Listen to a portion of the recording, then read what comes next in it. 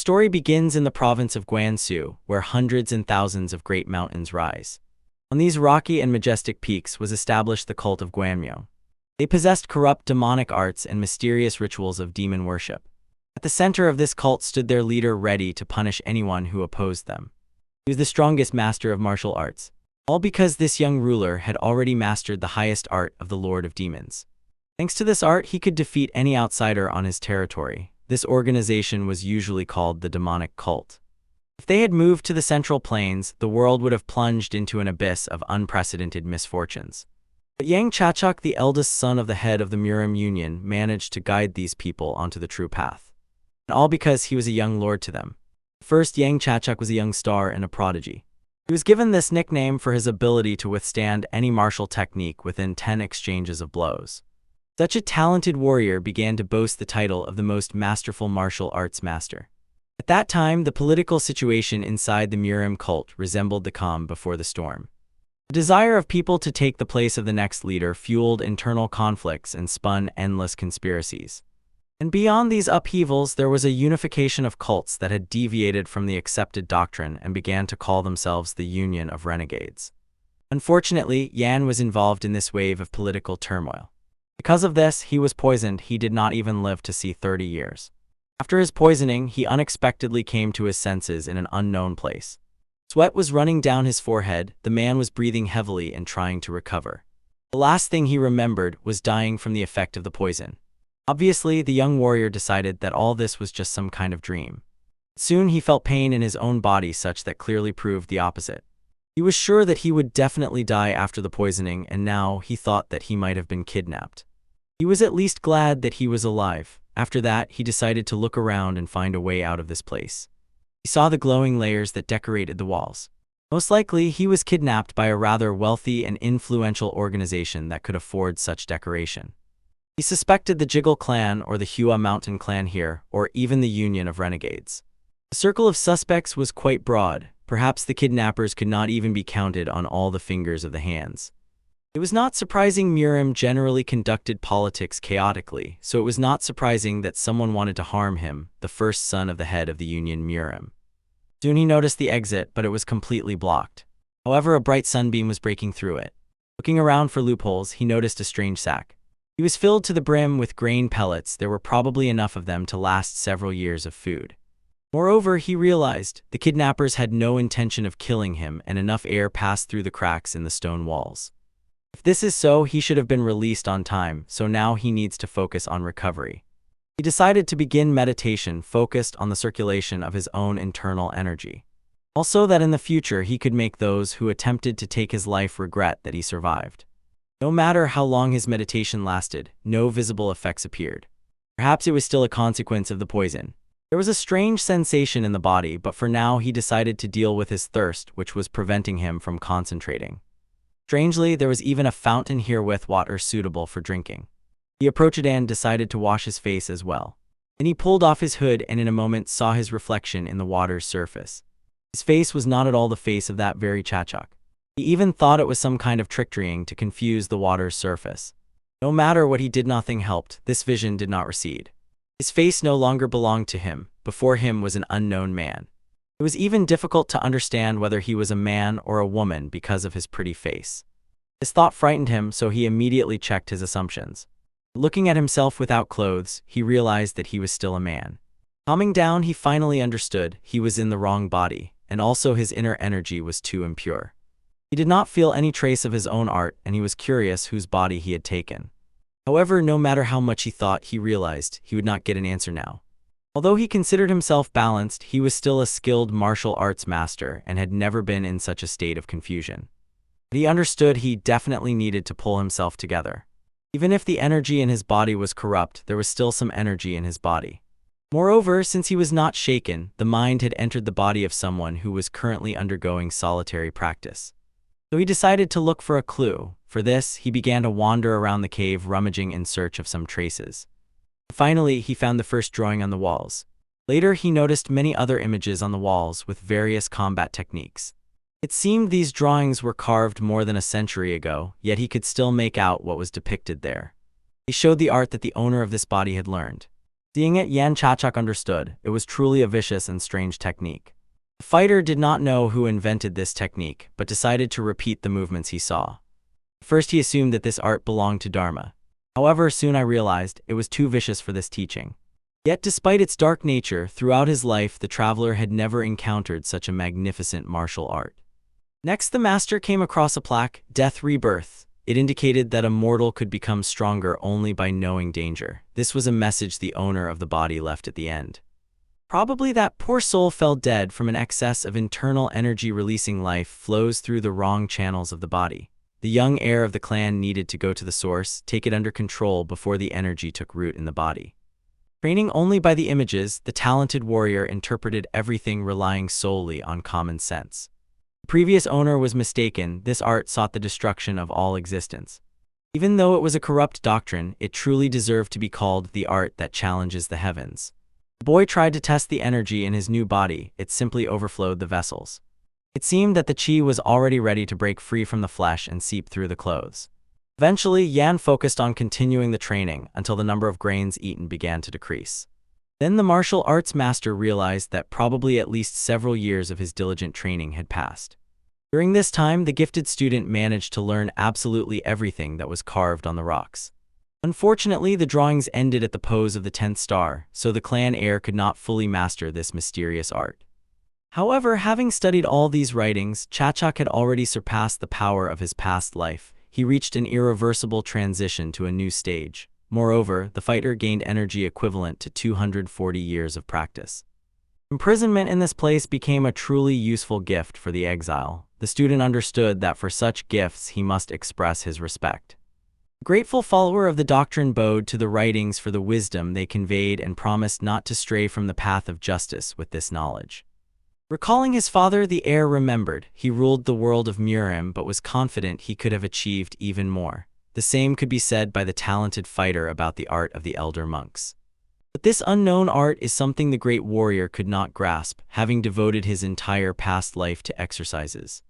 Though Chachak promised to serve the one who created this art hundreds of years ago as his only true master. As a person who walks the path of justice, even if the heavens tremble and the earth parts, the young lord's decision will never change. The master gave his oath, and with that, all her promises ended, as did the gratitude. Therefore, the heir of the great clan turned around and headed for the exit. There was still no hint that anyone was going to open this door. So the determined warrior decided to settle everything himself. The young master gathered internal energy for a devastating strike. He no longer had reasons to stay in the place of confinement. His current power made him almost invincible. Even if one of the 10 strongest Murim practitioners stood in his way, the outcome of the battle would be unequivocal. Eventually, the talented fighter's guesses were confirmed, and he managed to break the restraining doors. Soon after many years of imprisonment, Chachak saw the first sunlight. Obviously, it blinded him after long years of meditation, but soon the freed prisoner felt true pleasure from the fresh air and the sounds of flying birds nearby. The student of ancient art also noticed the man. Approaching the sleeper, the freed prisoner woke him up to ask a question. But as soon as the lone stranger saw him, the sleep vanished as if by a hand. Frightened, he looked around at the man before him and screamed.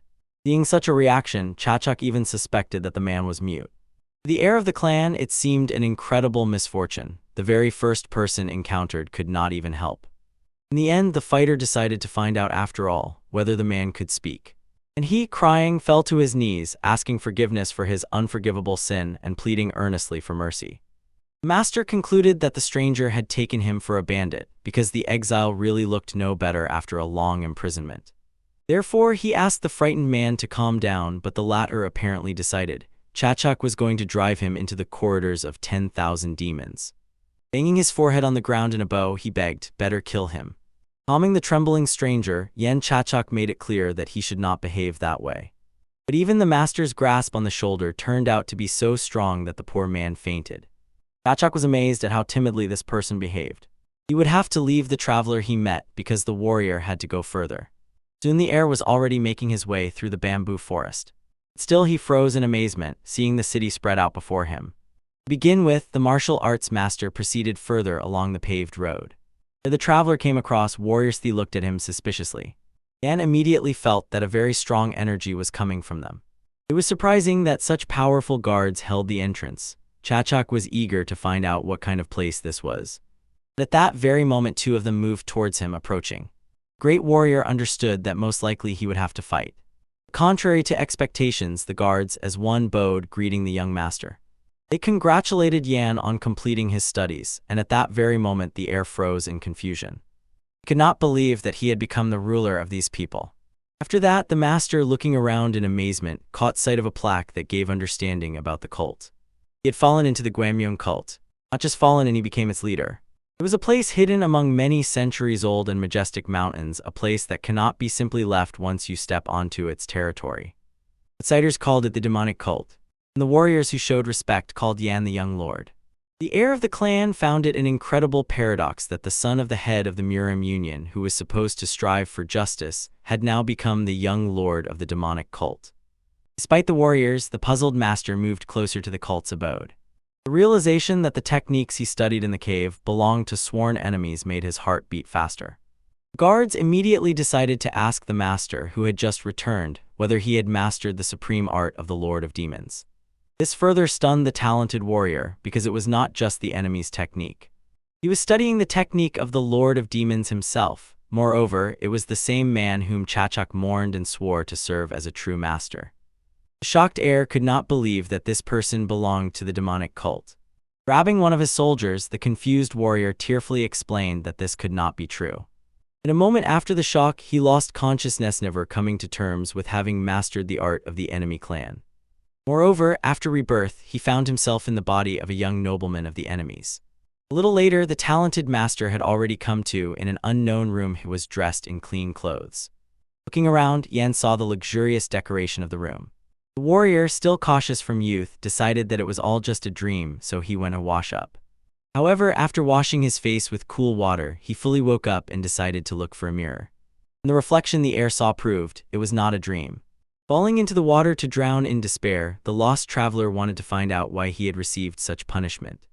The story is transferred to the 7 palaces of the cult of men, specifically to the Eastern Palace. There, the princess of the Dark Palace, the second daughter of Dan Chonghak, named Dan Yenhua, sat very nervously and worried incessantly. The maid asked the lady to calm down, but she did not understand how she could keep her composure when that arrogant scoundrel had returned. It had already been 3 years since he left, and the young beauty did not understand why he decided to come back. He actually wanted that insolent youth to perish there. The faithful servant asked Dan Yenhua not to speak of such things because someone might hear. The fiery princess sighed indifferently. She really wished the insolent one would simply disappear from her life. The maid, however, knew the proud mistress was to become his future wife, so she should not speak like that. The old nanny was even glad that the boy had returned and that her ward would not end her life alone. And then Dan Yenhua remembered that her future husband had gone to study the higher art of demons, something even the leader could not master. She also heard how he cried and fell into darkness. The maid asked the willful heiress to try to understand the man, despite other rumors. However, the rebellious girl believed that the scoundrel gave her no reason for sympathy. He simply used his status as a young master to amuse himself with other women. Despite everything, the faithful nanny reminded her how handsome he was. He even thought that Dan Yeva could forgive him everything, looking at such a face. The princess herself could not believe that she thought exactly the same a couple of years ago. Her naive fantasies were dispelled during the very first meeting. And she, still very young, sneaked in to meet the boy. He was sitting alone in his gazebo and apparently was pondering something. And the embarrassed lady decided to approach him.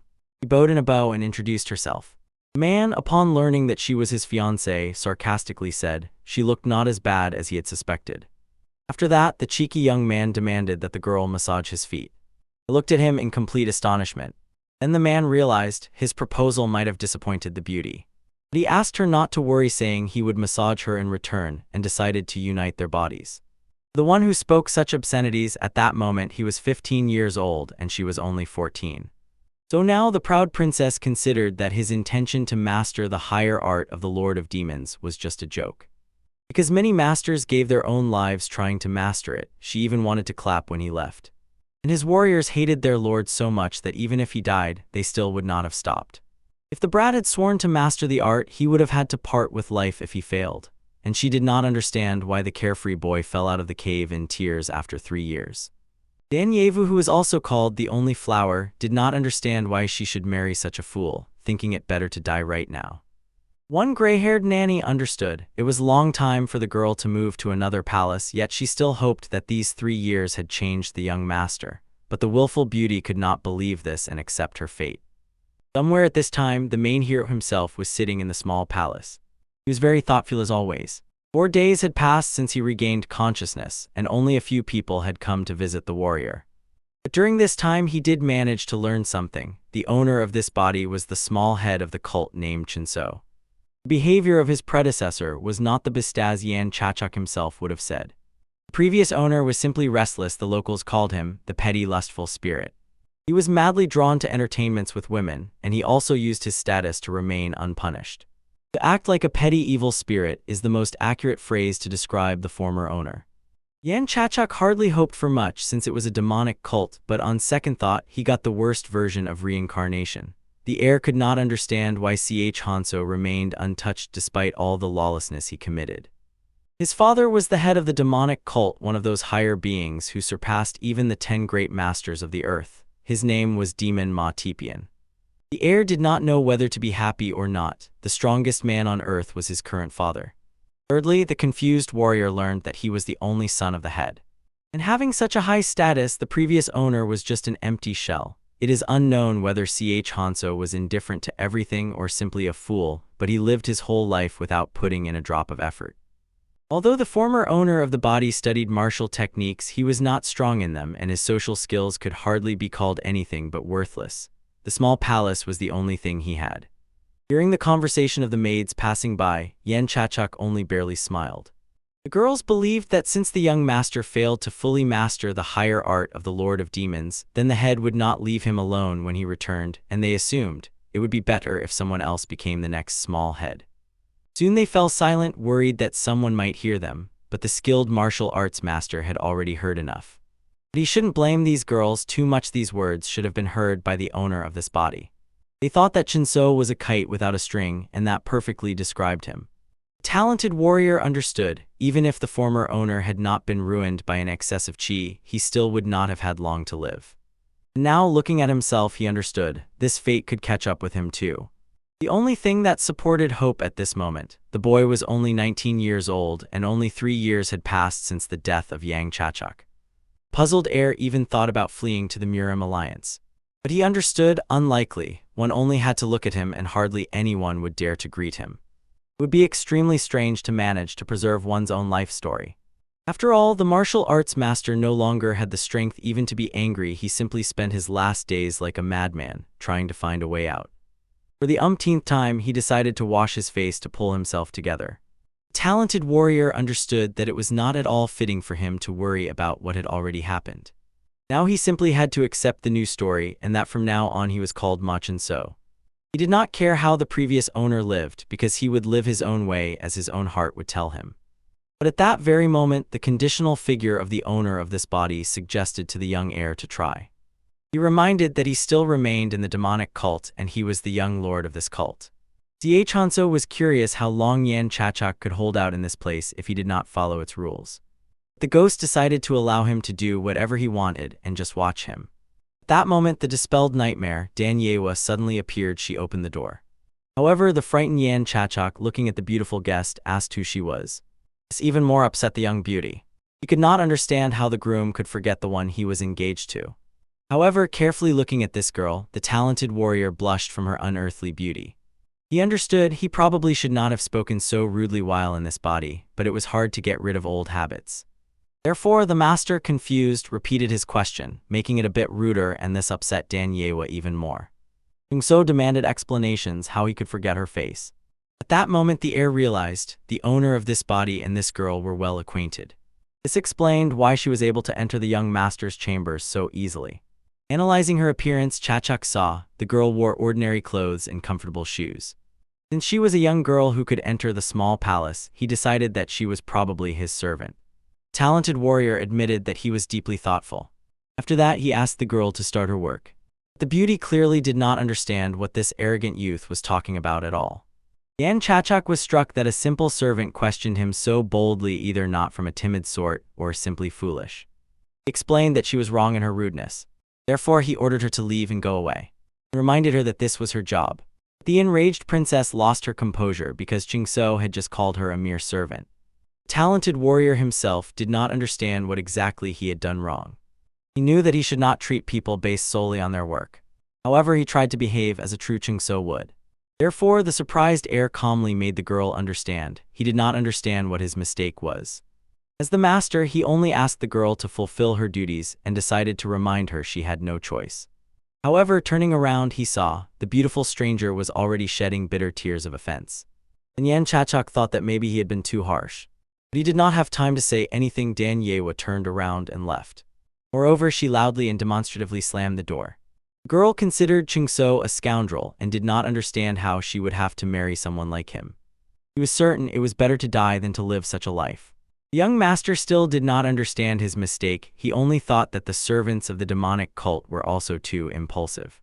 He even thought that he had let her go too easily. Perhaps he should have given a specific order. But suddenly he forgot about this situation and decided to first clarify all the circumstances. After all, the talented warrior went out into the street to look around. He realized that, judging by everything, Hanso was almost the only one living in this entire small palace. Yan Chachak set out to search for the servants and finally came across one of the rooms. There was a man who was surprised. He did not expect to see the young master so early. He introduced himself as Yultak. He served at the court of the small palace. Yan Chachak understood that he was Hanso's servant and the only person who had visited him in the last 4 days. Now only the two of them lived in this den. Yultak was surprised that today the master called him by name, suspecting his memories had begun to return. Yultak admitted that he was very worried about Hanso, because when the young master returned, he looked gloomy. Perhaps he still lacked negative energy. Therefore, the helpful servant even suggested to the boy to book a place in a brothel. Yan Chachak, seeing such behavior, understood trash always attracts trash, but he was still shocked that Yultak could be so depraved. He asked the man to stop talking such nonsense. The talented warrior wanted to ask him a few questions because his memory had not yet fully returned. Stunned by such behavior of the nobility, Yultak frowned. After that, I even placed my hand on the young heir's head, trying to find out if he had a fever. However, no elevated temperature was detected. The loyal servant was simply amazed that Qingso spoke as if he were a person from a traditional cult. This greatly frightened the talented master because he realized his lie could be exposed. Therefore, Chachak immediately began to protest. This was complete nonsense. But he was still surprised that Yultak noticed it so quickly. He did not know what to do or whether he should kill the faithful servant. And at that very moment, Yultak laughed, watching as the clan heir froze in surprise. He was actually amused that the gentleman had now decided to become a good guy. His behavior really was different from before. Eventually, Hanso gave him several slaps and then invited the young master to his dwelling to answer his questions, despite his busyness. The talented warrior did not understand how one could call a servant sleeping in broad daylight being busy. To these accusations, Yultak decided only to find out what exactly the man wanted to ask him.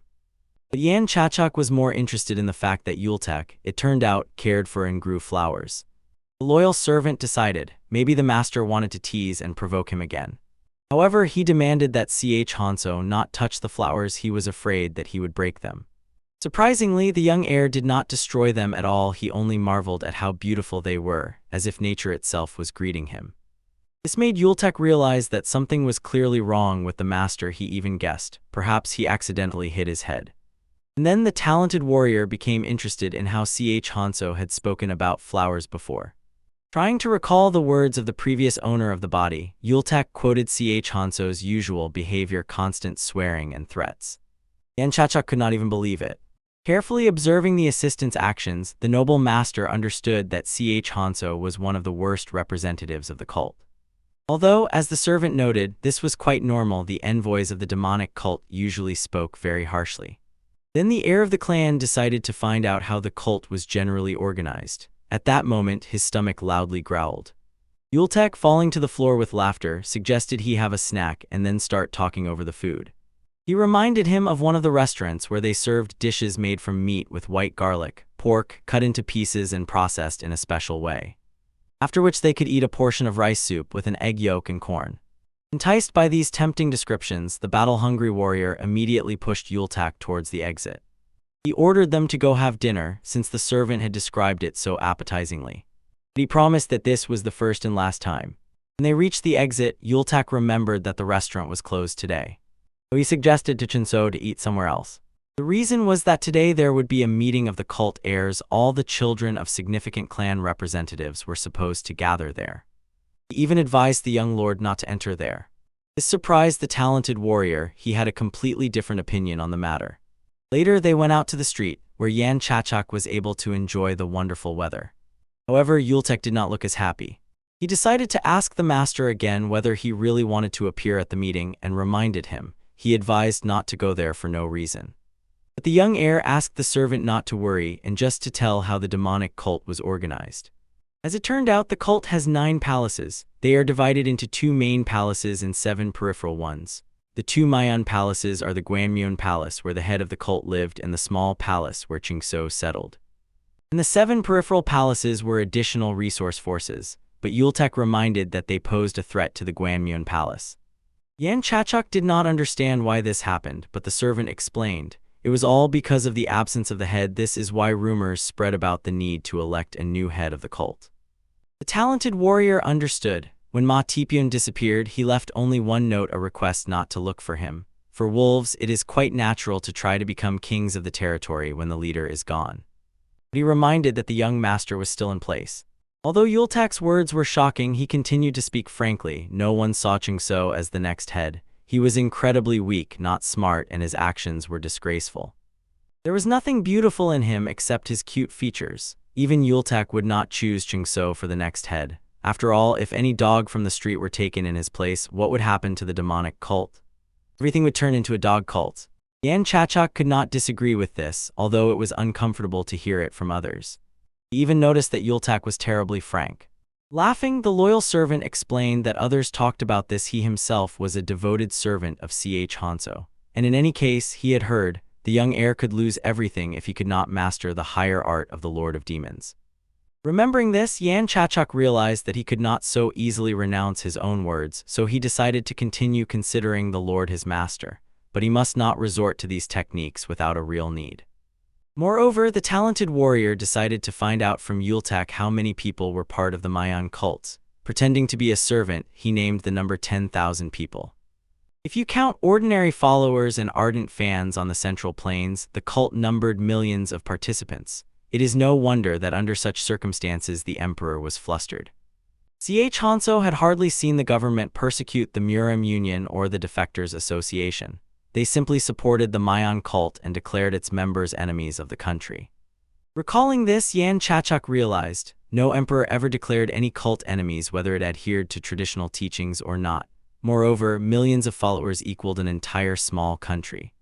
Suddenly, the clan heir understood that this was not just a group of martial arts masters.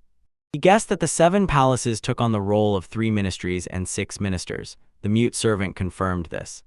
And if Yultek says that 2.5 years have passed since the day the leader disappeared, that time is enough to organize a rebellion. But the assistant judged otherwise. Not all palaces were on the same side.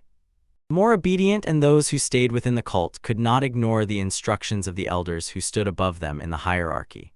Yan Chachak realized, it turns out 2 palaces, 7 outsider palaces, and the Council of Elders tries to maintain balance between them, and the right to choose the next leader is divided among all.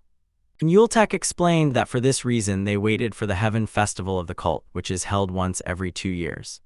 But the appearance of the heir in the place of the head could have turned everything upside down. Yet Yan Chachak never understood why only 2 remained in the small palace and where the rest had disappeared. But as it turned out, the previous owner himself took and threw them out the door, some because of their ugly appearance and others because of too many questions, and they will never return even if Hanso were to beg. The talented warrior did not understand how the former master could have been so short-sighted. Now he understood more. Many of those who sought to become rulers were everywhere. The situation at that moment looked peaceful, everything was balanced, but this balance was dangerous. If suddenly something tips the scales, a great war will begin, and after that the spears might be directed at the Central Plains. The servant reminded Hanso will gain nothing in the union, but the determined heir demanded to be taken to the meeting. Yan Chachak perfectly understood that the servant was worried he would be looked down upon, but the talented master was glad that this man at least had a soft spot for his master. Yet the young warrior was always taught to face troubles head-on, think concisely, and act quickly. If he got stuck in a dead end, only one thing remained: to change direction or destroy all barriers. And he will do this not as a cult member, but as a person who walks the path of justice. And Yan Chachuk also understood. He and the rest of the court members were probably about the same age, so there was really no reason to expect problems. Yultek tried to explain that everything was not as the Lord thought. But the young leader understood. Now that he had left his palace, he had to finish what he had started. Somewhere around this time, the events shift to the restaurant Myeonchun. The gathered people did not understand why they were not allowed to enter and have lunch at the establishment, but they were driven away, being told that all the tables were occupied. Everyone grumbled discontentedly. They could see that there were free seats, but the guard reminded them that these seats had been reserved. Eventually, acquaintances suggested to the men not to quarrel. After all, this restaurant was under the control of the palaces. Even the security was staffed by strong martial arts masters, and for rude words one could lose their head. At that moment, the security greeted Fortune of the East, the second son of the Poisonous Palace, leader of the Venom Squadron. Bowing, the guard opened the door for the man, and it became clear to everyone that today was the day of choosing the heir of the cult. After that, all influential figures began to gather at the walls of the restaurant, and the chefs tried in every way to please their honored guests with culinary tricks. At that moment, the second daughter of the Palace of Swords appeared, Ice Flower, Danyewa. Everyone immediately whispered, for this young beauty was the most beautiful among all cults and associations. No one understood what she had forgotten here, as such events were alien to her. But at that very moment, the girl herself appeared, and with her regal step she drew the gaze of many. Men understood the rumors were not lying, and she really was beautiful. In fact, Danyewa came here understanding that the young master was not the only man in the cult. Therefore, she decided to break off this marriage. She could not allow herself to be engaged to someone like Chung-so. However, the proud beauty, looking at the men in the hall, was impressed. One had a face that was too elongated. Second simply looked like some kind of monster. And the third made her feel uncomfortable. So she decided to go up to the second floor and stay there. There, the princess noticed men talking at a table. The first suitor immediately stood up upon noticing the Ice Flower. Predicting that she had come to meet the heirs, he explained, today they are celebrating the great day of heir selection, and those who did not appear will soon regret it. The second son of the head of the trading house even suggested that luck might smile upon him tonight in the face of the beautiful Danyewa. The proud beauty, ignoring his words, simply sat at the neighboring table. The embarrassed young man was still trying to court the girl, not sparing compliments. The refined beauty clearly saw this flattering suitor was just trying to please her.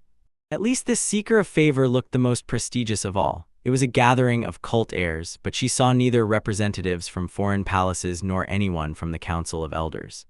Danyeva hoped that at least Yuljin would eventually appear. At the same time, the confident Goldfinch decided to find out what brought the Icy Flower to them. He also smugly assumed that Danyewa suspected he would be here too, so she simply wanted to meet. These words simply wounded the proud princess. Understood. This pompous dandy clearly does not bother to think before saying something. Besides, she did not understand why he looked as if he were a predatory shark that had scented prey.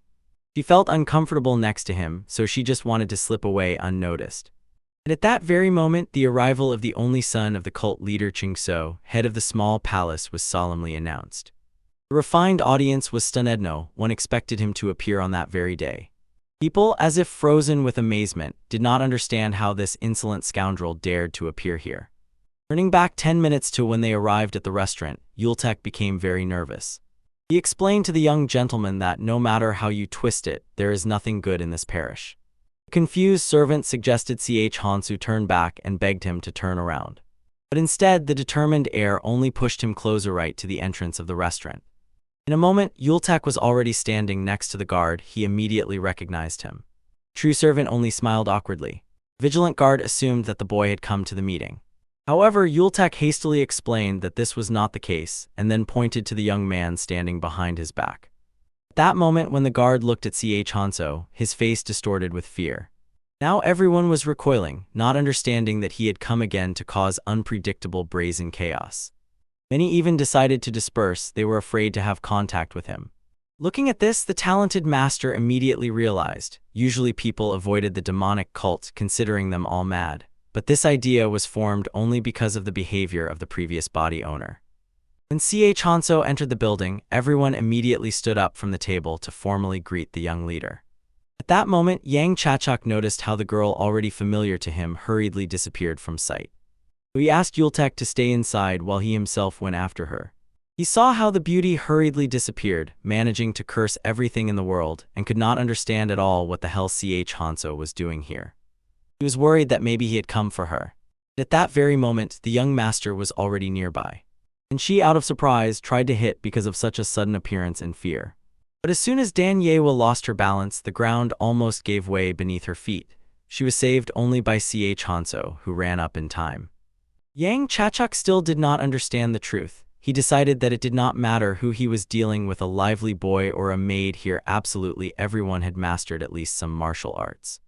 Moreover, the talented warrior realized this person was clearly a very unpredictable girl. But as soon as she assessed the situation, she immediately understood. The boy was still holding her in his arms. Therefore, Vlasno demanded that the impudent one let her go as soon as possible. Even Hanso himself understood that he had been holding the girl's waist for too long, unacceptable, so he let her go. But in the end, Dan Yewa simply fell to the ground.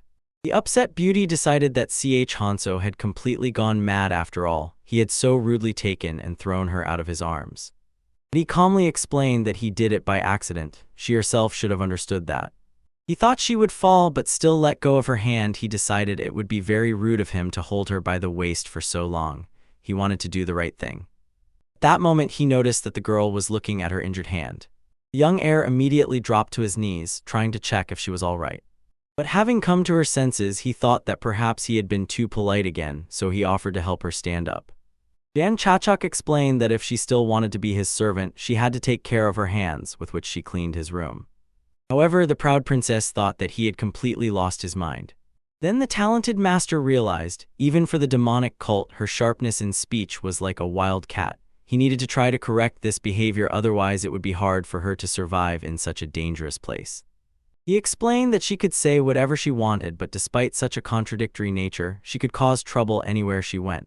Although he did not object if she behaved like that in the small palace, he asked her not to do it anymore and believed that she should not throw tantrums in such places. The insightful heir understood, this world is a demonic cult shrouded in darkness. Though if the girl stayed in the small palace, at least he could protect her. However, Danyeva felt offended and declared that the young man should worry not about her at all, as if he did not understand what meeting was taking place this evening. But he knew perfectly well, it was a gathering of heirs. Then the proud beauty reminded him that if he did not want to bring even more trouble, he should return to his small palace or just disappear somewhere. But the fearless warrior understood, if a man constantly runs away from problems, he is unlikely to be able to complete any task. He asked Danyeva not to worry about him. These words made her embarrassed. She began to insist fervently that she was not worried about him at all. But the attentive master saw the opposite and explained, everything was fine, she could return home. Obviously, this hit the impulsive beauty even harder, shouted loudly and left. Watching her go, he did not understand. Does this servant always show her emotions so inconsistently, or did she simply lack experience? He was also curious if she was okay, and he hoped that the mysterious girl was not too upset because of him. Moreover, the beauty remembered her brother and promised that she would definitely return to him. As soon as the confused Danyeva couldn't understand why Chung-so was speaking and behaving as if he had become a model person. Surely this unbearable, impudent person definitely hit his head. At that moment, she became even more confused when she realized that she really seemed to care about him. Remembering his noble face, she even felt ashamed of her harsh thoughts and words. Trying to dispel this delusion, the proud princess reminded herself that she actually terribly hated this arrogant boy. However, glancing back at the restaurant, she became curious. Why did he still go there? It became obvious Chung-so probably had something planned. Meanwhile, the young heir returned to his assistant and explained with a clever excuse that he had stepped away to the restroom. Yultek was clearly displeased that the master left so abruptly, leaving him alone, but the talented master, patting him on the shoulder, decided to move on. Very soon, Yan Chachak again saw the same people sitting at the tables. They had already heard that the boy had been to the corridor of 10,000 demons. They were curious whether he had achieved anything in the study of martial arts. One of the guests looked surprised that the master decided to visit such a modest place, but smiling slyly, he explained, if he came for women, then a brothel in the slums would suit him better. Furious beyond measure, the loyal Yultak ordered the impudent man to keep his tongue behind his teeth. But with this poisonous remark, he directly reminded him, the servant still clings to a tattered lifebuoy. That is exactly why his family abandoned him. He couldn't understand how Yultak was not ashamed to disgrace himself in front of strangers. This angered the devoted servant even more. However, he understood, he could not argue with such influential persons. But the young heir, innocent of any fault, calmly sat down in a free seat at the table. After which he looked at the dish and realized, this was exactly what Yultak had so appetizingly described. It really looked flawless, its shine pleased the eyes. The devoted servant looked at Chingso with obvious incomprehension. Because of this, the talented warrior decided that maybe he had interrupted someone else's conversation and asked him to continue. Meanwhile, the very same heir was enjoying the exquisite taste of the dish. At that moment, the unpleasant bully did not even know how to react to such a change in behavior. But he sarcastically teased, explained that they clearly needed a doctor, and even advised calling a doctor. Hanso clearly did not understand what it was about, and the bully decided, maybe he had indeed spoiled the young master's mood, because such a modest and decent man would hardly say something like that. To Hanso, this Chang Amu simply looked like an arrogant fool. Addressing Yultak, the young heir decided to find out who this man was. The servant introduced him and explained that he was the son of the head of the trading house, although no better than a courtyard dog. Then the observant warrior realized, if this snob was from an important palace, he had to greet him properly. So he, laughing only, sarcastically expressed surprise that even dogs are fed in the restaurant. Obviously, this seriously upset Chang Amu. Later, he even broke the chair he was sitting on from the furious anger raging inside. Zadira was struck by the fact that the young lord did not know what tactfulness was, or had simply completely lost his mind. He recalled that since Chinso went into the cave to master martial arts, many things had changed, and he could not be sure that he could behave the same way here. Yan Chachuk understood that he was right. The former Chinso was hot-tempered and always relied on his father, and now he did not even have that strong support. The fact that this arrogant guy behaved like a provocateur indicated he had prepared in advance for the meeting with him. To begin with, the talented master decided to find out from his assistant what the strength of his current influence was. He asked him to tell everything down to the smallest details. Yultak explained, if we talk about strict rank, Chinso held the second most important position in the cult, and within reason could personally punish others on the spot. He also had the right to use the armed forces of the small palace. From the explanation, the heir realized that he sat in a position between the highest fate and the emperor, but he could not, for example, order someone to be beheaded. Only the emperor had that right. From Yultak's explanations, he understood. He had the authority to calmly and without unnecessary movements punish this insolent bully. And the loyal servant reminded him, if the young lord intended to kill the insolent one right on the spot, he would get a lot of problems. But Yan Chachuk explained that he did not intend to kill him, only punish him for insolence. Yultak also believed that such a fool deserved to be dealt with, especially one who had such a big mouth, resembling a hippopotamus's jaw, and wide bulging eyes like a fish. Pulling himself together after anger, Chan Amu decided to punish this bad creature and grabbed the cup of wine. Analyzing the throw, the perceptive descendant immediately realized, judging by the tension in the opponent's muscles and the angle of his arm, he was going to throw the cup to the left of him to scare him. That is, he does not want to seriously harm because he will have to answer for it.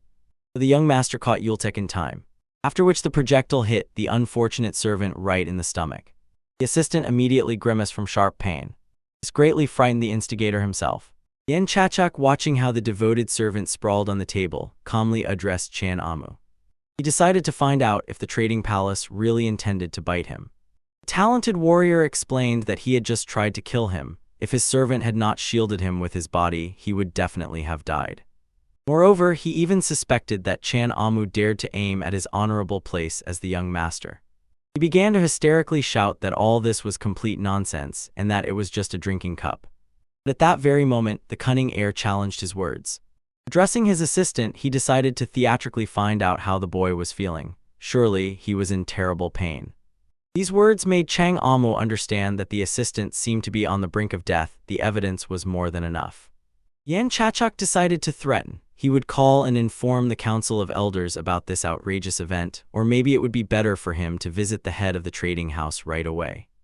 Seeing Chang Amu's frightened face, the insightful heir recalled an important truth. Children from prestigious palaces fear not so much the wrath of power as the judgment of society, and especially the displeasure of their high-ranking parents. Yan Chachuk did not know how that former uneducated young lord would react to this situation, but the talented warrior himself was completely different. He turned to the people behind the factory manager to find out if they were in cahoots with Chang Amu, but they immediately disowned their comrade and hastily explained that they had just come to have dinner. And the cunning master mercifully let the boys go, and they immediately wanted to disappear. Addressing the trembling Chang Amu, the clan heir coldly explained, he should not have stood like a pillar if he wanted to kill him. He should have done it more decisively and quickly, because this was his last chance. Moreover, he even sarcastically wished luck and success to the second son of the head of the trading house if he dared to try again. At that moment, the weakest bully turned pale and began to draw his blade. However, Chinso was not scared at all. He only stared intently at him with his penetrating gaze. Chang Amu, finally frightened, immediately bowed deeply and began to desperately beg for forgiveness. It seemed he understood that he had clearly crossed a dangerous line. But the noble warrior recalled an old grievance inflicted earlier and made it clear that such superficial apologies were clearly insufficient. Chan Amu continued to defend himself and insisted that everything happened because Yultak used himself as a human shield. But the enraged Yan Chachuk made it clear, the enemy will not be able to hide behind his father's name. He didn't even need to try. Even if thousands of people stood before him, the time would come when his blood and tears would turn into daggers piercing his own corrupt heart. He reminded that this would be his retribution. Chan Amu, finally broken, fell to his knees and begged for mercy, admitting a grave sin, and pleaded not to go to his father. Yet the majestic Chinso ordered him to be silent and immediately go to the head of the trading palace, and to convey that the young heir would soon visit. Those present decided that the head of the small palace had just declared war on the trading palace. They believed that the young lord used his father's name more than anyone else. But Yan Chachuk's strategic plan was different: to visit each of the 7 palaces and the council of elders one by one. The first on his path was one of the 7-sided palaces, the trading house. The head of the trading house was beside himself when his son told him about what had happened. Chan Amu believed that his father should not worry too much. After all, the head of the small palace just wanted to scare them. But the wise father was convinced. His short-sighted son did not understand what he had done. Chan Amu continued to argue that it was unlikely Chingso could oppose their influence, and he could not understand why his father was so worried. But the enraged head ordered him to shut his insolent mouth, because no matter how low and stupid Chingso was, he still remained the ruler of the small palace. Pressed by his father's anger, Chan Amu began to apologize for this unfortunate mistake and explained that he hoped the young lord had lost his combat abilities due to overload. When he saw him, he realized a real tiger had approached him. The father did not want to listen to pitiful excuses and ordered his son to go to the corridors of the demon and not return until he himself allowed it. The boy considered this too harsh and reminded that he had already trained on his own. But the unyielding father insisted on his strict decision, seeking to punish the disobedient heir. When he was leaving, he ordered Chan Amu to also summon Jiang Buren to him. Resting, the experienced head of the trade faction recalled, it had been 2 years since the head of the Ma Tipyung cult disappeared. By decision of the Council of Elders of the 7-side palaces, it was decided to elect a new head at the upcoming festival. The sun was destined to rise during the festival in honor of the Festival of the Heavens. In any case, the young head of the small palace returned after completing his practice. If the issue of choosing a new cult head was not raised, the position would go to him. While his father was absent, the young lord held himself above everyone by his status, despite all his flaws. At that moment, the head of the small palace was like a powder keg ready to explode at any moment. They needed more time to observe and take measures, but the restless Chan Amu had already stirred up a hornet's nest. At this moment, the majestic captain of the Golden Guard squad entered the chamber. Bowing in a most respectful manner, he politely asked for what reason the lord had summoned him. The head of the house wanted to know the opinion of his loyal officer. Did the young heir of the small palace really do this, understanding their current political situation? But the experienced fighter, recalling the past, noted, Ch. Hanso had always been a man of capricious nature. It was hard to imagine that he was capable of pursuing such cunning motives. The head of the trade union still found it strange that the young lord managed so easily with his son, and hardly would his descendants seriously call this ignoramus a tiger. Yet the insightful assistant believed the young Lord Chang Amu was known for his love of exaggerations. The young head of the small palace was an ordinary martial arts master and not very successful in his displays. Even if he was not weak, he was not worth worrying about so much. Moreover, the loyal advisor added that he considered this situation a timely opportunity. The head seemed not to understand what his subordinate was hinting at. Still, the latter explained about the open, wonderful opportunity. The Lord, confused, did not understand where the assistant got such an optimistic conclusion. The cunning strategist explained, since all other forces are equal, the young Lord Ch Hanso is the decisive grain on the scales. Either he will be on their side or they will be forced to remove him. This was the threshold that would shift the entire political situation. But the cautious head understood. In these troubled times, accusations of conspiracy against the heir could destroy them all. If someone from other rival palaces kills Ch Hanso, they could blame the competitors and those would meet their merciless death. That is why the far-sighted assistant considered this a unique chance. The head of the small palace was impulsive and swift in decisions. If he is well received and generously rewarded, they could earn his valuable trust. The experienced head realized his cunning assistant probably wanted to defend the young lord, believing that this way they would win his favor. This means that the trading house could actually control the cult, influencing Chungso. The leader was comforted by such a strategic proposal from the assistant. They really could control the clan until the real leader returned. After that, he ordered his loyal servant to bring the sacred sword of demonic flame. The servant, frightened by such a bold demand, reminded that it was one of the 5 divine treasures of the clan. The resolute leader understood relics would give them nothing. So he decided to go for the sacred blade himself, because to catch a big fish, they had to take the greatest and most tempting bait. At that time, Yang Chachuk calmly returned to the small palace, where he meditated serenely. He understood his enemies would surely perceive the troubles at the restaurant as an ill-considered move of a reckless young master and would spend time calculating his next actions. If he was destined to live the rest of his life in this body, then the noble warrior would be better off taking the helm of the demonic cult himself and bringing long-awaited peace to the Central Plains. Therefore, the trading palace looked like the perfect first target. Economic support was needed to implement grand plans. The only problem for the talented master was that he lacked strength. He could not topple the mountain alone, so he had to find loyal people who did not belong to any army. The only warrior under the roof of the small palace was the devoted Yultek. At that moment, the frightened servant rushed into the master's room, not understanding how he could sleep so carelessly after everything that had happened. When the heir explained that he was meditating, Yultek could not believe that the master engaged in such things and reminded him that now was not the best time for spiritual practices. After that, the loyal servant insistently warned that Chinso should quickly go to the trading house and explain that it was all just a joke, so that he would not get into serious trouble. But Yan Chachuk was unwavering in his intentions. Yultek warned, for such audacity, the young master could be thrown back into the corridors of 10,000 demons. But he reminded that Chan Amu had injured Yultek, and his master was used to taking care of his people. At first, the faithful assistant rejoiced at the changes in Chinso, but then recalled it was the young master himself who had put him in danger. But Yan Chachuk, despite his words, ordered the assistant to bring the records where the entire hierarchy of the cult was written. Yultek could not believe that Chinso was really asking him for hierarchical documents. He could get them, but did not understand why the young master urgently needed them. The latter explained that he needed to know whom to contact to fill the small palace with the people he needed, after which he demanded that Yultek take him to the library as soon as possible. The curious servant still wanted to know what his master was planning. He patiently explained that he wanted to fill the empty palace. There were as many as 11 unoccupied houses there, not counting Yultek's own residence. He thought that the palace was too empty, even though it was the place where the young lord lived, and Yultek himself was probably lonely and bored.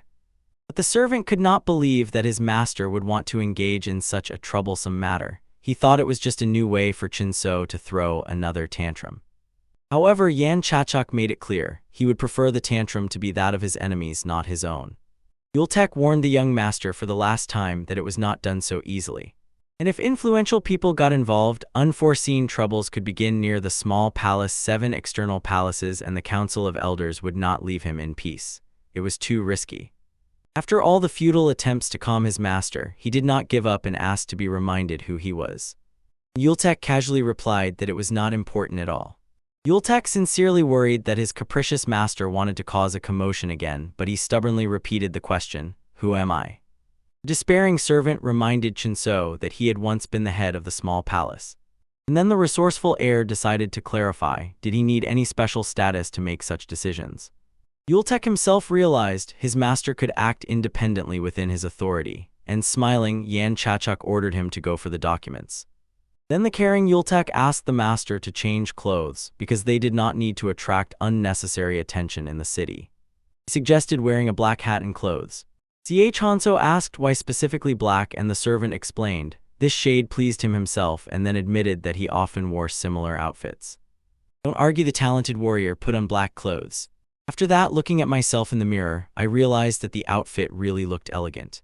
Later they went to the market. Yan Chachuk assumed it was a night market.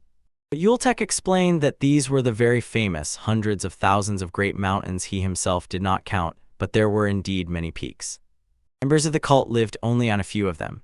The Gwanmyong Palace and the small palace stood on the highest peak, Pike Salnsa, greedily absorbing a good part of the sun's rays.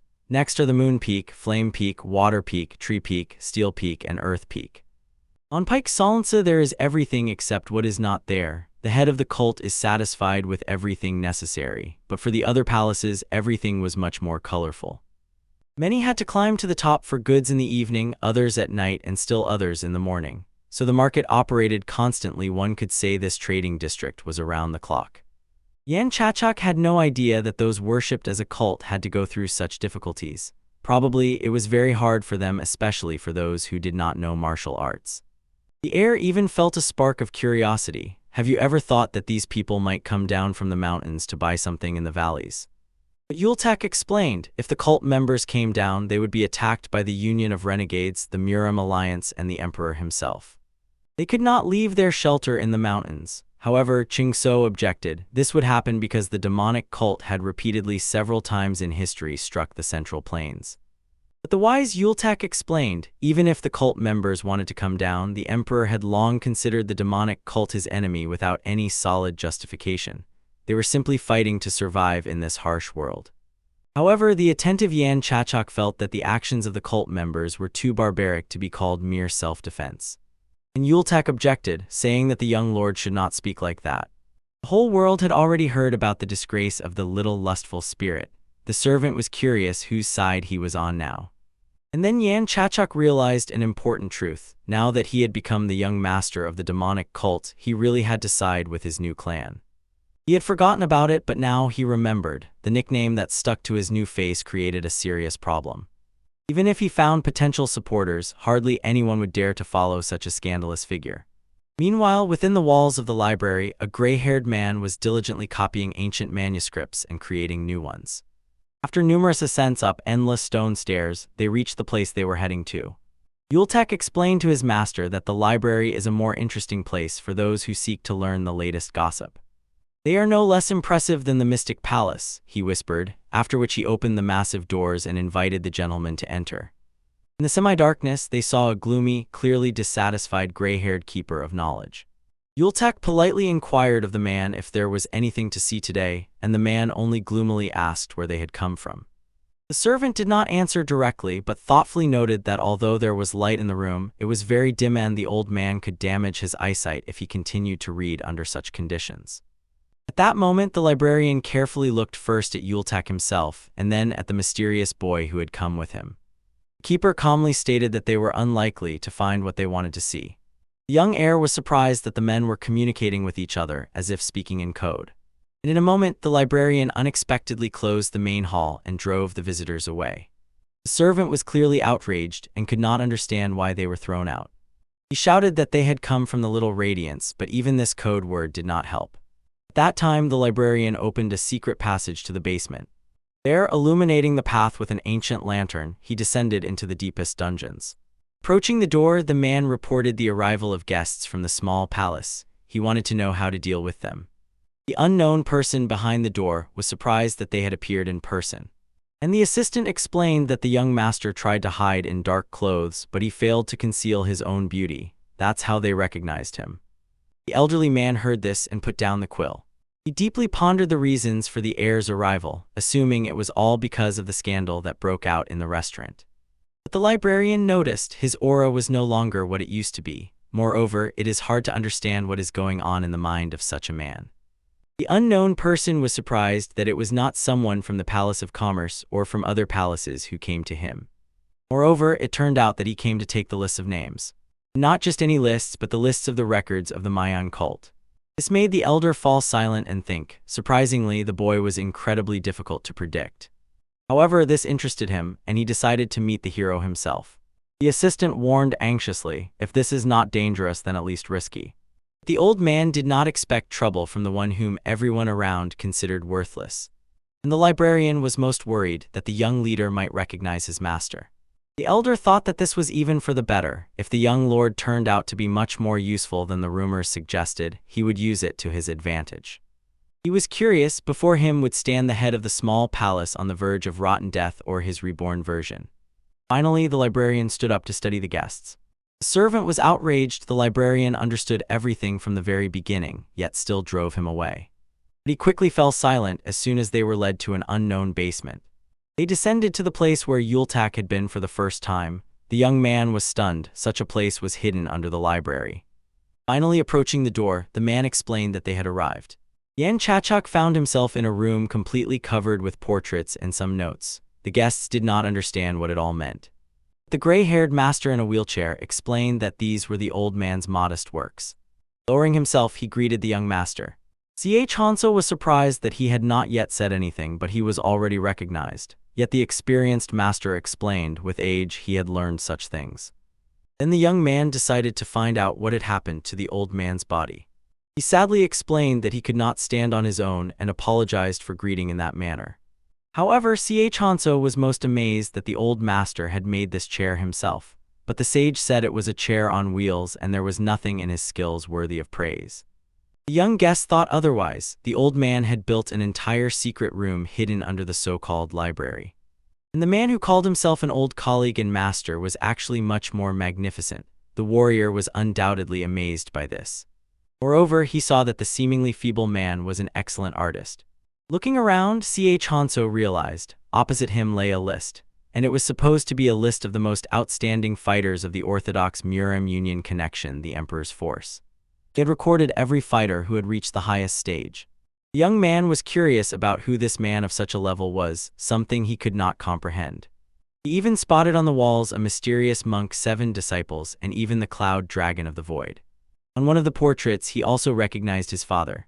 Collective immediately realized that Ch. Hanso recognized someone. Although this surprised the elder, since on this side hung portraits of people from the Murim Union. But the hero did not respond. He understood that these were difficult matters to conduct them under the cover of the library. The boy wanted to know who that man was. The gray-haired sage only chuckled and explained that he was an old man who collects and spreads rumors. Ch. Hanso understood this was not something ordinary that an average old man could handle. If this were revealed, bloodshed would be inevitable, but as it turned out, that was exactly why the hermit was hiding here. But the guest was interested. If the old man possessed information and he decided to use it for evil, would he tell about it just as actively? He believed that the master, seasoned by years, should not engage in something like that merely for his own pleasure. Still, the elder was surprised that the young lord worried about the central plane, but he thought he would become an exceptionally good ruler.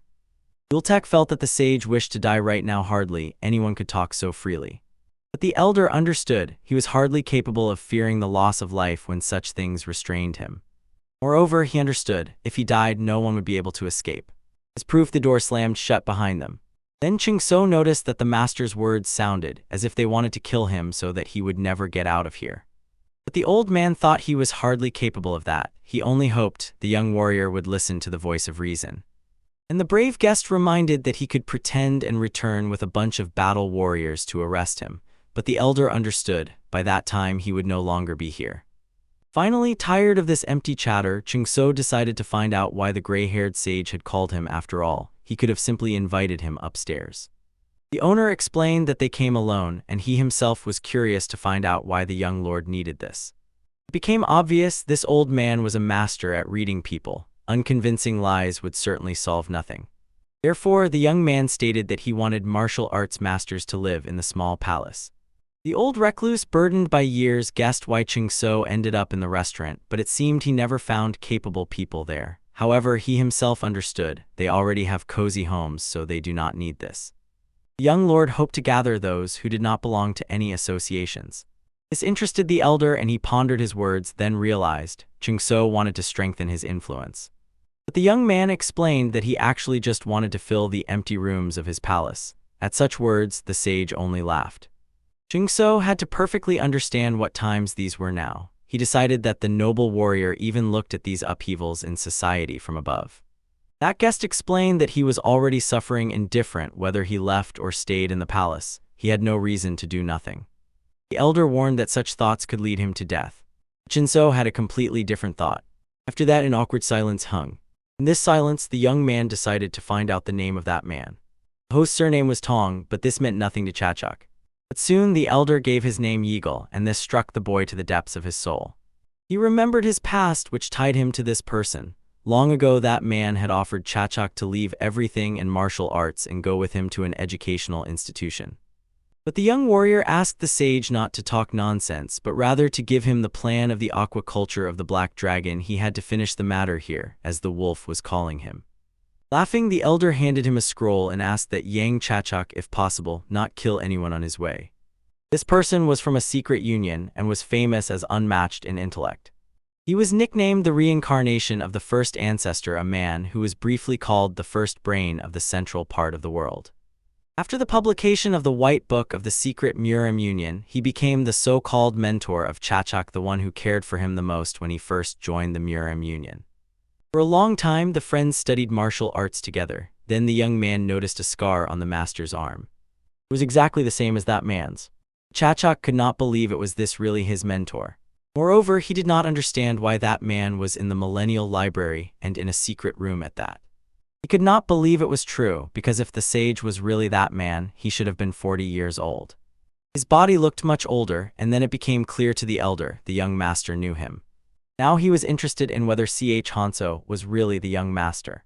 To hint to the elder, he said that unnecessary questions could cost him his life. This was a phrase the sage once told him. It is unknown whether the old man took the hint, but he apologized for showing disrespect.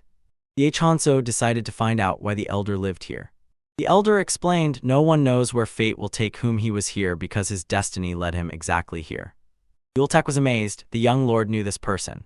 The hero pretended as if he could not know this. After all, they met here for the first time. Yultek did not find this strange after all. He saw this person with his own eyes for the first time. He seized the moment. The old man decided to ask Ch. Hanso something else. Why did he come here?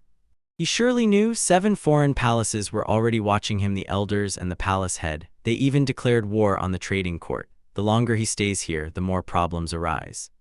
Hearing these words, Yan Chachuk understood. The only person who could sit here alone for a long time was definitely his mentor. But the boy explained he himself was watching Ch. Hanso's enemies, not they watching him. This made the old man grimace with a smirk. After that, the gray-haired sage tugged at a small ribbon and immediately showed Ch. Hanso's gaze a whole poster with portraits. It was a letter from their clan. The hero recognized it immediately. The elder explained that at first the sheet had only 2 words written about the young lord. These words were maniac and psycho and nothing more.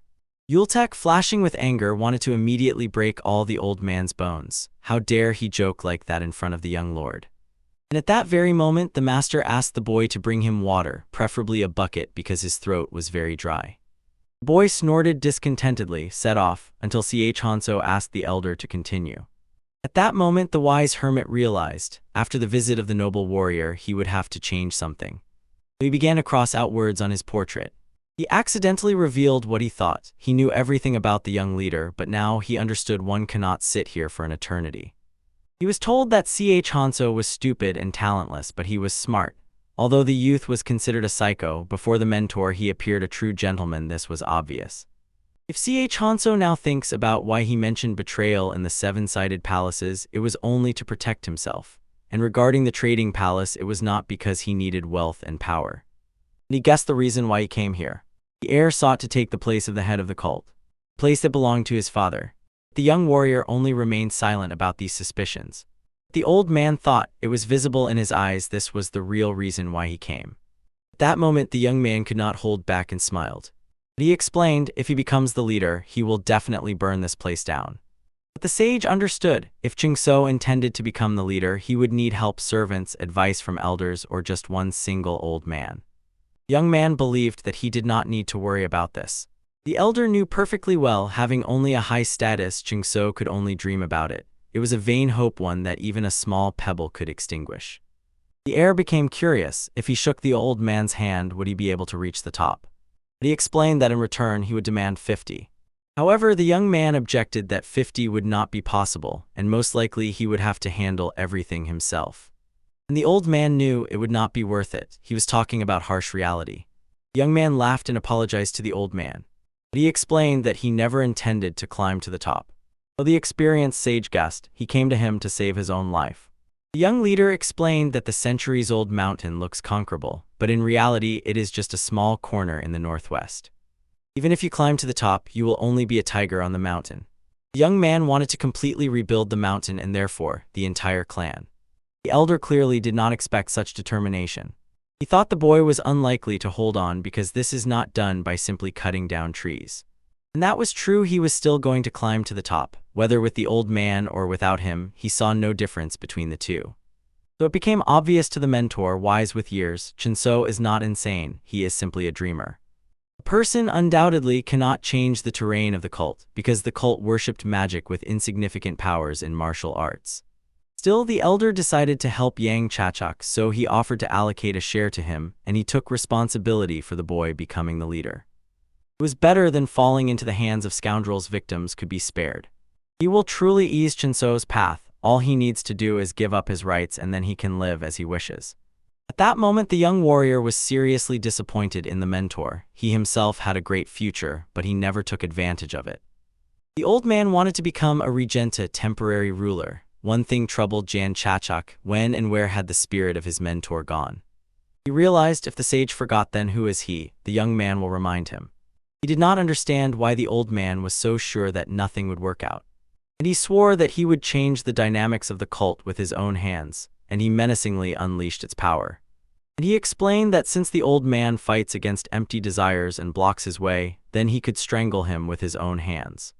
And at that very moment, the gray hermit saw the art of the celestial devil in terror. Yan Chachak, unrelenting, reminded the man that he was confined only to this corner, which did not belong to any other place. At the same time, he pondered the world boldly and rudely. Then he broke down the door behind which the old man thought he had locked him in the room. And the wise mentor was seriously concerned and finally bowed down. He realized that Ching-so had managed to gain the power of the cult leader, but he did not understand why the young man wanted to change the cult itself. After all, there was an opportunity to ascend to the throne. But the young lord believed that the current magical religion was like madness, where everyone pushes each other. They were created only to pour out pity. Even unable to free themselves, they just try to break the chain of evil. But the gray sage understood the master of the cult would not have said such a thing, because he himself had previously engaged in the same. Ch. Hanso explained that for this, he sought to become the heir of the cult leader. At that moment, the old man suddenly laughed so loudly, as if in despair. He found it funny and amusing that the heir who received the heavenly power of the devil was changing this magic. Yang Chachak even thought that the man had lost his mind, or was simply tired of everything that was happening. But the old man asked to be given a chance to survive, so he began begging Chachak for mercy. He had one unfinished business. Still, the young warrior noticed these were the sage's personal problems. Yet the elderly mentor, with years behind him, promised that he would stand before Ch. Hanso on his path, and although his body looked like that, he was confident he could give the young man a few truly useful pieces of advice. After that, the gray-bearded sage decided to find out from Ch. Hanso whether he knew who the Haemon were.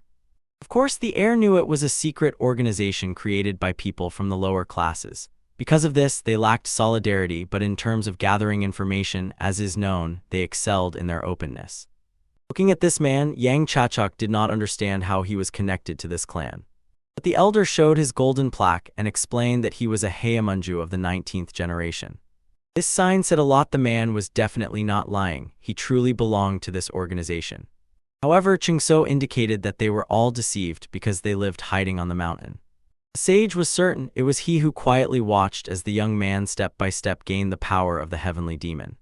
The young warrior understood this man was hinting that they must trust each other. He was curious about what exactly the old man wanted. The hermit asked Jingso to promise him only one thing. In Murem, there is a warrior Yeaglemun. He wanted the heir to later hand this man over to him. Pondering, Yang Chachuk realized, most likely this man had imprisoned his mentor in this very place. He was curious why his teacher had changed so much. What was the reason? If he had a knife under his heart, then most likely he had to be the most terrifying in the Murem Union. Keeping him alive was dangerous. But the elder understood it did not matter what Jingso thought now. It was a pity the plan had changed, but nothing would remain unchanged if the young man was the heir. The only thing the sage wanted to find out, did Jingso want him to be on his side? When the boy warned the old man, he would have to try hard. Yet the gray-haired mentor, seasoned by years, reminded, whoever Jingso was an engineer or a student first, they must be unified. If everything is moved incorrectly, the whole plan will break. Yang Chachuk reminded that the boy was already crazy anyway. He decided to find out, does the man need only this one? The sage explained that, although he was disabled, it would be better if Jingso himself brought him to him. However, the boy thought that this was too complicated for this faction, and the old man noticed the young lord fits Murem more than the demon cult. Then Jingso decided to find out what he should do first. The gray-haired sage asked to be lifted because he was extremely uncomfortable. Yang Chachuk smiled, understanding. His old man would not be silent even then, even if the old man died. After that, he carefully sat him back in the chair. Then the experienced mentor said that the current demon cult was no different from the active volcano. From the 7 palaces to the Council of Elders, they were stronger than ever before. Obviously, there were 2 candidates for the position of ruler of the mountain peak, so the appearance of the young lord became a variable for the cult. If the youth refuses the leader, the power will be taken by the underage heir, while the refusal of the head of the small palace will be a strong blow. The young warrior pondered this, and the old man could see that he was clearly dissatisfied with something. Usually Jingso called the union only the Mayang cult, but now he also thought of it as a demon cult. But it was obvious to Yang Chachuk, it was still too early to reveal his identity. Though ignoring the old man's words, he asked him to continue. The sage explained, even if the young lord has attained the power of the heavenly devil, the demonic spirit can be destroyed, but it cannot be possessed. The gray-haired elder handed him a box and explained that it was originally created to defeat the heart of the leader, but he decided to give it to Jingso. Inside was one of the doctrines, the secret of the cult's secretary. There are several copies of the originals. He asked the young man to trust him, and as soon as he opened the box, he realized there was a mask inside. About the roots of the cult's decline, it is said that the demonic god created an evil dragon, and the god sent a hero who killed the monster. It was the mask of that very hero. Although it is an ordinary mask, if you wear it you will find yourself surrounded by a sea of blood. Moreover, it is made so that no one recognizes the person. In the cult, it was used by 5 gods known from generation to generation as heavenly. They are scattered all over the world. Their exact locations are unknown. It is only known that one of them is here, and it is called the Holy Mask. The old man asked Jingso to descend as deep as he could. When the cult learns that he has tamed the power of the heavenly devil, 30 of the cult or even 50 will come to deal with it themselves. Exactly that much legitimacy was lost in the cult. Even thinking about the 50% Murem union, the leader was already torn apart.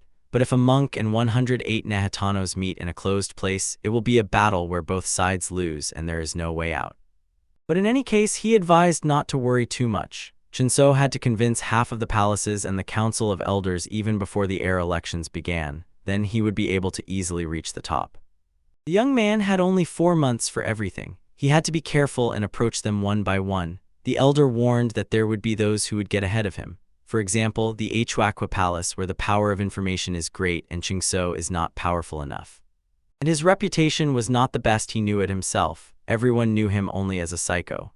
The old man asked Ch Hanso to show his new self. The young man's strength had grown, and that meant danger threatened the people. They would continue to live under the unfounded pressure of the 7-sided palaces and the Council of Elders, and it only grew. The experienced mentor, having grown wiser over the years, understood this, so he was interested in how to help them. Gray Sage suggested Ch Hanso go outside and look around, then he will see those who can change their lives with small things. Moreover, the elder promised the young master that he would act undercover and asked if he could carry out the plan. Hanso hesitated because he was not confident in his own abilities. However, he soon declared that he would do everything necessary. The old man understood Hanso wanted to increase his power. These people have unusual traits, but they walk around and from afar because they are unable to merge with others.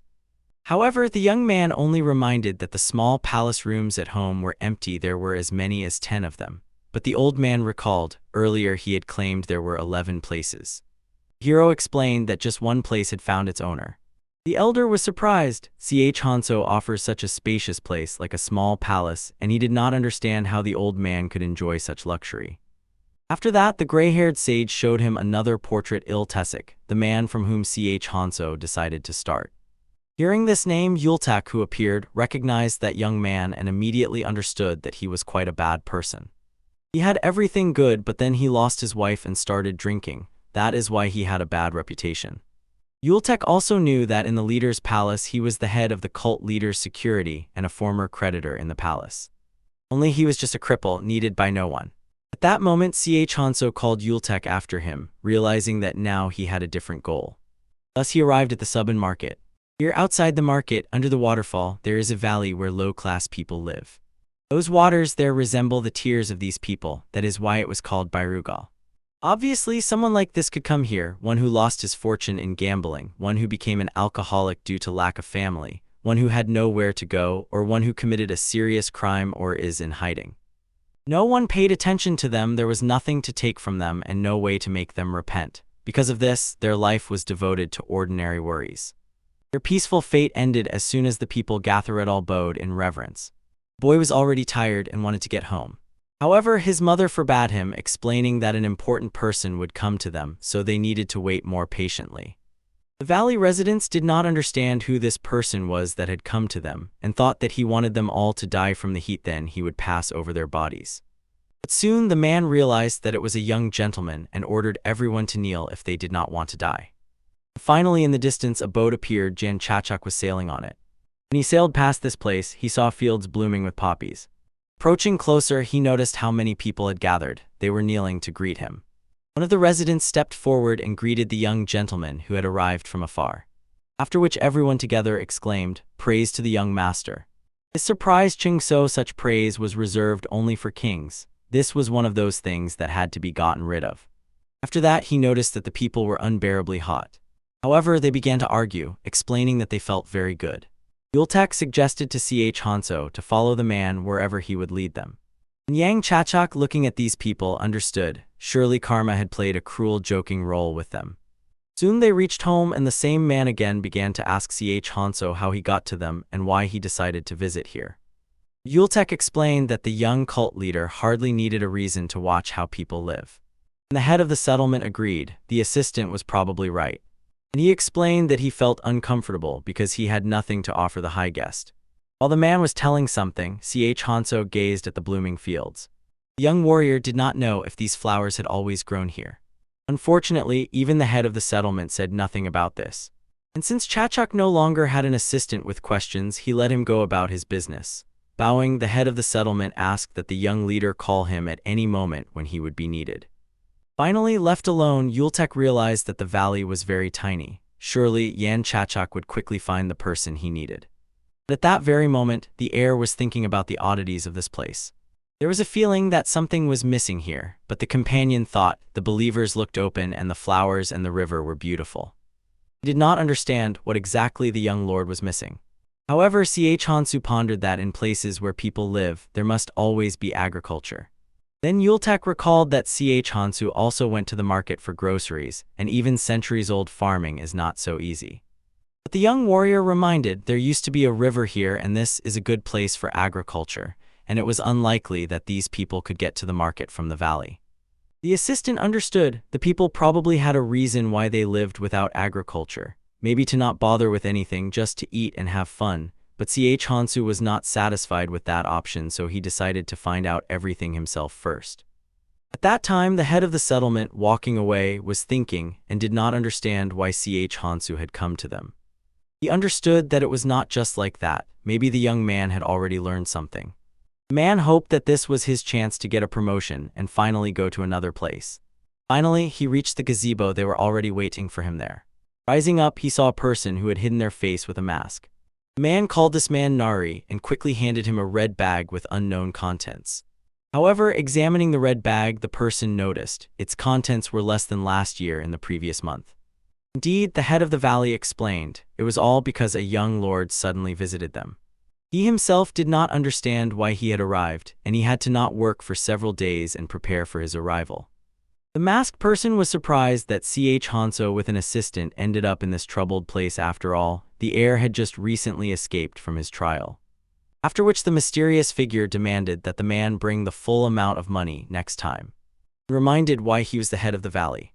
He promised that he would not forget his debt and would definitely bring everything. The head of the valley was already about to leave, but the unknown person stopped him again. He decided to ask how Tesik was doing. But the man asked not to bother now that Tesik's heart was broken. He could not even raise his head. He was only a servant. The stranger stopped in surprise. The head of the valley had already gotten used to this life, and added that it was time to give a gift. He asked about the daughter of this warrior, and he joyfully told, she has already grown up. Her skin was so beautiful, moreover he took good care that no one touched her. The stranger himself asked him about this, and the head of the valley carried out the order, and for the fools who drooled over the girl, he simply prepared a pot. The mysterious figure understood, if the young master came here, it meant he had to be lured by a woman. Therefore, the stranger ordered to place the daughter in Chinso's bed. He clearly did not come here for nothing. It means he came to save the head of the valley, and he must be helped. However, the man was worried that something might go wrong.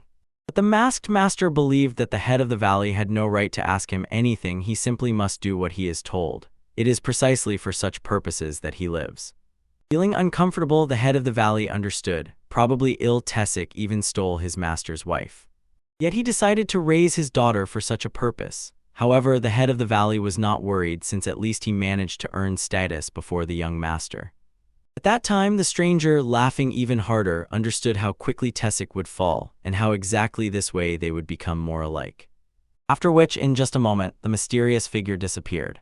At that time, Yang Chachok tried to understand the basics of the demonic cult. They were based on worshipping gods and saving living beings with the help of fire.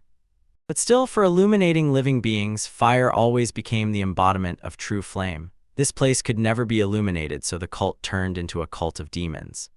After that, together with his assistant Yultak, he began to stroll through the abandoned settlement. People, as soon as they saw him, immediately fell to their knees and bowed in reverence. Yultak seemed to have no idea where the young master was heading at all. The day was hot, and the servant suggested simply setting off to find Tesik. Yan Chachok was surprised that his assistant did not notice anything at all. Yultak looked at the young gentleman with interest. Chanso found it strange that the number of houses exceeded the number of people. However, his assistant did not find this strange. If someone was constantly dying, it was quite explainable. However, the young man noticed most people here were quite young, and Yultek also noted that most residents of Bairugal were on average not too old. When Chungso decided to draw the assistant's attention to the weather, he saw nothing strange in the sky being clear, though a bit stuffy. Yultaku even thought that Kanso was just messing with his head, or he started causing a ruckus because of the heat. And seeing how this angered the master, the servant only awkwardly laughed and explained that the day was indeed hot. Yan Chachok explained that the main problem was precisely in this spice. After that, he went to the woman, and she, frightened, fell to her knees and began to greet the young master. But Hanso, approaching her, was surprised. Even in such hot weather, she wore such a long, voluminous skirt. She did not understand what exactly the young lord meant. He leaned lower and, grabbing her face, explained that even he was sweating. He wanted to know if she was not hot, but she fearfully did not understand why Hanso was behaving so strangely. Then the young man quickly pressed the girl to the ground. From this, Yultak froze in shock. After that, he began to lift her skirt. The frightened servant tried to explain to the young master that they were on the street, and such behavior was unacceptable. Finally, they saw what Hanso expected to see: wounds on the body. At that moment, the wind rose, scattering petals around them in layers. Picking up one of them, the young man realized that the cause was in these miniature flowers. They looked beautiful, but had done this even to the girl's legs. After that, he headed towards the poppy field. At the same time, the city chief was boiling with indignation. He needed to prepare for the next month, and it was not easy, but he had to obey his master's order. Then he climbed onto the bridge and, making sure no one was around, dived underwater. He began to swim, entering the cave already familiar to him. and finally swam through it, broke out to the outside, and found himself in a place lit by torches. Clumsily shaking the dust off himself, the head of the valley realized it was long past time to change the place where he hid because he was already tired of being a floating rat. Then he greeted his bodyguard, who welcomed him back. He immediately slapped him for not working at all. However, the bodyguard explained that the casino was operating even without his intervention, but such an attitude only angered the head of the valley even more. The head of the valley fell silent, looking over the participants of the gambling games. They were happily arguing and cursing, trying to find out who was the cheater in this game. At a certain moment, and the conflict escalated, the city chief noticed. It seemed one of the players began to suspect that he was being deceived. He wanted to take the cards from his opponent, confirm his cheating, and was even ready to stake his own life. At that moment, the furious city chief quickly cut his hand. Obviously, everyone was in panic and did not understand how he dared to do so. But one of the valley chiefs made it clear, it does not matter who was right and who was innocent, both had to be removed for inappropriate behavior. After that, having made sure the men were taken out, he went to his room and ordered his workers to continue working. However, they were troubled by rumors about the arrival of the young master, and they reminded that the valley was already empty. Yet the chief ordered the guards to stop panicking. He already understood that the reasons for the young master's arrival were obvious. Finally, they entered the room where everything was covered with red flowers, down to the last detail. Looking at them, the city chief ordered not to make a fuss, bring all the residents without exception, otherwise they will not have time to earn money for the next month. He also did not forget to inquire where Iltesik was now. The guard assumed that he was probably with the daughter. He must be with her constantly, except when she is working. The valley chief ordered to bring both to him. The girl had to wash, and she needed to be laid in bed with the young master. The guard was surprised that the man wanted to give her away, although he forbade everyone to touch her. But the valley chief understood. Unfortunately, such sacrifices had to be made for the sake of the cause. Meanwhile, the events shift to the house where the girl lived with her father. He was feeding the man, understanding that he needed to eat well. Karen explained anxiously that, according to rumors, high-ranking people from the small palace had arrived. He suspected that this news was hard for everyone to accept. It seemed Iltesik remembered something about the small palace. Karen had also heard about the place where the young lord lived. But at that very moment, the man suddenly trembled as if from fear. Karen decided that he had remembered his past again. She wanted to know what her father was like then, and it was painful that her words affected him so much. Now he had a chronic illness, the doctor said so. He constantly gave them medicine so that her father would feel better. Karen understood the matter was completely different. It was definitely not a chronic illness, they were simply being forced to believe it, so they needed to escape the village as soon as possible. The girl was even more consumed by curiosity. What exactly had caught the attention of the head of the small palace since he had appeared at their place? At that very moment, a loud knock struck the door. She opened it and immediately saw the guard, who said that the head of the valley was calling her. She was puzzled by the request at such an hour because she thought the village head was with the lord of the small palace, but the guard ordered her not to ask questions and to take her father. He even offered her help if she was not going to go willingly. The girl anxiously explained that they would need some time to get ready. Before their departure, the guard also warned that Karen should wash up before going with them. It seemed strange to her. Approaching her father, she said that the head of the valley was waiting for them and asked him to go together. All this time, she had a bad feeling as if something had happened. Finally, surrounded by guards, they moved on, passing by the utility rooms. Soon they reached the casino, and Karen looked frightened. He clearly did not expect to see such a thing in the village. But her father looked completely calm, although he could not stand unfamiliar places. Seeing her pensiveness, the guard got angry and began to hurry them. But they went further until the guard forced them to separate. He explained that the head of the valley wants to give her father special medicine. He saw that Iltesik was also tense. Karen explained to the guard that there was no need for this because they already had enough medicine and suggested moving on together. The guard, getting even angrier, explained that he would not always be so kind to her. At that moment, Iltesik himself pulled his hand out of his daughter's grip. Then the girl was already about to leave, but clinging to the last bits of reason, he asked her to stay.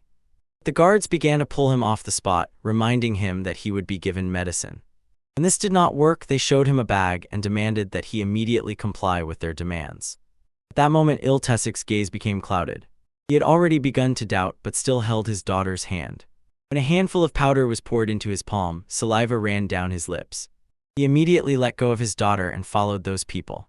Guards demanded that the girl not stand still, but walk to the head of the valley. He had been waiting for her all this time.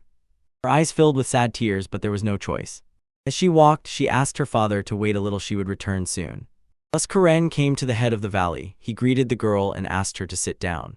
When the girl refused, it caused only a barely noticeable smile from him because she resembled her father, who also initially did not obey. After that, the head of the valley approached, and Karen fearfully asked him to explain why he had called her. The leader understood that the girl was scared, but he explained that she had no reason to tremble like that. His touches to her face were unpleasant and frightened Karen even more. The head of the valley understood. She felt disgust, although he believed that soon she too would plunge into this world of filth, so he saw nothing special in it. The panicked girl did not understand what was being discussed, but the leader, instilling in her a sense of duty, reminded her that he was the one who raised her. Moreover, thanks to him, her father lived so long, and now he wanted to give her a chance to repay this debt.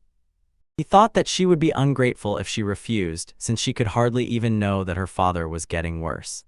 Turning away from her, the head of the valley perfectly understood. The girl wanted to escape from here together with her father and was ready to give her such a chance. He did not care. They could leave at any time wherever they wanted, but not tonight. That night she had to carry out a special assignment related to the head of the small palace. Karen knew that the head of the small palace was, they say, a person with a questionable reputation who causes problems for others depending on their mood. He seemed to her a nasty type, and she did not want to go there. The girl wanted to find out about the consequences of refusal. But the head of the valley explained that Tesik was his debtor, so he had to pay a special price. He reminded that until this day her father received medicine that was very expensive, and it was not given out just like that. Moreover, she remembered, it would be difficult for them to get out of here on their own, and if Heron stayed with her father, she would never see real life. Therefore, she had a chance to please Chinso and change her fate. Hot tears flowed from her eyes as soon as she realized the inevitability of her fate. But the head of the valley asked her not to cry so her eyes wouldn't swell, and threatened, if she did not obey his order, she would see her father's limbs being cut off. Obviously, this finally convinced the girl, who was ready for anything, as long as her father was okay. Rejoicing at her agreement, the head of the valley declared that the time would come very soon and she needed to prepare. Moreover, he asked, let her not drag out nonsense and remember what she already knows. The young master does not like empty talk, and she must not forget this to save her life. When the girl left, the head of the valley realized she was quite enough to reach the heart of Chinso. His insidious plan made him laugh like a villain from ancient legends. Meanwhile, with the onset of evening, the woman escorted Chinso to his guest house. The living conditions in this hut were really cleaned up well, even for such poor lands. This even surprised Yang Chachak. In this valley, one could not even drink clean water, yet there were such comfortable places. But as soon as he looked around, he realized there was nothing to rob here at all. The young master began to wonder where the money in the valley even came from. He suspected that it all boiled down to trading forbidden substances, but according to the rules, their production was only allowed in the palace, and violations entailed a number of severe consequences.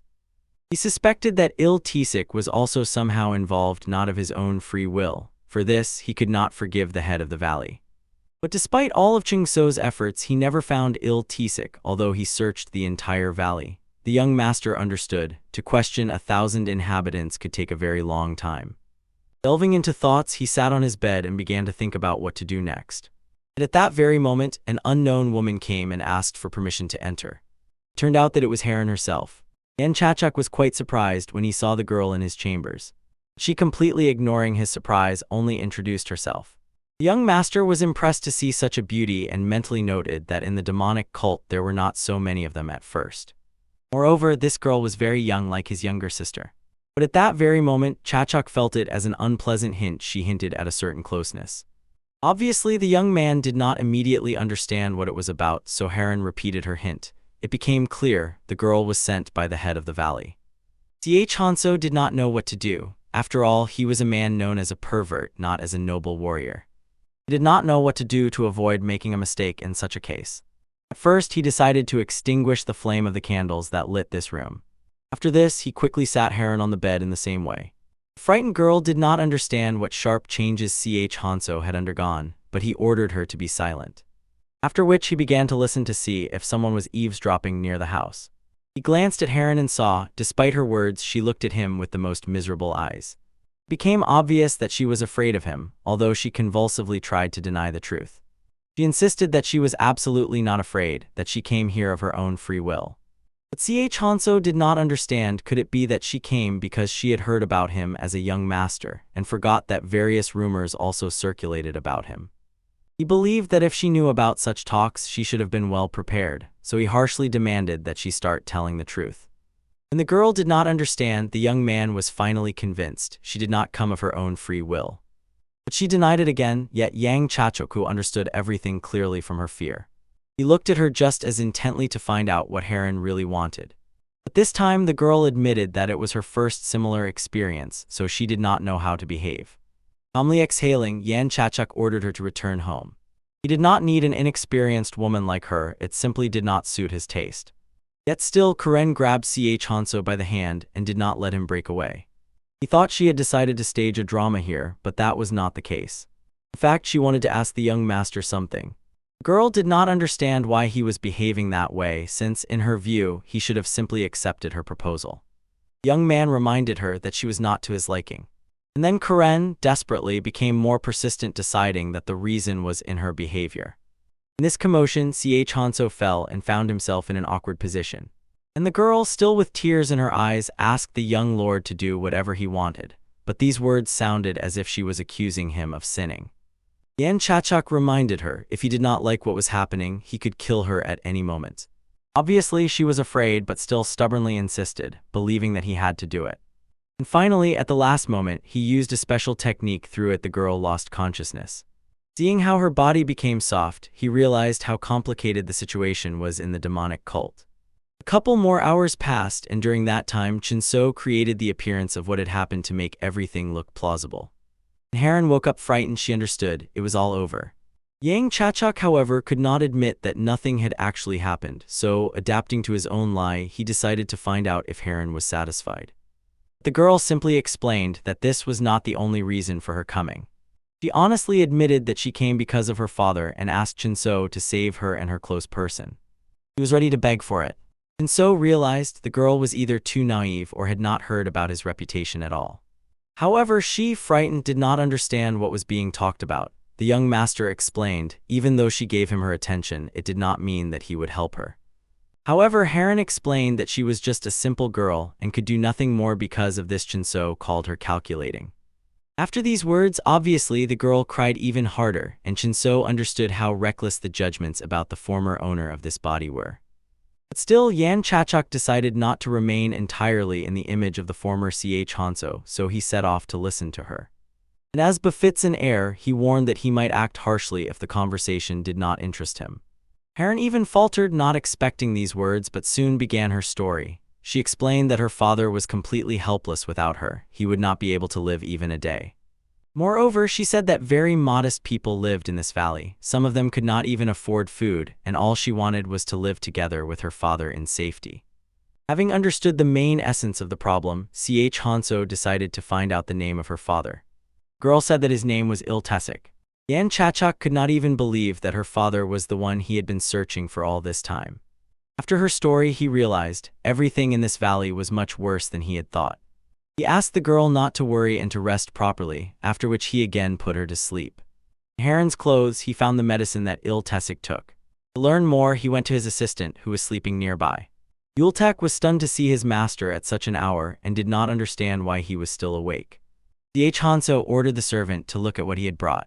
The consistency of this powder looked too familiar. Moreover, by its color, it seemed very expensive. Yultek explained that it was definitely a forbidden substance, which, according to rumors, Hanso himself had previously used for amusement, so the head of the demon cult imposed a severe punishment. Now this powder could only be found in the poisonous palace. Moreover, Yultek recalled that, according to stories, when Hanso was 14, he set fire to the poisonous palace because he had taken too much powder, and then the palace head ran out in just his night clothes. Stopping this chatter of his friend, Hanso forced him to investigate this powder. But Yultek explained that he had never dealt with such substances. He did not gamble, did not drink, and also did not use forbidden potions. Hanso got angry, thinking that his assistant should have done it instead of him, but he refused, deciding that he was not that reckless. He had no choice left, so Yultek had to obey. After that, the young master forcibly made him inhale the substance so that Yultak could study it. And right then a convulsion seized the servant, but in a moment it all passed. After that, he seemed intoxicated and became somewhat detached from everything. Ch. Hanso carefully watched the reaction that arose immediately after touching the powder, meaning the substance was indeed extremely dangerous. After this, apologizing, he decided to neutralize the effect of the powder on his assistant's body. He began to direct energy and inner strength into Yultak's body, and he fainted. Thanks to Chinso's intervention, Yultak definitely would not have had dependence the boy took and completely removed the entire effect of the substance. After this, he became angry, realizing that the village elder had clearly taken a path that should not have been chosen. He decided to deal with him and pulled out the mask that his mentor had given him earlier. At this time, Tesik was deep inside the cave with the guards. The guards only giggled at such a worthless old man and decided to tell him the truth. They said that his daughter had already been given to a young lord. He would definitely take care of her. Obviously, the old man could not come to terms with this and immediately grabbed the leg of one of the fighters. The guard began to kick Tesik. When the old man did not back down, the fighter began to hit him in the face and still could not understand where he got so much strength. After all, he had consumed such an amount of forbidden substances that he should have long ago turned into a miserable old man, a burden to everyone. Seeing the helpless prisoner, the guards did not understand why the head of the valley had not yet ordered him to be killed. Probably it was because of his daughter, and since she had already been given to the young master, it meant the time of his death was approaching. The guards had disliked the captive from the very beginning. Despite the fact that he was a gray-haired, worn-out old man, he always had a truly threatening look. Perhaps it was because he had once been a very significant figure. But one guard did not believe this. He thought that Tesik was running a small business in the trading house or belonged to those who hung around the priestess from the palace of the holy fire. This offended the prisoner. His gaze flared with fire. The guard was already thinking that he would kill him himself. But his comrade asked, "Calm down," so as not to incur punishment from the head of the valley. And if he dies, they agreed to say that the old man died of illness. And at that very moment, Tesik demanded that these people return his daughter, and his anger was uncontrollable. Even more enraged, the guards continued to beat him with even more furious blows. They swore they would kill him, gouge out his eyes if he dared to look at them again. One of the guards was worried Tesik would die if left like this. He had lost too much blood. But his colleague believed that in the dungeon there would be one less old man. They could lie, saying he hit his head on the floor and died. He left. From his cell, they looked at the cages where other old men were living out their days. They found it funny that the children of these outcasts brewed forbidden substances day and night, hoping to save their parents that way. They did not even know that their parents were addicted to the very substances they produced. Probably the children were sure that the old people were being treated in a good hospital, but that was not the case at all. The guards only hoped that the head of the valley and the young master would come to an understanding, and then they could finally get out of this hole. At that moment, one of the guards heard a sound that interrupted his thoughts and saw his colleague was already lying on the ground. Just as quickly as the mysterious stranger dealt with the first guard, he also handled the second. Glancing at the bodies lying nearby, the stranger finally understood what exactly these people had planned. Opening a den under the valley was not enough for them. Thai also kept and poisoned those old men. But that was not all. He also had to inspect the place of production of prohibited substances, which was probably nearby. The stranger brought the guards the keys to the cells where the old men were sitting and realized it was dangerous to rescue those people for now, as they could not even manage their own bodies. Therefore, he promised to return for them later. At that moment, he heard the voice of Tesik. He was calling his daughter. Approaching, he recognized this man. Although the old man looked very bad, there could be no mistake. Before him stood the former leader of the squad of masters of the demonic cult whom he had seen in the book. The hero tried to bring him to his senses, but when he helped the man up, he realized he was in a terrible condition. His energy channels were severely damaged, and the external injuries were also very serious. But the most terrible problem was in his mind. The acupuncture points were sealed, and a weak spark of life barely flickered within him. Tesik, noticing the mysterious figure, decided to tell him his last request.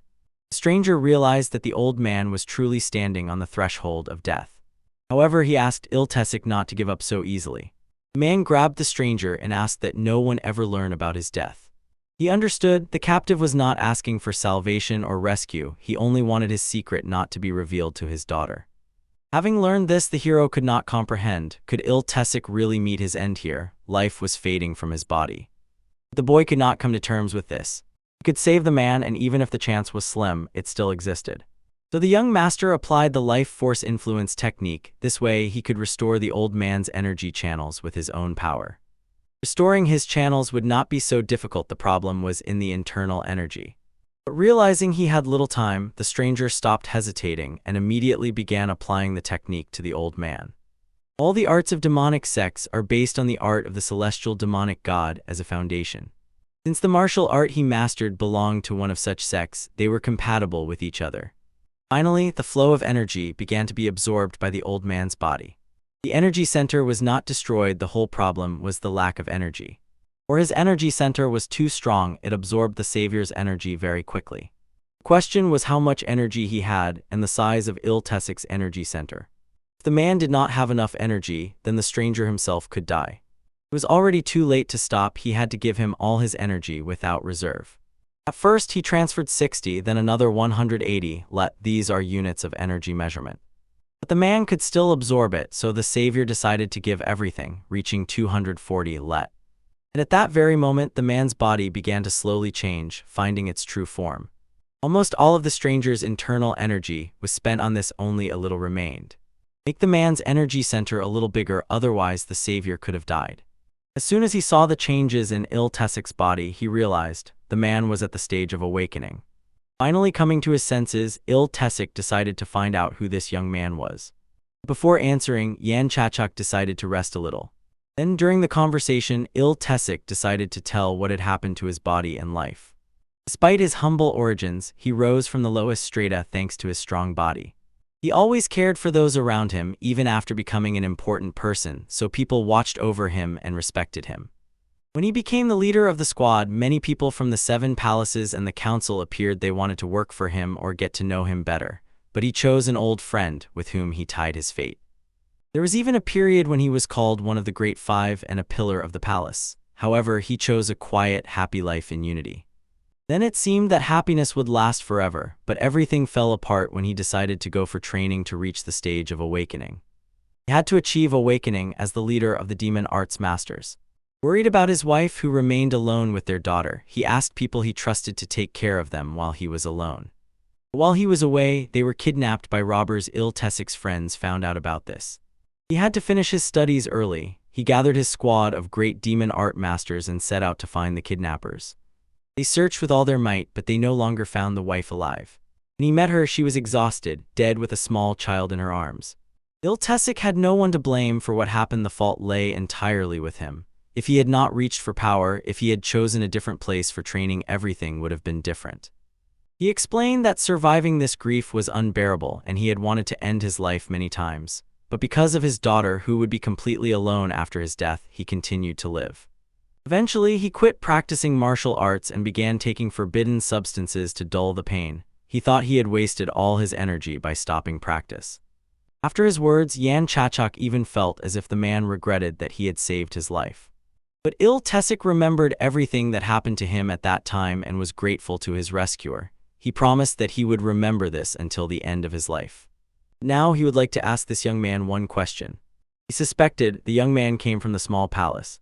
Yan Chachak did not understand how he could have been recognized and decided that the mentor had given him a fake instead of the sacred fire mask. Il-Tessic explained that the young man had given him much of his energy. Only in the art of the Mayan cult is there the energy of the sacred fire. It will never go out. Moreover, only one martial art could merge with his art, Bloody Sky of Surya, the art of the Supreme Lord of Demons, which can only be mastered by people belonging to the Gwanmyun Palace and the Small Palace. Tessic, bowing, explained that he would become his humble servant and follow him until death itself. Even if the young master ordered to level a mountain or swallow it, he would obey the command. In return, he only asked to take care of his unfortunate daughter. But Yan Chachak quickly calmed him down. He explained that there was no need to worry, she was fine, nothing had happened. He did not have the conscience to lie to the master that he had already reached the stage of awakening, and the young man admitted he had used an acupuncture point to put the girl to sleep. Il-Tessic understood if his daughter was next to such a noble man, he could not have dreamed of anyone better. The life that the savior had returned to him now belonged to the young man, and he was ready to do anything for him. It was hard to convey the joy that Yan Chachok felt when he met such a straightforward and honest person.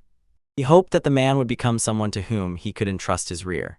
But he warned Il-Tesik that tomorrow the village head and the young lord would come here, and asked that he do with them whatever he deemed necessary. Il-Tesik smiled joyfully. It turned out he wanted this himself. Yet as he was leaving, Yan Chachok did not forget to ask to spare the young lord's life. Bowing, Il-Tesik said goodbye to the young man. The boy himself understood. Now he only had to wait for the next day. In the morning, Yan Chachok sat in his room, restoring his internal energy. The head of the valley arrived, and Ch Hanso invited him inside. The man happily began asking the boy if he liked the gift he had sent. Ch Hanso joyfully stated that the girl sent really pleased him. Obviously, this pleased the head of the valley. He had been saving this gift for a special occasion. Moreover, he expected that the boy would also like what they sent along with the girl. At first, Ch Hanso pretended not to understand what it was about. Then the head of the valley hinted at forbidden substances. Then the young man laughed joyfully, explained that colors had returned to his boring life, and it would not be an exaggeration to say that they had sent him the secret of happiness. He wanted to know how they managed to create something like that. The head of the valley said that Ch Hanso had probably already noticed the blooming plant. It was the opium poppy, the main ingredient. A plant of the highest grade with red flowers, beautiful like a young bride. If cut about 10 days after ripening, a special extract can be obtained. Ch Hanso was impressed that the man told everything so directly. He asked, "Tell me the secret." And then the head of the valley explained that if you heat this extract, something interesting comes out. You can't find this on an ordinary market. They called this powder devil's dust. He thought this name suited it perfectly. Also, the head of the valley decided to tell the young lord that if he liked this powder, they could provide him with any amount of it. But Ch Hanso was interested in this, and he asked why such a talented person as the head of the valley had to live in this small village. Although the man was touched by such a look, he did not agree. He explained that there were cult rules that did not allow them to expand their activities beyond this village. The head of the valley noticed that the young lord probably saw for himself. There were too many beggars in the village who had nowhere else to go. As the leader, he cared about them, and for the sake of the people who suffered, he began to engage in this business. Obviously, Yan Chachok was angry because of this lie, but he still stated that the man was probably very noble, and he could not even imagine that he had such altruistic motives. Although he perfectly understood that it was not for helping these unfortunate people, he addicted them to forbidden substances and forced them to produce such poison. The head said that if they could sell their product outside the village, these people would have a second chance. The hero promised to solve their problem, but first wanted to look at the place where the devil's dust was produced, and only then think about how to solve their troubles.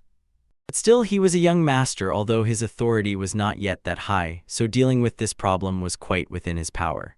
The man rejoiced, realizing that this was a good chance after all. Ch Hanso would eventually become the head of the entire cult.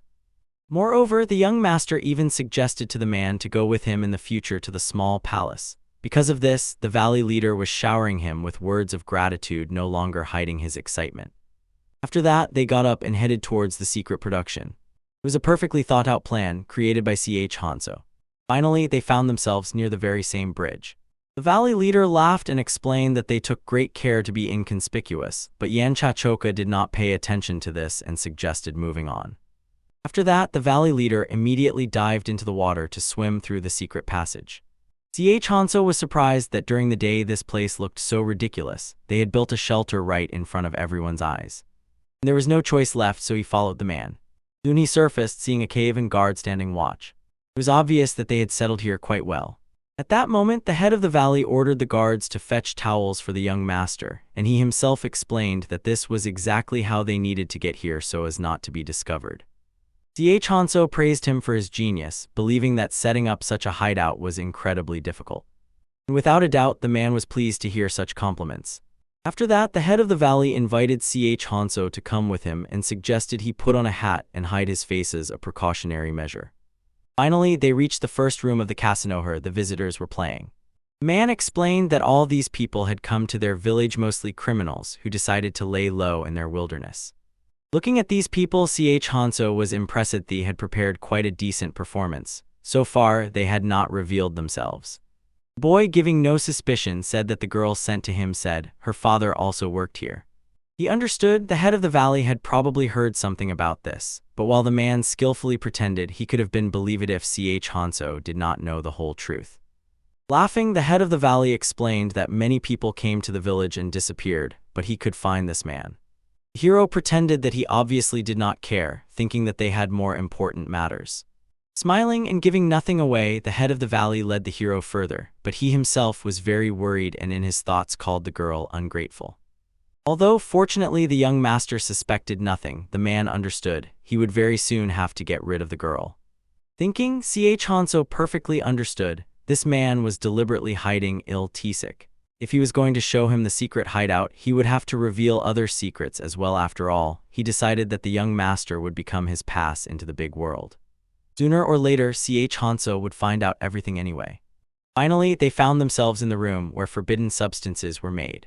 Hanso looked around carefully and honestly admitted that what he saw impressed him. But the head explained he had spent a whole 3 years and put his entire self into this building. Yang Chachok praised him but noticed the guards behind his back and assumed they were mercenaries. The man explained that they obeyed him personally. He gathered these people from various dark sects. And when Hanso asked about the workers, the valley leader explained that they were just foolish people trying to help their relatives. It's not certain that he noticed this, but many villagers were addicted to forbidden substances. They were given a large dose, then gradually the amount was reduced. This caused hallucinations. They tore their skin, tried to get rid of non-existent parasites, and went insane. If at that moment they took a little devil's dust, it would ease their suffering. People were sure they were swallowing medicine and asked for more, and now they were ready to obey any of our orders to save their loved ones who meanwhile were slowly fading away because of the medicine. Hanso, restraining his rage, understood that the man was turning them into his faithful slaves. This way they didn't even realize they were hooked on forbidden substances. The head of the valley explained that when people start dying from drugs, they become a great support for dark forces, and he considered it a great business. At that moment, Yan Chachok could barely contain his outrage. He understood this man was unforgivable because many people had already died because of his fault. The change in the young gentleman's face became noticeable to everyone around. However, he quickly smiled, explained that he was just a bit thoughtful, and apologized for his strange reaction. Hanso understood well. It was time for the main hero to take the stage. At that moment, a loud sound thundered behind their backs. The sound of broken walls and doors came from the dungeon. Everyone was alarmed, but it caused only a smile on the young gentleman's face. Finally, the penultimate door leading to the dungeon exploded. Seeing the silhouette of a man, the guards immediately understood it was Tisik. Yet they still did not understand how this old ruin had not died yet and how he managed to escape from the dungeon. The person who stood before them at that moment no longer resembled who he had been before. However, they convinced themselves that there was no need to worry because he had been poisoned, although they were disturbed by the fact that he had just managed to tear down the walls. At that moment, looking at these small curs, Tisik realized they had already grown accustomed to their dominance, and then it became clear to the guards the devil's dust no longer affected him. But he asked them not to worry about anything about what was about to happen. Although he did not know what the young master would say, it would no longer help them. He promised that they would not see an easy death. They could not expect mercy from the bloody demon Sura. After that, as if chasing after small children, he rushed at his tormentors. He began killing them one by one, fueled by rage. The sounds of killing came from the dungeon and were clearly heard by Hanso and his company. They did not understand what was happening until the door that protected them from the unknown crumbled. At that very moment, they saw the very same old man. It has already been a whole 10 years, and he was still alive, though he sincerely wanted to die and thought about it again and again. Only thoughts of his daughter kept him in this world. He could not allow anyone to harm her. Everyone just laughed, understanding that he was probably out of his mind, and the head of the valley could not comprehend how in one day Tisik got rid of the poisoning and returned to his former shape. But then the village head, trying to divert attention, explained that Tisik came in vain. They had already given his daughter to the young lord, so now he had nothing to do here. At that moment, the rebel master carefully examined Hanso. But he ordered the young lord to get lost if he did not want to die. He immediately obeyed the order and disappeared. He looked at him in surprise. The head of the valley decided that the young leader was scared. But he explained with a smirk that it was a pity. Supposedly, the head did not notice the obvious greed blinded him and deprived him of common sense. Guards and the head of the valley decided that he was a fool. Although it was obvious that anyone would be scared when such a monster promised them the most just retribution for sins. Ignoring his threats, the head of the valley ordered the guards to stop the old man. They attacked him, considering him an ordinary addict who had dug his own grave. However, obviously, such people were not a problem for Iltesic. He could kill anyone using the technique Bloody Skies of Asura. The enemies literally scattered, turning into mush mixed with blood. Then it became obvious to everyone this man had somehow restored his energy overnight. And now, like a fierce beast, he promised to tear to pieces everyone who was present. Guards attacked, thinking that despite his strength, they could overcome him in a crowd. They were wrong. Each quickly lost their arms, legs, and even their head. The frightened head of the valley, watching Iltesic approach, begged his assistant for rescue. Tot, instead of escaping, decided to make Iltesic a profitable offer. He showed him a bag with forbidden substances which he thought the latter liked very much. It was the very same devil's dust of the highest quality. Iltesic took this sack, and his assistant immediately brought in the sword to cut off his head. However, the old man effortlessly stopped the sword with his bare hands and even bent it. He explained that he really had not forgotten the devil's dust and the tragedy it caused him and his daughter. After that, he squeezed the warrior's hand and crushed all the bones. And then with one punch, he knocked off his head. Seeing these horrors, the head of the valley could not understand what had happened to this man. Apparently, he simply considered him an old man addicted to banned substances, so probably for this reason, everyone tried to behave more politely with him. Now he already understood his mistake and that he would not survive. At this time, Hanso calmly got out, realizing, although he would like to interrogate the person behind the head of the valley, he did not want to take away Iltesic's chance for revenge. Therefore, he put on a mask to continue his mission. Initially, the higher demonic art does not include specific techniques. It was only a cultivation method using the internal energy of a person. But there are records that help to reproduce some techniques. One of such records was the great demonic art Fire Step. With their help, Chingso began running through the poppy fields, setting them on fire. The local residents were very worried and tried to extinguish this fire. With tears in their eyes, they watched the burning crops. Chingso clearly saw that they were in despair, perhaps even cursing him. Nothing surprising, they had been dragging such a life for a very long time. They did not even suspect that because of these flowers they were losing strength and will. It was hard to say that it was their fault. They only sought to save their relatives and loved ones. Seeing no other way out, they worked here, forgetting about techniques and cults. Above are demonic sects mired in luxury who have forgotten the science of the sacred fire, and orthodox ones who justify any actions by claiming they serve justice. It is unlikely that any of them can be considered right-wing, and now Chingso had to make the decision himself what to do next. Therefore, he soared into the sky, recalling the teachings of the sacred fire. According to his plan, he must burn everything to cleanse, save through purification by fire, and show them the embodiment of the heavens. All people recognized in him the god of the cult, the sun. It was the dark sun to which they began to pray. With his sword, he gave them the fire of purification. They began to worship the one they had cursed a moment ago. However, Chingso remained relaxed. Soon Iltesic appeared with the people rescued from the casino. The valley chief then realized everything was already over, but he could not just leave. He passionately longed for change and created a powerful explosion of inner energy. People were caught in awe and perceived it as a divine blessing that descended upon them. The next day in the same valley, a real pogrom began. The residents gathered around the young lord's house, believing that he had turned away from his loyal followers. Changso himself was not in the room. There they locked up a highly agitated Yultek, who understood that the enraged crowd was about to break in and tear everything apart. Addressing Karen, he desperately tried to find out if the girl knew where his mistresses were now, but she knew nothing. The young servant bitterly realized this was a true curse. Since he returned from his seclusion, there had not been a single peaceful day. He even thought about simply leaving the small palace. But at this tense moment, as if out of nowhere, Chingso appeared with an ironic smile and remarked, "If Yultek is so eager to leave his service, he can freely settle in this village." The frightened servant did not even dare to argue, only anxiously asked the heir if he knew what was happening outside, because he believed that the noble lord should immediately hide in a safe place. A loyal assistant perfectly understood. If the enraged people saw Chingso, they would tear him to pieces. Despite the servant's persistent warnings, he resolutely approached and opened the window. Before them appeared a terrible scene. Enraged residents, consumed by fury, shouted curses at the young master because they believed he had betrayed his true followers and become a real tyrant. After this grim spectacle, the cult heir sharply closed the window and calmly returned to his place. At this tense moment, Yultek, stunned, noticed with surprise. All these furious cries suddenly fell silent, as if enchanted. The very next second, the door burst open, and Tesik entered the room majestically. All this time, he carried a blood-stained bag with him. Seeing the man so strikingly changed, Harun could barely recognize him. Unwilling tears involuntarily welled up in her eyes as soon as she briefly thought that before her stood her own father. She immediately apologized embarrassedly, realizing that this warrior could not be him. But Tesik spoke in a low, penetrating voice and explained that he himself had difficulty believing in the amazing changes that had happened to him. He solemnly promised his daughter that from now on she would never live in fear and humiliation again.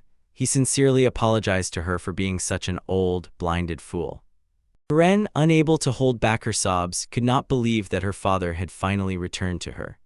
The former prisoner gently embraced his daughter's delicate shoulders and vowed that from this day until his last breath he would be her unwavering protector.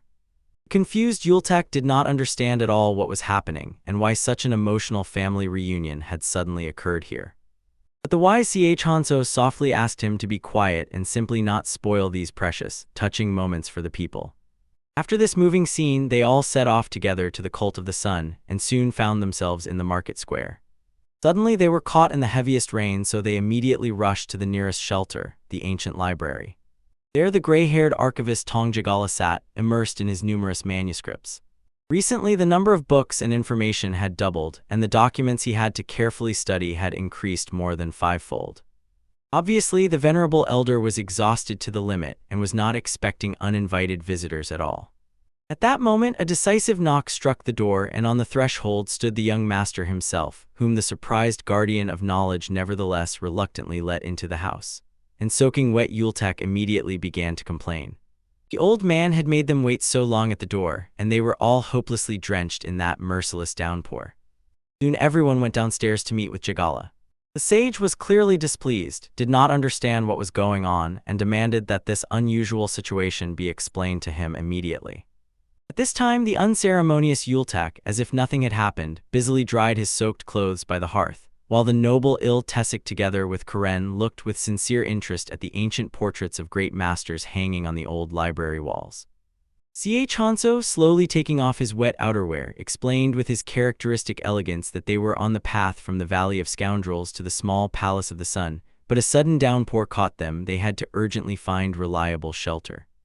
But the stubborn Tong Jegal, with barely noticeable irritation, reminded that his old library was not a place where one could come without a special invitation and expect a warm welcome.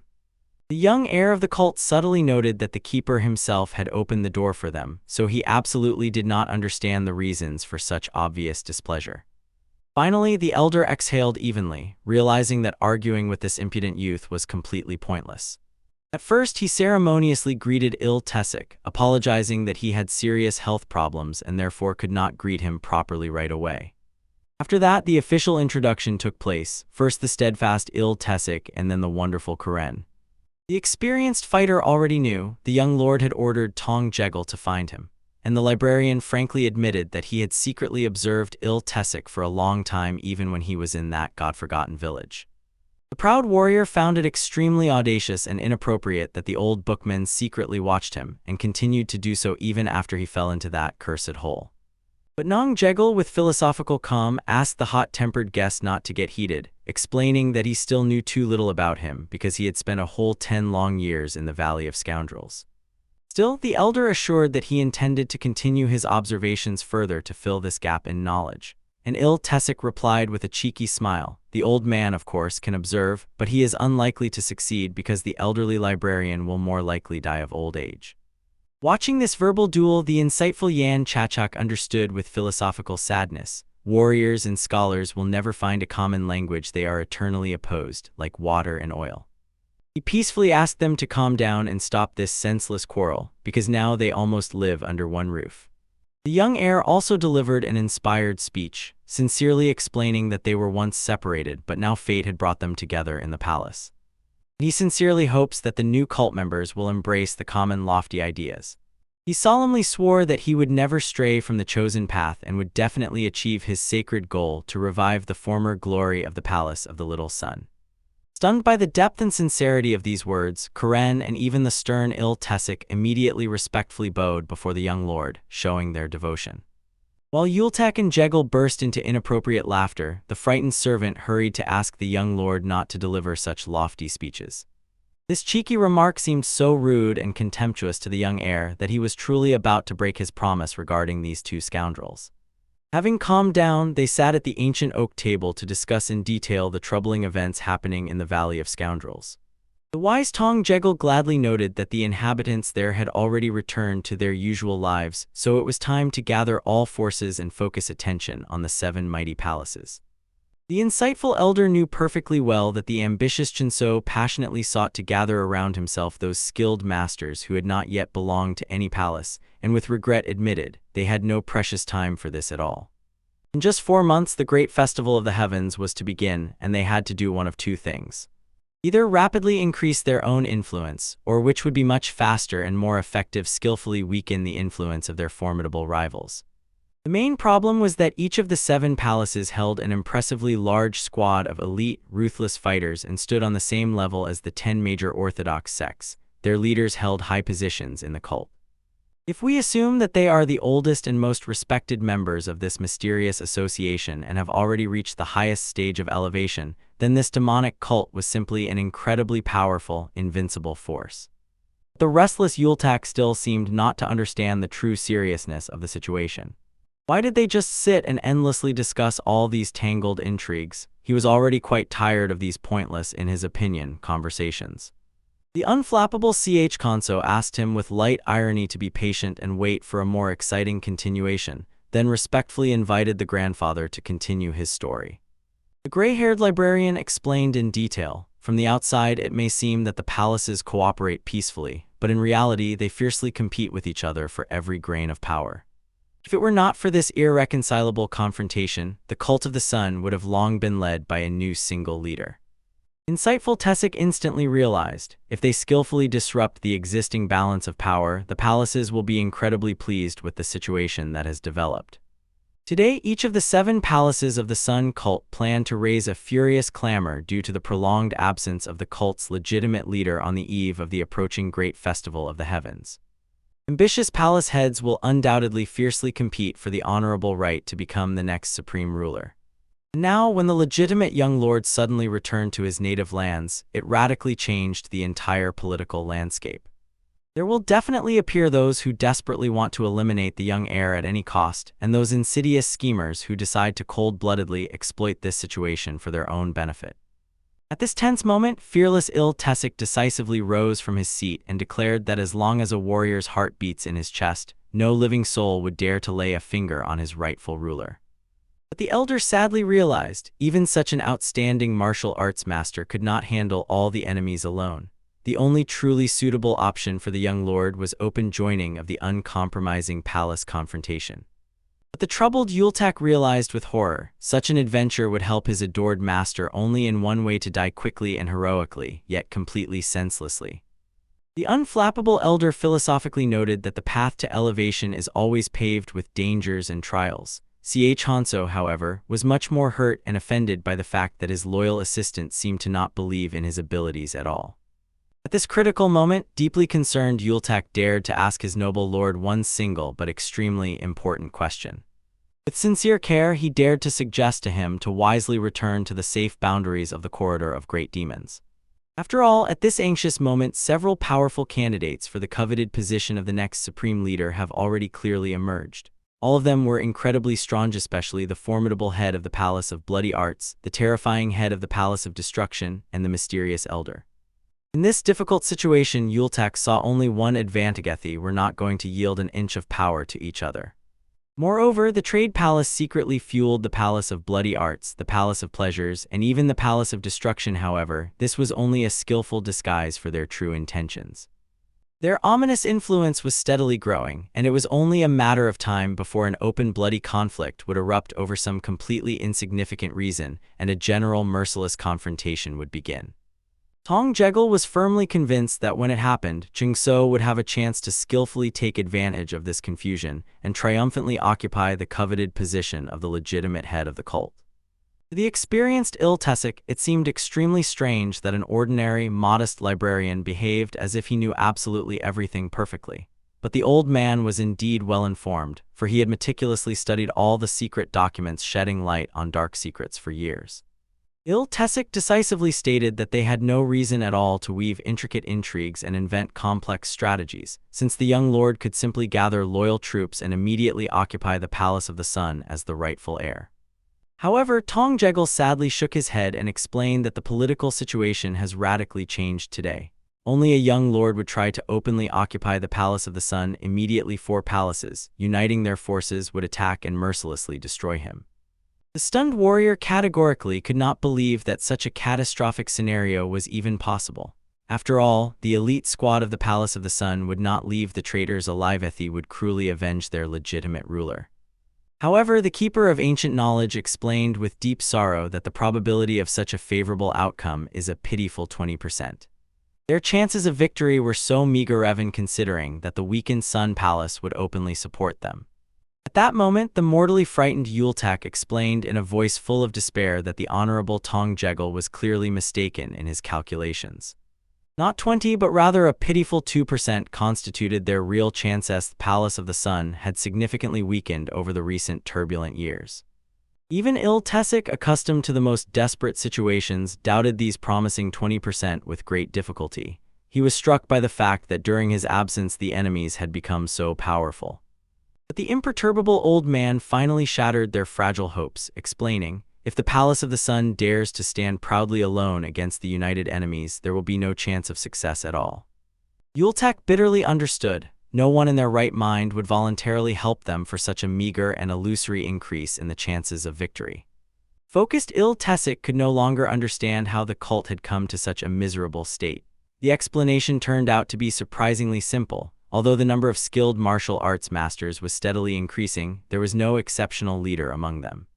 Immersed in gloomy thoughts, Yan Chachuk bitterly realized that it seemed the demonic cults and the entire situation on the Central Plains today were not much different from what had been in his past life.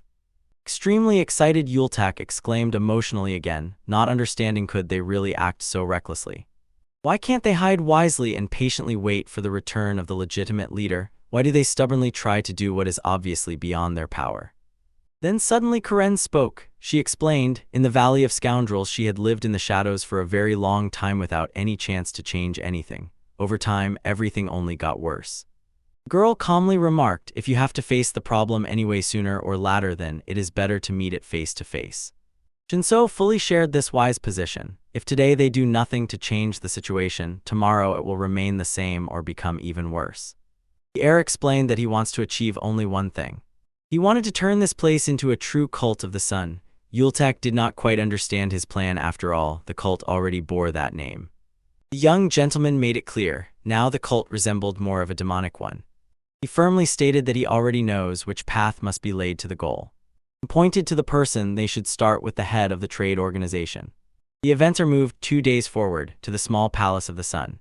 At that time Chung-so, as if nothing had happened, sat and meditated. He had already managed to reach the 7th star. This was only enough to reach the peak phase of the ascension stage. When he reaches the 8th star, he will be able to enter the awakening stage and overcome the limitations of the human body. Upon reaching the 9th star, he will become almost invincible. But the heir understood one must be careful with this art. Right now he has only 7 stars. As soon as he turns 9, the acupuncture point will overflow with demonic energy, and a strange sensation will spread through his body. At that moment he will become the heavenly demon, and whether he wants it or not the whole world will find out. The young man was calmly walking through his small palace when he heard the melodious voice of Heron. Looking at the lord's pensiveness, the girl felt that he was unwell. The Hanso was surprised to see her, so he decided to find out why she had come. Then, noticeably blushing, she bowed in a noble reverence and sincerely apologized for not seeing Hanso's true intentions. After all, he was so kind that he even allocated a separate house for her and her father. The heir realized that it seemed Iltesic had already explained everything to the daughter. He gently made the girl understand that she had nothing to worry about. Here she could live as she wished because now they lived in the small palace. She rejoiced and sincerely thanked the benefactor, and Heron only asked to be given at least some task she passionately desired to repay his kindness. This request caused only a warm smile in the young man because it was exactly the same as her father's, straightforward and honest. Therefore, he promised that he would definitely come up with a worthy task for her. Their conversation was interrupted by messengers. They announced that the trading palace requested a meeting with the young lord. The Palace of Pleasures requested the same. The heir remained unshaken. He knew that sooner or later they would make their appearance. At that moment, near the southern gates of the small Sun Palace, Chan Amu gathered with his servants and a representative of the Palace of Pleasures. People watching this did not understand what exactly they had forgotten here and what troubles they were trying to arrange. Chan Amu, clearly displeased by the presence of competitors, was surprised that the girls were not wagging their tails in the brothels but were still here. The young head of the palace, Kai Kami, only responded to this barb by calling him a toad trying to harm the young master. She expressed surprise at how he had even safely gotten out of this situation. Only the merchant became even angrier and ordered Kai Kami to shut up. He said she had no right to claim that he was trying to harm the heir. The man ordered her to get lost while he was in a good mood and promised, if his conversation with the young lord went well, he would even invite her for a drink. However, Kai Kami was convinced that such toads were unlikely to be sold decent alcohol. She mockingly wondered how he even had money to claim that. Their quarrel was quickly cut short when Yultak appeared accompanied by Il Tesik. The girl was impressed by this meeting because she had not seen these servants before. But soon Ch. Hanso himself appeared, not understanding what these two were doing behind his gates. He decided that their behavior was too insolent for representatives of the Palace of Pleasure and for merchants. Yultak spoke for him. He called them fools, not even intending to show their respect. At that moment, all the attendants and Chang Amu himself bowed, showing respect to the young leader. The girls behind Kai Hama did the same, although she herself remained standing straight. Looking at Chang Amu, she only disdainfully replied that the man really turned out to be a spineless frog freak. Noticing Yultak's displeasure, she explained that she had nothing to do with him and asked to step aside. After that, she calmly greeted the heir and inquired how he was feeling. Yultak noticed that Kai Hama behaved too coquettishly with the young Lord. Chang Amu agreed with this as well. When the heir got tired of these empty talks, he turned around, asked Yultak to escort the guests and went inside the small palace. Soon Ch. Hanso was sitting in his office, waiting for visitors. First to be let into him were precisely Kai Hami. She coquettishly waved her skirts, rejoicing at the young leader's decision, and declared that the Palace of Pleasure was incomparably better than the Palace of the Sweaty Merchants. The heir remained as cold-blooded as possible. After her words, he only asked, was it really so hot in Camellia in the small court? When she explained that it was not like that at all, he demanded that she stop waving her skirt, said what he wanted, and left. The girl smiled slyly and feigned surprise. Supposedly, lately Ch. Hanso has been so concerned with literature. She was stunned to receive such an exquisite letter from him. These words sounded too audacious, as if earlier he could not compose such messages at all. Kai Hami could not contain her curiosity and, smiling sweetly, inquired whether the lord was just as refined at night. However, he forbade the woman from approaching him. Tesik blocked her way. She immediately began to ask the heir if these were new servants he had hired, but it seemed to her that Il Tesik did not look like an ordinary servant at all. But laughing, she noticed that she had never heard before that young leaders hired accompanying guards. If he had informed the Palace of Pleasure earlier, they could have sent him young pretty girls for protection. Judging by her frivolous words, Ch. Hanso understood. Kai Hami had completely forgotten her original obligations and was talking pure nonsense. She had an overly strong sense of pride and at the same time an impressive frivolity. Therefore, he mentally ordered Il Tesik to allow the girl to come closer. When the warrior stepped back 2 steps, letting her pass, she only gasped lightly at his simple obedience. Then she approached Chinso and smiled joyfully, even daring to reach out her hand to his face. This instantly threw the young lord off balance. He did not understand how much longer he had to endure her insolent behavior, yet Kai Hami did not notice his irritation. She believed that if Chinso went to the Palace of Pleasure, he would no longer have to restrain himself. The girl was convinced. The heir's words were about his desire to possess her body. The matter was quite different. He was barely holding himself back from killing her on the spot. Looking at him, Kai Hami was struck by how disgusting the young leader seemed to her. He was surprised that Chinso was so sure he could kill her. Coquettishly, she explained that she was not yet engaged to a partner, so she asked the heir to be gentler with her. In any case, they could talk about the joys between a man and a woman another time. Deciding to move on to the main topic of conversation, she asked him to visit their palace, promising that they would greet Chinso with open arms. He must do this if he wants to live a long life because such a way of existence is the only one that corresponds to the status of the young leader. It is unlikely that anyone can know in advance what will happen to him in the future. Barely restraining himself, Il-Tesik was already seriously angered by her impudence and was ready to kill her. Nyan Chachoka she also provoked, so he ordered to teach this woman manners. The assistant stated that as a representative of the Palace of Pleasure, her behavior was unacceptably frivolous. This deeply offended the woman. She thought that Il-Tesik did not understand at all who she was since he dared to speak to her like that. And the warrior calmly explained that he considered her a messenger of the court of pleasure, who came to meet the young lord. Now it seems to him that she came here only to shamelessly sell her body. Furious beyond measure, Kai Kami even accused the young leader of disrespecting her. But Il-Tesik quickly refuted this. Can anything be less respectful than her insolent words? She is a cruel criminal who went against the laws of their cult. Firstly, she touched Ch Hanso's face without permission, and secondly dared to threaten his safety. Even if their execution is now inevitable, they will still be justified. Having completely lost self-control, Kai Kami decided to punish this insolent old man, deciding that he definitely wants to die by her hands. After that, she swiftly armed herself with a pair of exquisite daggers and confidently lunged at Il-Tesik. Shinso bitterly understood that the small palace truly had almost zero power if they were treated like this. He was genuinely affected. Had the demonic cult always been like this? Looking at the impassive Il-Tesik, he only asked the man not to kill this reckless woman. At that moment, Hami directed her sharp blade toward the warrior's neck. After that, a powerful explosion sounded. Everyone on the street heard it. Yultek immediately prepared to rush at the young leader, but Kai Hami's maidservants blocked his way. Angry Yultek ordered them to get out of his way immediately. They only smiled slyly, not letting him pass. At that time, Chan Amu was thinking that perhaps a deadly fight had occurred. If the young leader died during it, it would even be a plus for the merchant's palace. But at that very moment, calm words from Shinso sounded. He ordered not to raise a fuss because nothing serious had happened. At that moment, everyone froze in amazement. As it turned out, Kai Hami had already been defeated. Her thin blade simply shattered into 2 parts.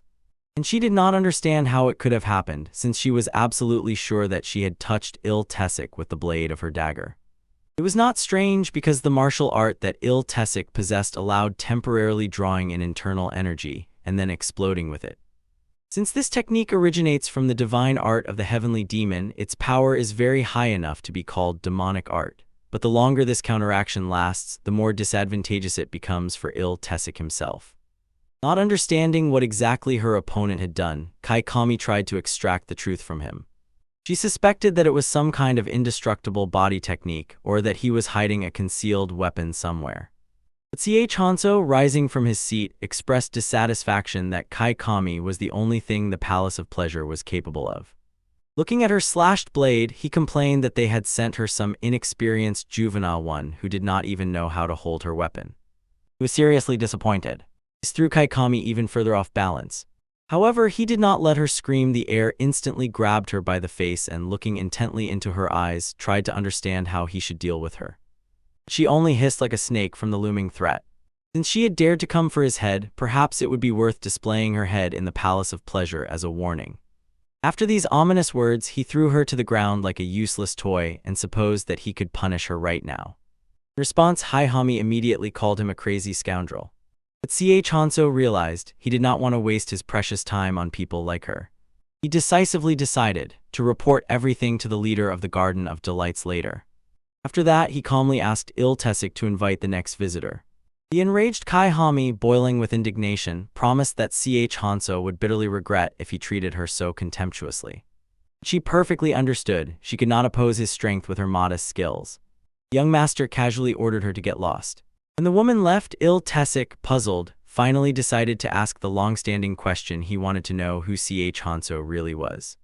However, the heir could not answer anything.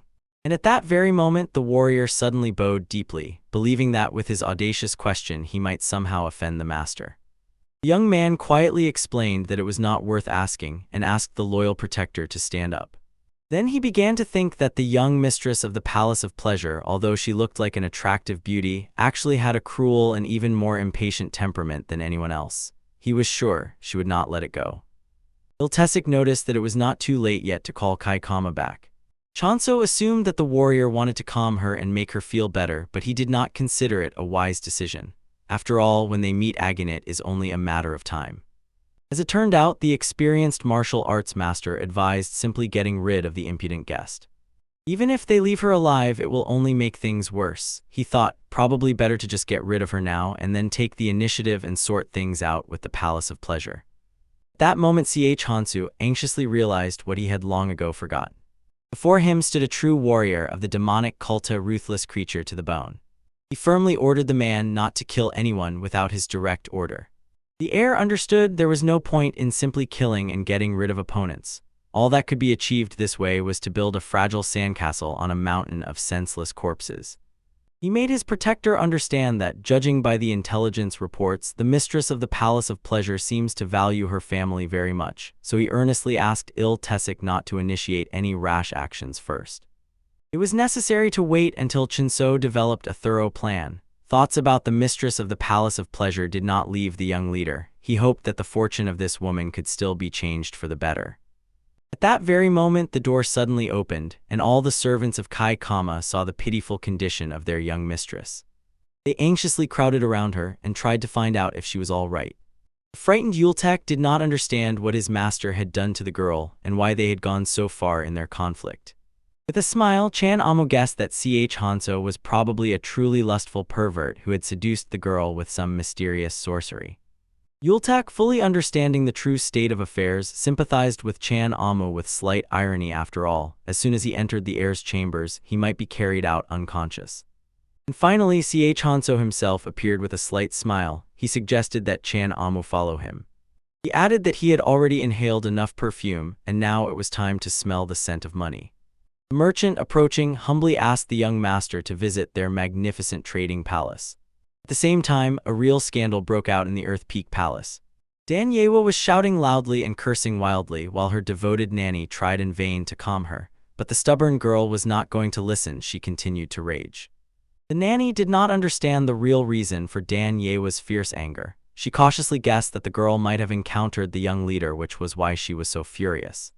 However, she angrily demanded that the nanny not even dare to mention him. Then the old woman thought, maybe the girl was angry because she had been separated from her fiancé for so long. However, Dan Yewa clearly was not going to grieve over such an annoying bastard. In despair, she declared that she was even ready to shave her head and go away to the lonely mountains for a long meditation just to avoid this marriage. The nanny gently scolded the fiery ward, explaining that it was a common thing when noble people marry each other to preserve the purity of their lineage. She emphasized that Dan Yave was incredibly lucky because she was able to find out in advance whom she would have to marry, a luxury unavailable to many girls of her status. However, the unrestrained Dan Yeva categorically stated that she was not going to marry him and would prefer to tie her fate to someone she had never met before. But the prudent nanny reminded her that Chinso came from a respected family. The stubborn girl sharply flared up to object and declared that she did not consider his family truly respected. After all, the whereabouts of the cult leader himself had been unknown for a long time. Frightened, the nanny listened to such insolent words and begged the girl to speak more quietly. But Dana Yave did not care at all, even if Chinso heard her harsh phrases. However, she was sure that there was not a single living soul nearby. At this tense moment, suddenly the heavy doors slammed open with a rumble, and a rough male voice sharply cut off her audacious words. This stern man turned out to be the formidable master of the palace himself. Soon Dan Yeva was already standing in the training arena, opposite her furious father. He decisively demanded that the girl draw her sword. She did not understand. Did he really believe that she would not dare to point a weapon against her own parent? The young warrior was ready to repeat again that she was not going to marry this man simply because she did not want to tie her fate to him. The man was extremely outraged that she allowed simple emotions to spoil the most important event in her life. But the stubborn daughter declared that this boy was worthless, because even her father said, if someone shows weakness, they can destroy their noble family. Therefore, she sincerely did not understand why her father was almost going to sell her to this obvious weakling. The owner of the palace sternly reminded her that she had already sworn an engagement oath in the name of the god of the sacred flame. Yet the untamed girl firmly declared that she was not obliged to do so if she did not want to. Now she had completely changed her mind about marrying the like a snot-nosed brat. and the father, losing patience, ordered his daughter to attack him if she was so serious about her decision. He wanted to find out if she could continue to throw such insolent audacity after a test of strength. Without hesitating for a moment, she immediately sharply lunged at him and attacked. The brave girl proudly reminded again that she was not going to marry, after which he triumphantly tossed his weapon into the air and swiftly rushed away. The man realized with surprise that his stubborn daughter had trained truly diligently. Perhaps she had already reached the highest level of mastery. Having waited until Dan Yewa was far enough away, he calmly called his faithful squad commander. He understood this temperamental girl was still his only and unique daughter. Therefore, he demanded to bring the young leader Chinso to him. It was all he could do for her now. The father sternly ordered the commander to check that the combat skills of the young heir were at the level that would satisfy them. This would be his special gift for his beloved daughter. For now, Hanso and his companions were galloping on magnificent horses. This rare breed of horses was hard to find even in mountainous regions, so without a doubt the trading palace put a lot of effort into acquiring such steeds. Soon the time came to make a stop. The hero dismounted and suggested making a short rest to take a little break on the road. But the insolent Chang Amu impatiently explained that they had almost reached their destination, and there was no need to rest here at all. At that moment it became clear, this arrogant merchant did not understand at all where he was and who he was dealing with. After this phrase, Hanso suddenly remembered his name, the one who had previously tried to kill him. Although Chang Amu desperately tried to deny it, the young master decided to directly ask whether this man was the legitimate heir of the trading palace. However, not grasping the true essence of the question, he clumsily admitted that he had an older brother. He confidently declared, if he himself were the successor, he would undoubtedly have achieved much more than his elder relative, but to his great regret, luck had turned away from him in this matter. Hanso was even more surprised that a person who showed obvious disrespect for his position had been sent to him.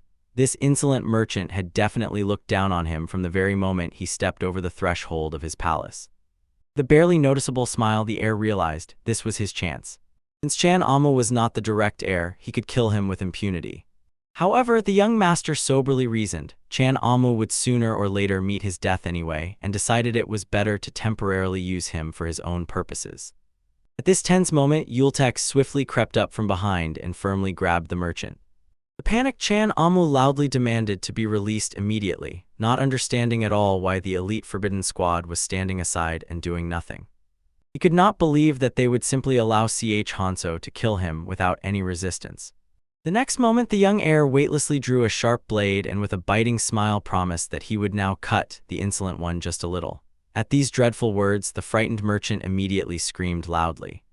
Hanso carefully looked around and noticed behind Chan Amu a vigilant, appraising gaze.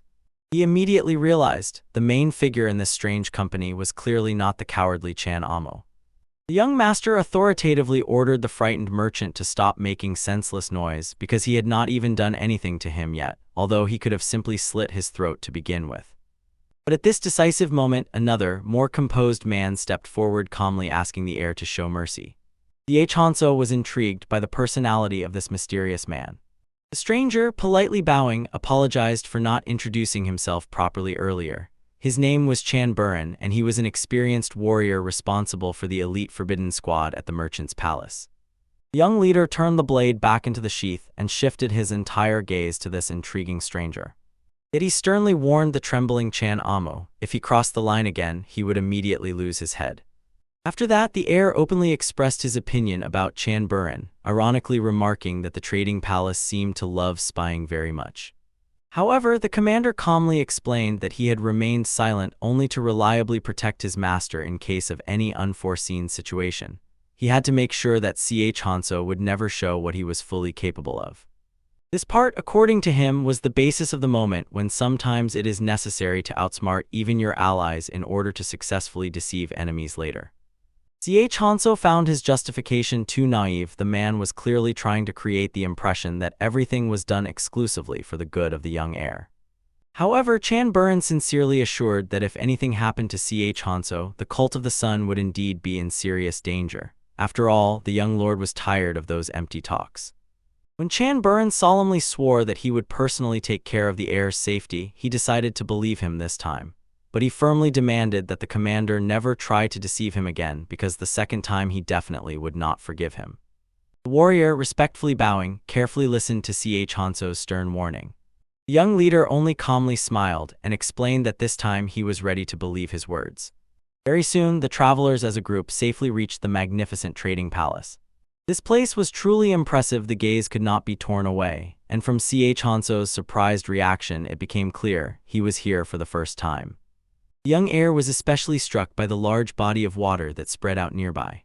Chan Burn proudly explained that it was not a sea but a wide, full-flowing river formed when the eternal snow of the high mountains melted. It was called the Hot Sea in the past. Many travelers mistakenly took this mighty river for a real sea, hence its poetic name. Even the experienced Iltesic was deeply impressed by how wonderful this place was, while his daughter marveled at how her father had managed to visit this place in his lifetime. The perceptive Chan Burn showed keen interest. He noticed that the face of the stern Iltesic seemed familiar to him somewhere. He politely inquired about his battle nickname. The veteran, without the slightest embarrassment, proudly introduced himself as Kravavi Usura, a name that made many warriors involuntarily shudder. Finally, the time came to solemnly enter the very majestic trading courtyard. As they passed through the main gates, festively dressed girls danced gracefully everywhere and lively trade buzzed. Various merchants were buying up valuable grain and other goods. The impatient Yultek became curious about when they would finally reach the main palace building. Chan Burn explained with a smile that they had almost reached their destination. But suddenly, at that moment, the faces of the escorts twisted sharply with genuine fear. Hanso instantly glanced toward their alarmed looks and saw a young, slender man in dazzling white robes, none other than the powerful heir of another, rival palace. The events take place at the moment when the head of the trade guild saw Yuljin. He looked extremely worried and did not understand what had brought such a high-ranking guest to their lands. The young warrior calmly explained that his father was worried and asked whether the head of the trading court had forgotten his old promise. He was the eldest son of the lord of the court of Bloody Archie's name inspired awe even among the bravest masters. The head of the trading palace, nervously adjusting his clothes, explained that their lands had just endured a devastating attack by the Warrats, so earning money was extremely difficult. He sincerely did not understand why they were expected to make progress in such a difficult situation. Yuljin, impeccably calm, reported that in that case he wished to meet with Chan Amo because he had heard about the unfortunate incident that recently occurred in the restaurant. The head of the palace hastily made it clear. There's no need for that. These words noticeably surprised Yuljin. He began to understand that probably Chan Amo was not in the palace. A troubling thought arose in him that the reckless youth had set off for the palace of the little sun, for if he really ended up there, it could cause serious misunderstandings with the young leader Hanso. Meanwhile, the head of the merchants with feigned indifference made it clear he knew nothing about it because his impulsive son usually only does whatever comes to his mind. Yuljin, bowing politely, decided to immediately set out in search of Chan Amo, while his interlocutor insisted that there was no urgent need for this. But still, unexpectedly for everyone, Yuljin swiftly drew his exquisite blade. His strike was so rapid that those present barely managed to see the movement of the blade. It definitely caught the flower that grew to the left of the pale face of the head of the trading court. The man instinctively reached out his hand to catch the falling pot with the precious plant. Yuljin explained with indisputable calm clarity that this is a rare plant affected by an invisible disease, but it can still survive if the affected leaves are cut off in time. But if the plant is left alone for too long, it will have to be mercilessly cut out by the root. He politely apologized for his supposed rudeness and generously promised, instead, to personally take care of the annoying problems with the Warrats. The head of the trading court shuddered inwardly, fully realizing the impressive power of this young man. Yuljin was clearly already close to reaching the higher realm of the demon. Yet despite this, the frightened man mentally counted him as a truly dangerous madman. Later, Yuljin met with his elite squad. His faithful assistant quietly made it clear to the master that the Warrat attack was only a transparent pretext, and the trading court clearly did not cut their promised amount of money for no reason. Still, Yuljin strictly ordered the girl not to ask unnecessary questions or speculate. She silently agreed and respectfully bowed before him. She was the commander of the famous White Battle 7, a special support squad. At this momentous moment, the master's strong hand was majestically descended upon by his faithful assistant, a noble hawk with a piercing gaze. Yuljin immediately decided to ask the intelligent bird if anyone he knew had come here. But at that very second, he noticed Chinso and Yultak. They were calmly standing a few steps in front of him. Seeing the approaching pair, the attentive Yan Chachok instantly realized Yuljin was Yultak's older brother. They both came from the mighty Palace of Bloody Arts. The young leader became extremely curious to find out if this mysterious warrior was on his side.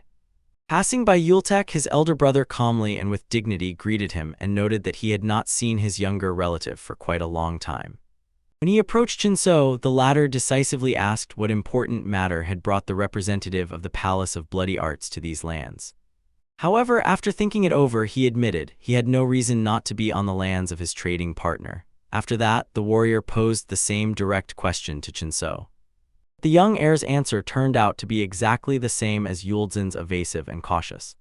Both quickly realized that they were not going to reveal to each other the true reasons for their appearance, so Yuljin politely said goodbye and prepared to leave. However, at the very last moment, turning to the silent Yultak, he smiled coldly and asked whether his younger brother was as miserable and weak as before. Not waiting for an answer to his biting question, he immediately informed the frightened Chan Amo that he insisted on speaking with him alone and promised that he would join soon. But the second master sincerely did not understand why the Lord had come here. Even more unsettling to him was the presence of the support squad of the White Seven. Chinso was much more interested in the strange behavior of his friend Yultak. He already knew that Yuljin was the elder son of the formidable lord of the Palace of Bloody Arts, so their sudden meeting was undoubtedly extremely awkward for both brothers. Later, all of Chinso's companions gathered in a cozy guest house to discuss the recent troubling events. There they learned that Yuljin currently held an exceptionally high rank in the Cult of the Sun. He headed a special elite force, more widely known as the Support Squad, the true combat elite of the cult. Having familiarized herself with this valuable information, the vulnerable Karen became noticeably worried. The Palace of Bloody Arts, without a doubt, had the most powerful military force among all 7 palaces of the Sun cult. After this frank confession, she decisively turned to the thoughtful Yultak. She wanted to learn as much as possible from him about his mysterious brother.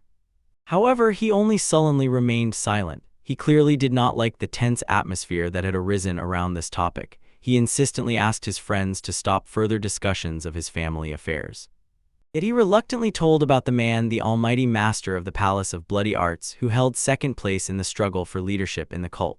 This was his own paternal figure, but Yultak himself was the son of a concubine and never received recognition or support from his strict father. Although such an attitude was quite common for their noble clan, and his family might even have been known for its coldness toward illegitimate descendants, his elder brother Yuljin never behaved arrogantly toward him as if he were just the son of a simple concubine. He even patiently taught him complex martial arts, but he became cold to him until the younger brother was finally disappointed. He began to waste his life in vain, recklessly running around with the young leader Hanso, visiting brothels and other dubious establishments. And now Yultak sincerely hoped that soon the opinion of his respected elder brother would change for the better. After all, Hanso had clearly become much more serious and purposeful than ever before. Touched, Yultak anxiously could not understand. Is his master really going there, or is he planning something similar? Cautiously, he made it clear that everyone well knew about the close ties of the Palace of Bloody Arts with numerous escort establishments and trading palaces throughout the country. Hanso was especially interested in the important fact that they had a significant influence in the trading palace. This undoubtedly meant both these powerful clans were on the same side in the great political game. Therefore, he persistently asked his loyal assistants to gather as much valuable information about them as possible and carefully check if there were any alarming signs that they were from the very beginning set against the small Palace of the Sun. Exhausted, Yultak sincerely wanted to rest a little before carrying out this responsible task, but he understood the situation did not tolerate delay. Therefore, the resolute Karen with the unwavering Il-Tesik quickly grabbed the evasive Yultak and insistently dragged him to perform the urgent task. Meanwhile, Chinso sat alone, deeply pondering the head of the trade guild and the position of the palaces. He immediately believed that the Merchant's Palace and the Palace of Pleasure were precisely the places where he absolutely needed to secure support. For his group to move forward effectively, they undeniably needed reliable capital and fast transportation. That is why in the Murim Alliance there were not only combat sects, they also had numerous influential banks, trading posts, and escort establishments. But that was not all. The main problem was that the only card he held was the rank of young leader, heir of the small palace. For the trade head to sincerely want to side with him, Chinso had to have his own convincing ambitions and real power. Therefore, at the start, they vitally needed an effective way to isolate the trade palace from other rivals. At this tense moment of reflection, an unexpected guest appeared. It was Chang Buren. He respectfully informed that the palace master had already finished all urgent matters and respectfully asked if the young leader could meet with him right now.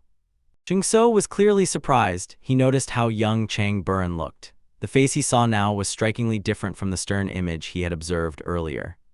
Bowing, the man sincerely apologized for showing disrespect to the young lord, and it was then that it became clear he was undoubtedly wearing a skillful mask made from specially treated human skin to hide his true appearance. Yang Chachuk dryly reminded his interlocutor that he had already warned him, never deceive him again. Chang Buren again apologized in shock and pitifully for the situation slipping so badly out of control. Then insightful Chang So bitterly realized Chang Buren did not take him seriously at all. Probably he thought that all the heir's words were just empty threats and childish jokes. The experienced warrior clearly looked down on him as if he were a harmless boy. The young leader coldly reminded that he had come here only because of the sincere promise of the head of the trade court since that time when he promised to pay for all the unforgivable sins committed by his reckless son. But now Chen So clearly understood he should not have appeared in this dangerous place at all. But Chang Buren was ready to endure any humiliation to sincerely apologize to the offended young leader.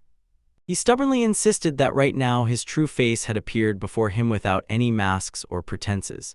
But Chang So could no longer understand how anyone could believe this liar and agree to meet the master of his palace.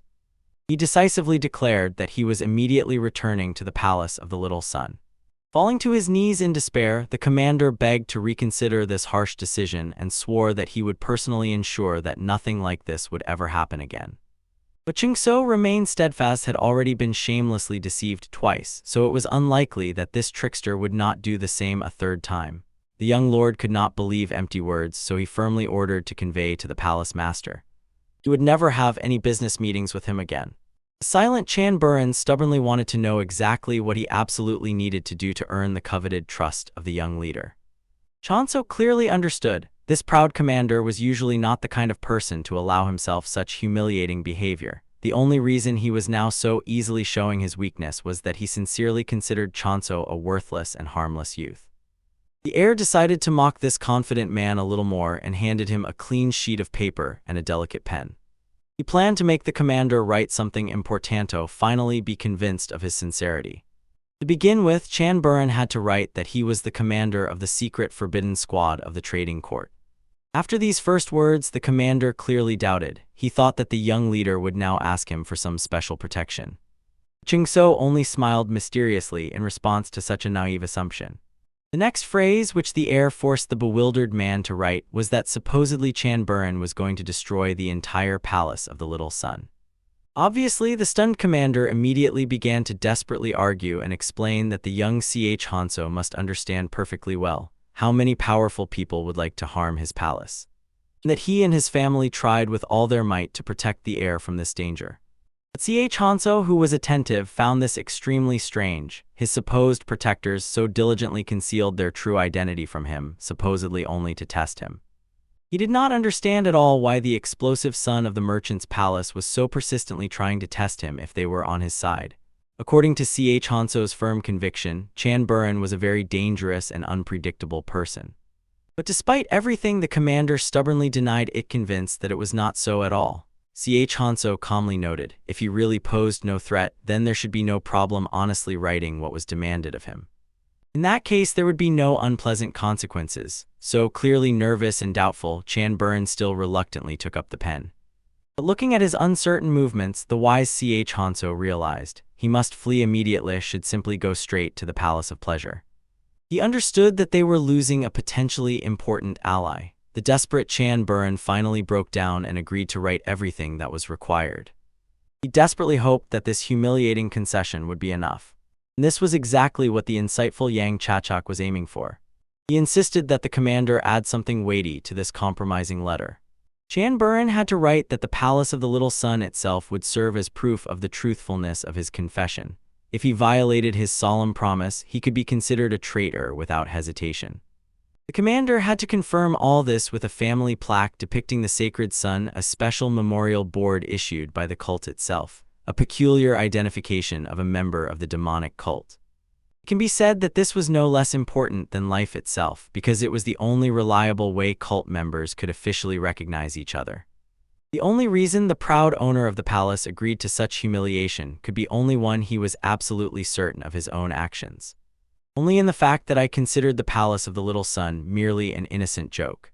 Whatever it really was, now the trading court officially had to protect the palace of the little sun under any circumstances. Shortly after the successful completion of the preparation of this important letter, the pacified Chan Buran respectfully led Ch Hanso to the long-awaited meeting with the head of the trading court. He, sitting in his luxurious seat, warmly welcomed the young leader and kindly asked him to feel completely calm and comfortable in this authority. The palace owner explained that he had deliberately arranged their meeting a little later after the arrival of the high guest because he sincerely wanted to give him a chance to rest after the exhausting journey. Ch Hanso was impressed by such foresight. He knew perfectly well how much effort this influential man had put into bringing him here safely. Moreover, the head of the traders joyfully declared that he had specially prepared a special gift for the honorable young leader since the very time he first emerged from seclusion. While they were talking, Ch Hanso's attentive gaze caught an impressive chest filled to the brim with shining gold. It immediately became clear to the head of the trading court what exactly his guest was looking at.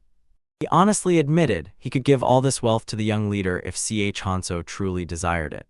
At that moment, the heir realized that the master of the trading house was much more generous and insightful than he had initially expected.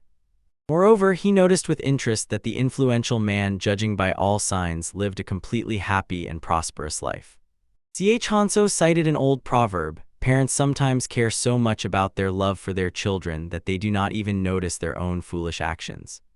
Since the head of the trading house had such a precious son, an unhappy life simply could not exist for him. But the young leader thought that the leader of the merchants was too uneducated. He did not even know about his own disgraceful actions.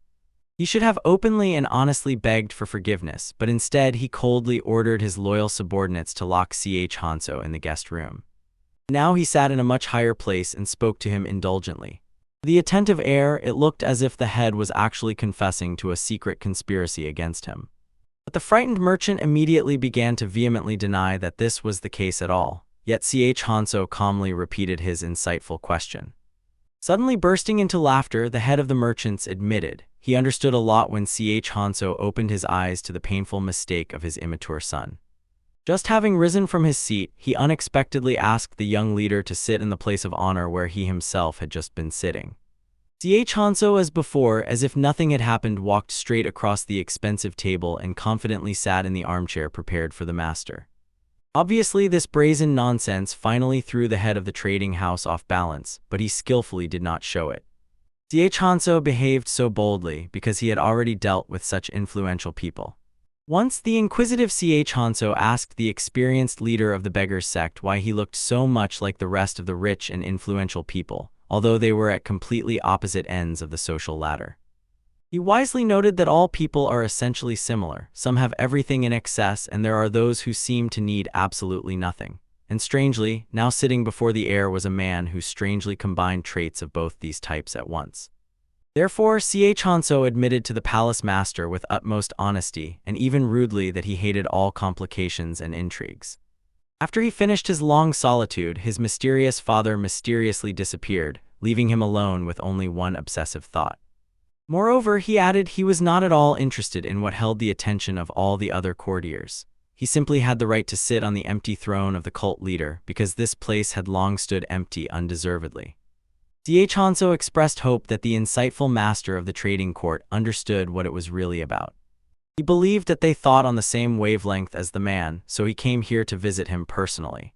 Instead of the expected reception, they targeted his life, and at the first meeting behaved unreasonably rudely. This greatly disappointed and alarmed him. However, laughing loudly again, the wise merchant sincerely apologized for inadvertently showing the young leader unforgivable disrespect. He expressed hope that the magnanimous Chungso would forgive him with a broad heart as boundless as the sea. The head anxiously asked what exactly he needed to do to atone for the unacceptable ignorance of his hot-tempered son. He solemnly declared that from now on he would consider himself a faithful servant of the young heir. Chungso was sincerely curious about what important conclusions the insightful master of the trading court had reached. With that enthusiasm, he announced that he had prepared a truly valuable and unique gift for the young guest.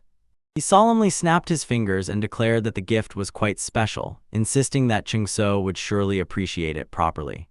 At that moment, Chang Buran appeared carefully carrying a delicate red box in his hands. As soon as it opened, the impressed Ching-so saw exquisite daggers lying on a velvet cushion and at first did not understand why they were so valuable. The head of the palace, with a slight smile, inquired whether the young lord had heard about the legendary 5 sacred instruments. Stunned, Ching-so could not believe that before him truly stood the famous weapons among the sacred relics. And it turned out to be pure truth. The head had specially prepared such a priceless gift. These were the legendary demonic daggers of the sacred fire. The merchant knew perfectly well that this was exactly the rare weaponry that Ching-so could never have obtained by ordinary means, and he magnanimously intended to give them to him.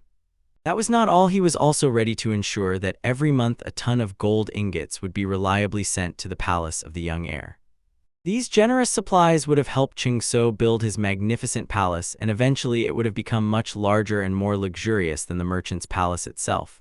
But this tempting offer had one key condition. The leader proposed that Ching-so make a serious deal. Ultimately, he was to take the place of the supreme leader of the cult, and in return, the merchant's palace was ready to provide him with comprehensive support in this difficult matter. Ching-so was truly impressed that he was so directly asked to lead the powerful cult. However, the leader solemnly declared that this was entirely natural. After all, this was the sacred destiny of the imperial family. It would be utterly absurd if anyone else and not the legitimate heir Ching-so took this high position. That would be an unforgivable betrayal and transgression, and the angry gods would inevitably turn away from the cult. However, the insightful Yang Chachak noticed, it sounds strange to talk about the imperial family in the context of a demonic cult. Still, he politely agreed with the wise man and acknowledged that there was much profound meaning in his words. The leader was sincerely glad to hear this, especially because the young leader finally understood why he had rejected his visit at the beginning. Ching-so agreed with light irony that the man was truly an impressive diplomat. However, one detail still made him wary. Based on what he knew, the trading court also kept the powerful master of the Palace of Bloody Arts under control. The young heir was incredibly curious about what exactly this cunning man was trying to gain by playing so riskily on 2 fronts at once. This insightful statement really interested the head of the merchants. He found in it an extremely interesting question. Even the undeniable fact that Ching-so was interested in such complex matters impressed him, because he sincerely did not believe that the young heir was capable of deep reflection at all. The head of the merchants explained that he had simply noticed one important thing and understood. He had already heard the young leader suddenly had a new powerful bodyguard, and also Hanso had not been in the palace for a long time. He had not unfounded suspicions that he might have secretly visited one of the 7 other palaces. Perhaps he even managed to conclude an important agreement with this mysterious palace, and in return, they generously provided him with an experienced bodyguard as a guarantee of their support. It seemed incredibly strange to him that the young heir had traveled this long way, seemingly just to politely visit him. But if someone influential sent Hanso here with a clear mission, then it would make much more sense. Therefore, he decided that the boy had probably been either to the Fighting Palace or to the Palace of Pleasure before the visit. He was clearly agitated and assumed the interests of the Palace of Bloody Arts might be behind this. Yet Hanso sharply stated that he had not the slightest idea what it was about, but the distrustful head considered this an obvious lie and stubbornly decided to find out the truth. Why was Hanso really looking for him? But when the young lord calmly reminded him of his previous explanations, the merchant only became angrier because he categorically did not believe his words. Assessing the man's internal strength, the experienced fighter immediately understood he had significantly enhanced it with rare elixirs. He was incredibly curious how many of those precious elixirs he had managed to swallow, so now he had an impressive amount of internal energy. Since this head had obviously invested considerable money in rapidly increasing his combat capabilities, it was quite natural that he had to prioritize finances even above martial arts. But the merchant quickly pulled himself together again and now deeply pondered who was really behind this complex political conspiracy. He absolutely needed to find out the whole truth before boarding such a risky boat. Moreover, he needed to precisely determine who was the real hidden master of this dangerous boat. Chanso tactfully reminded that the merchant's palace is not the only place where serious financial resources were concentrated. he made it clear that he intended to visit the Palace of Pleasure as well, and reasonably noted that the Palace of Pleasures is much better at gathering valuable information. The fact was that each of the 7 influential palaces had its own unique powers and exerted a strong but specific influence on certain spheres of the cult's life. The Palace of the Sacred Fire traditionally held overall management, the Palace of Bloody Arts handled military affairs, the Palace of Fighters provided the punishment system for offenders, and the Palace of Poison played an important role as the great medical repository for the entire cult. The main problem lay in the complicated relations between the Merchant's Palace and the Pleasure Palace. Both effectively held the same key economic functions. Now, as a large-scale war for power was inevitably approaching, other palaces would definitely try to strategically unite with these 2 financially powerful palaces. Since their spheres of influence largely overlapped, they inevitably had to compete fiercely with each other, so the far-sighted Qingso had no reasonable choice but to meet personally with representatives of the Palace of Pleasure. Finally, he sighed heavily and frankly admitted he perfectly understood that the boss had many different boats on which he could have profitably boarded. Understanding that the cautious master of the palace still could not fully trust him, Hanso decided tactfully to let him believe what he himself wanted to believe. He supposedly mysteriously informed him that yes, he had indeed come here on the secret instructions of another influential person. Chapter believed him with relief this time, yet he emphasized, now is definitely not the time to make a final decision. First, he needed to meet with his trusted people, and Qingso politely asked the man not to rush with his answer. Moreover, he decided to gratefully accept the precious blades, as the merchant had obviously invested considerable effort and funds into this generous gift. But he also gently warned, the payment for the security of his boat would be at least 30 of all the trading house's assets.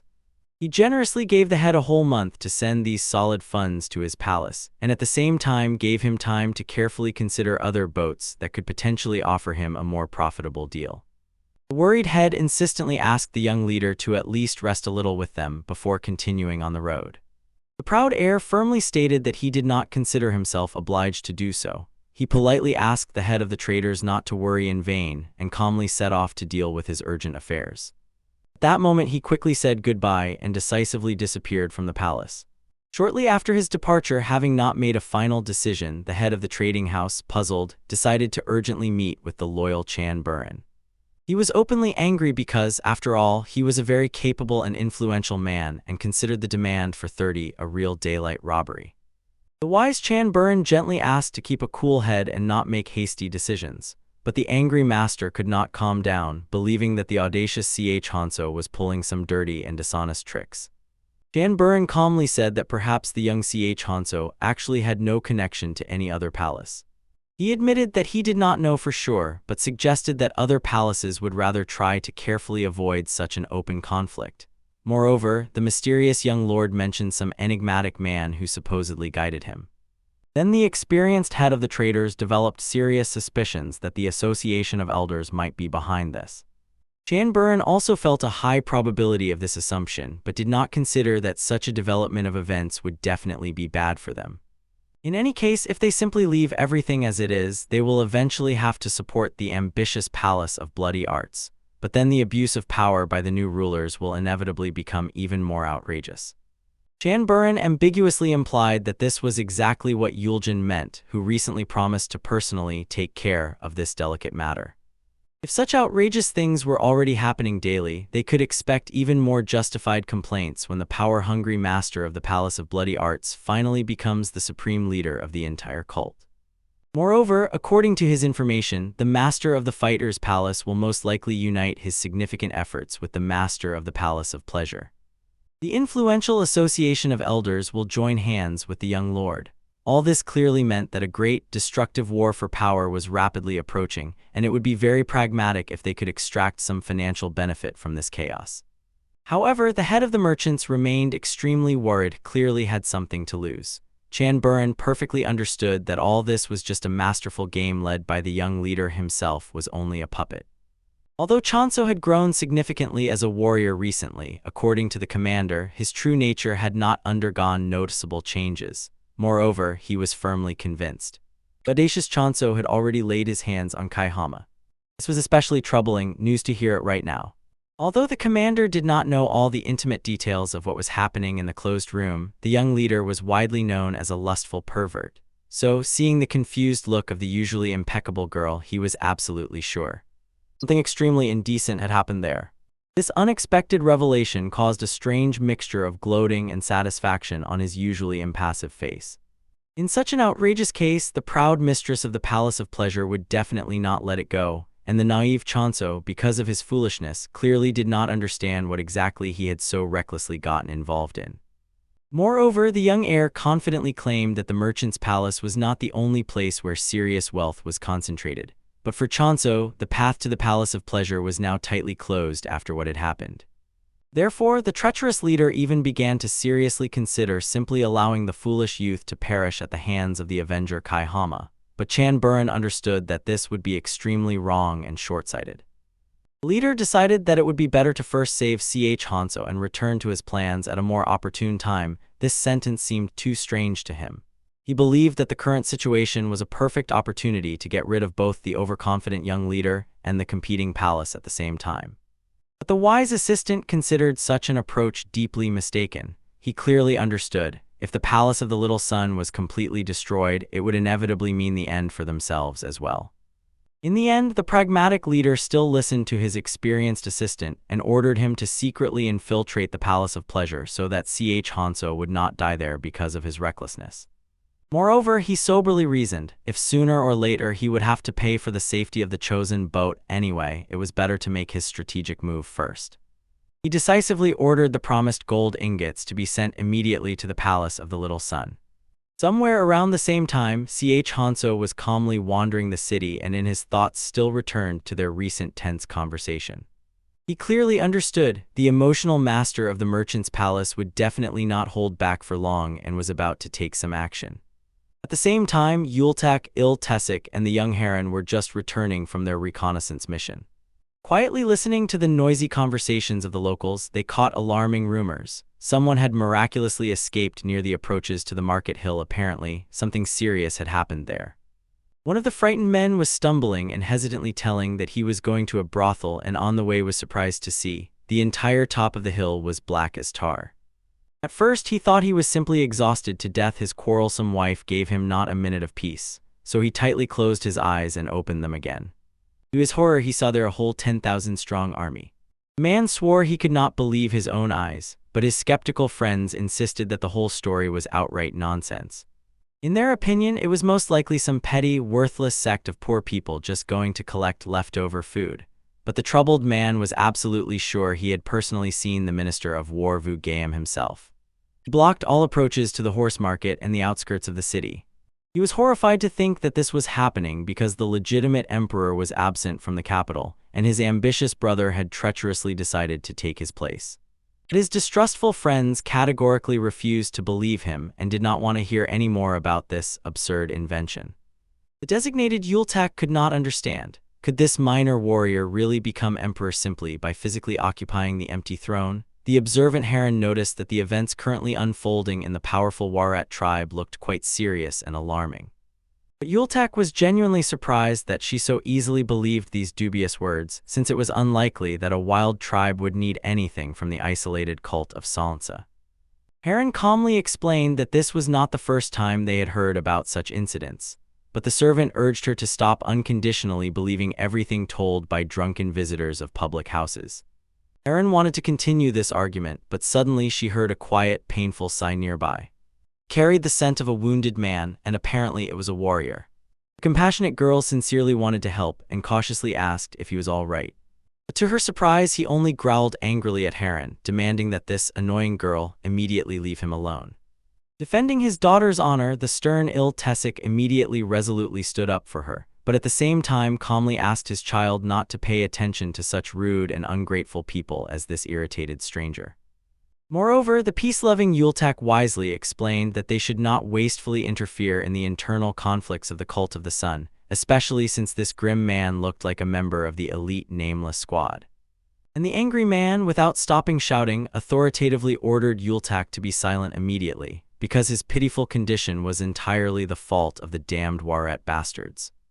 Yultak coldly asked the wounded old man to be more careful with such offensive expressions and sternly warned he could easily lose his head if he did not choose his words more carefully. Having recovered a little, the stranger grimly explained that the belligerent Warrats had completely blocked the most important Silk Road and mercilessly killed anyone they disliked. He behaved so boldly only because the cult leader was not present. But the wounded himself sincerely did not understand what the inactive Palace of Bloody Arts, which was supposed to protect their interests, was doing at such a critical moment. Yultak categorically did not believe these accusations. Then the enraged man repeated again that it was the Warrats who first aggressively waved their swords. They cruelly stabbed him with a dagger just because he accidentally looked at them. Yultak stubbornly continued to argue, not understanding why this could be needed by a peaceful tribe. Then finally, bored of fruitless talks, the irritated man limping went away. As a farewell, he bitterly reminded the folk wisdom often repeated by experienced warriors. Those who hold the top of the social ladder are most likely to listen only to those from privileged circles. He was advised to just run because rulers who do not care at all are completely indifferent to the fate of the old, severely wounded cripple and the rootless outcasts from brothels. In this situation, they could not really help with anything. Since the mighty Palace of Bloody Arts was already inactive, he decisively intended to go there alone to save those who could still be saved, or at least destroy as many enemies as possible before his own death. At this tense moment, they were unexpectedly found by the attentive Chinso, had already managed to inquire about the entire situation on the way here. He calmly suggested to his companions to head to the nearest inn to discuss in detail what was happening in a more secluded setting. There, the young master explained restrainedly that the belligerent Warrats had indeed killed far more than just a few people as some rumors claimed. But the outraged Yultak vehemently denied this, believing that the Warrats simply could not have acted so recklessly. In response, Hanso admitted that he could not absolutely guarantee the accuracy of all the information, but was confident enough in the key facts. Karen only noted that they still had no convincing evidence of what had happened. Rising to his feet in righteous anger, the emotional Yultak began to argue that all these accusations against the Warrats were sheer madness and slander, but Karen trusted more what she had heard firsthand from eyewitnesses. The stern Tesik was seriously angered by the audacious behavior that Yultak, that hot-headed youth, allowed himself toward his precious daughter. He quickly and decisively stopped the troublemaker. Observing these tense negotiations and senseless disputes, the patient Yan Chachak authoritatively asked everyone to calm down immediately. His careless subordinates habitually respectfully called him young master right in the hotel, which caused some frightened visitors to immediately rush to flee, fearing trouble. Hanso authoritatively ordered everyone to take their seats. Although this address was directed at his own assistants, a powerful aura was felt by absolutely everyone inside the crowded inn. At that time, Yultak relentlessly and persistently continued to argue that even when the Warrats sometimes allowed themselves certain liberties, they were by no means as bloodthirsty and merciless as they were being portrayed. Karen distrustfully but businesslike asked where he had such precise information about the temperament of this mysterious tribe. Then Yultak reluctantly admitted that he grew up among them. Earlier he had already mentioned, he was the illegitimate son of his father, and he knew about it from a young age because his biological mother came from the Warrat tribe. He sincerely asked not to be misunderstood. He never claimed that the entire tribe was purely noble and peace-loving, but he genuinely did not understand why they and the mighty Palace of Bloody Arts would suddenly so actively conflict with the cult of the sun. In his opinion, he could more easily understand their aggression if it concerned orthodox sects with which the Warrats had old scores to settle. At that time, the thoughtful Yan Chachak began to deeply ponder about the head of the merchants. That one did not seek to become the leader of the cult, so he did not try to directly harm him, but clearly wanted an irreconcilable enmity to flare up between the young master and the Palace of Bloody Arts. If they were truly in a state of conflict and the Warrat tribe was actively involved in it, then perhaps the warrior nomads were gathering captives precisely by the order of the Court of Bloody Arts. Therefore, the duty of honor demanded immediately rescuing the unfortunate, even despite the fact that they belonged to a demonic cult.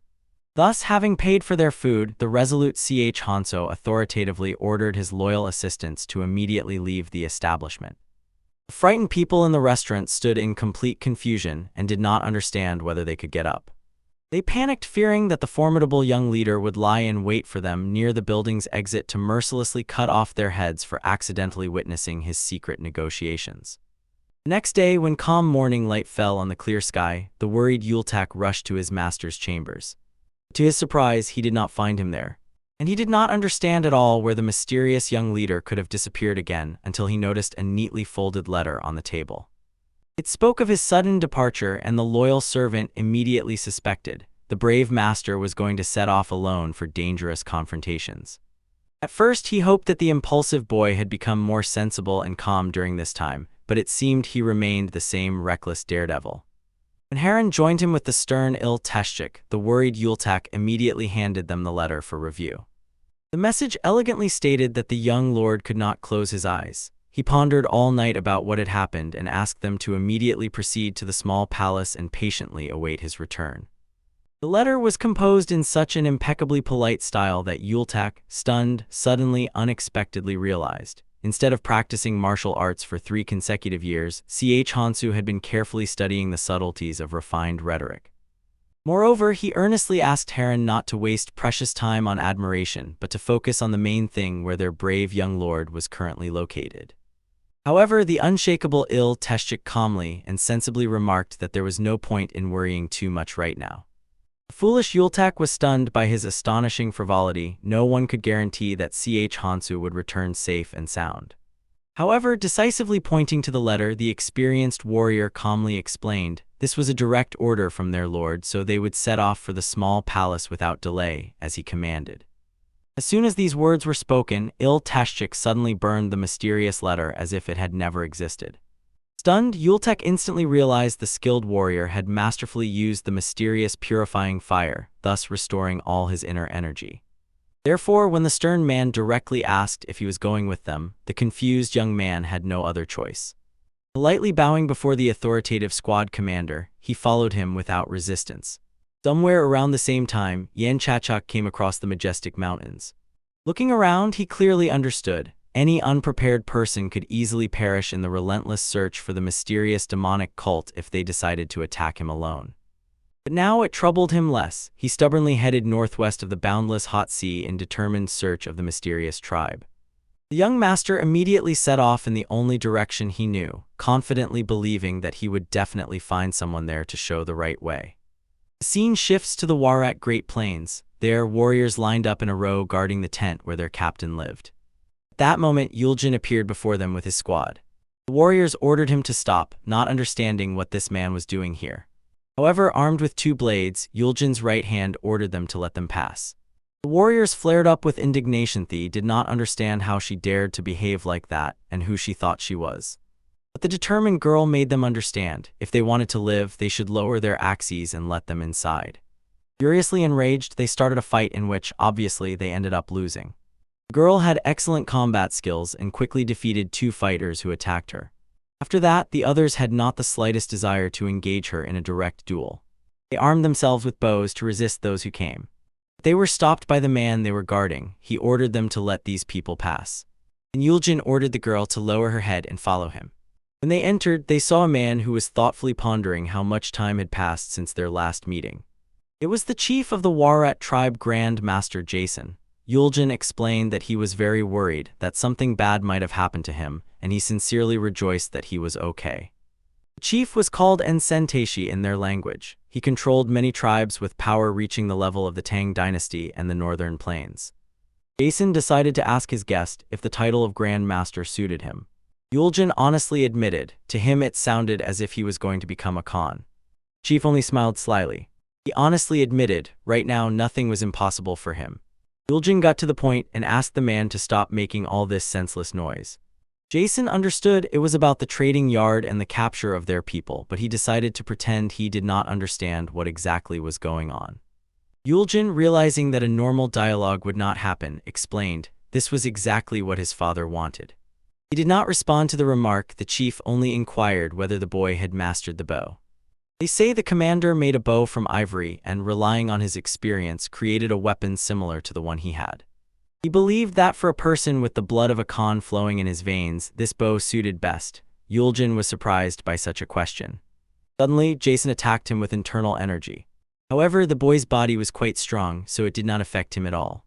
After that, thoughtful Jason pondered the difference between guests living far in the mountains but having the blood of the northern imperial Liao dynasty in their veins, and those who are unable to continue the great Yuan lineage. After which he calmly ordered Yuljin to return to his father. First the boy snatched the blade and cut the bowstring. He explained that if someone is unable to seize something, they must know when to retreat. They say Minister of War Wu Hai restored the defensive line and intends to block all entrances to Beijing, and the Grand Master only gave their emperor a reason to increase the army's size. It was obvious he was going to become the Khan of the northern plains. He could do whatever he wanted, since the Sun cult would take care of the central plains provided he released the followers who were captive to him. Yuljin promised to tell his father about this conversation. Moreover, he decided to pay for the rudeness they showed today. For this, he inflicted 2 wounds on his assistant instead of the 2 killed men of the chieftain. He suggested stopping and saying goodbye. Dressing his assistant, Yuljin ordered to return home. Watching him leave, Jason understood. Ahead was a tiger who listens to no one. Probably because of this, his father had a hard life. However, after making sure the guests had left, he called his assistant. The chieftain wanted to instill terror in the whole world as soon as he became Khan, and he ordered to use the emperor as an offering at first, so they headed to the prison. Later, when the sun was setting in the west, Yuljin and his team stopped at the foot of the mountain. He was going to return to the palace, and the assistant wanted to see him off. This guy forbade her because she was still bleeding. She thanked Yuljin for his care, but he explained it was all for the good of the family, so there was no need to thank him. Because of this, the girl awkwardly sat down on the nearest stone. The heir himself believed that what happened to the Khan was a curse, a foolish way to preserve the lineage of the northern imperial family, who preferred their subordinates to take the punishment instead of them. Yuljin was curious how far his father was willing to go. Suddenly, the guards felt someone's presence. Turning around, Yuljin saw a stranger behind him. Seeing him, the boy thought he was lost, although it was strange that out of all places on earth he ended up on the hidden path of Heavenly Mountain on the border of western China, and he was also dressed in unique clothing. Yan Chachok, as if nothing had happened, asked for permission to rest here before setting off on the road. But the warriors ordered him to remove the mask and show his face. He calmly explained that he was an ordinary traveler who had set out on a long journey. In fact, although Yan Chachka's face showed nothing, he was surprised to have come across Yuljin so quickly right here. And the warriors continued to press. He looks too suspicious. They could not believe his words. And as soon as the stranger explained that he had a scar on his face, Yuljin immediately ordered the warriors to retreat from this man and allow him to stay. At that moment, Chingso noticed Yuljin's assistant. He was quite struck by the fact that the phantom killer, the one who would take anyone's life without hesitation, even an old, dying, senile persona, allowed his wounded subordinate to rest and regain strength. Sitting down a little nearby, Ch. Hanso decided to ask Yuljin where they had come from. He quickly realized the interlocutor hardly spoke, although he himself guessed that the latter most likely was returning from the Warets. After this, the traveler tried to say something more neutral and asked if Yuljin liked the local river. But the wounded assistant sharply ordered him to be silent if he did not want to lose his tongue. In response, Chinso calmly remarked that in such a state she was unlikely to carry out her threat, and this only irritated her even more. When he approached her, the girl swiftly drew her blade. She hadn't managed to do anything, yet Yan Chachok had already grabbed her hand. At that very moment, several dozen swords were pressed to his neck. Yuljin noted with surprise that the strange traveler seemed not to have thought at all about the consequences of his actions. However, he only calmly remarked that Yuljin had very impatient subordinates. Then he pointed to the serious wounds of the girl, and on top of that, yellow sand had gotten inside the cuts and caused tetanus infection. Her skin was already covered with necrosis and began to rot. In such a condition, she would soon not even be able to hold a knife, let alone a sword. Even if a famous doctor appeared here now, nothing could be fixed anymore. She urgently needed to drink the medicine of the golden spear. Yuljin understood that the stranger said this because he was able to help and directly asked what he needed. The latter requested clean water, a cicada stem, and needles for stitching wounds. He suggested first dealing with the treatment and resolving the payment issue later.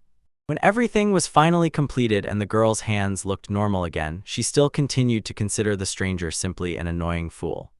Yuljin, despite her dissatisfied tone, decided to ask the traveler whether he belonged to an orthodox sect.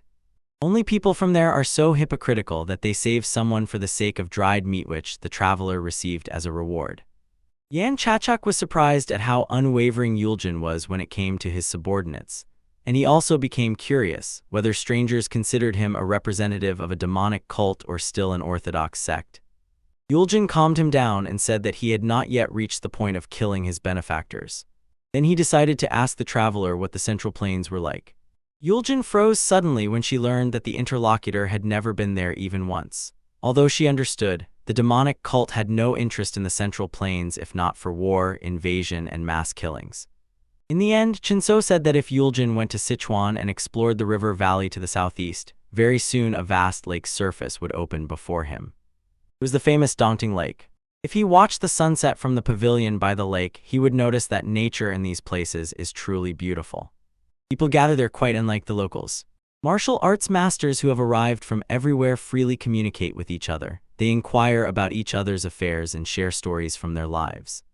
Together they drink wine, and their tales, like waves, cross the river and spread throughout the region. This is a place where different people come together and share their stories.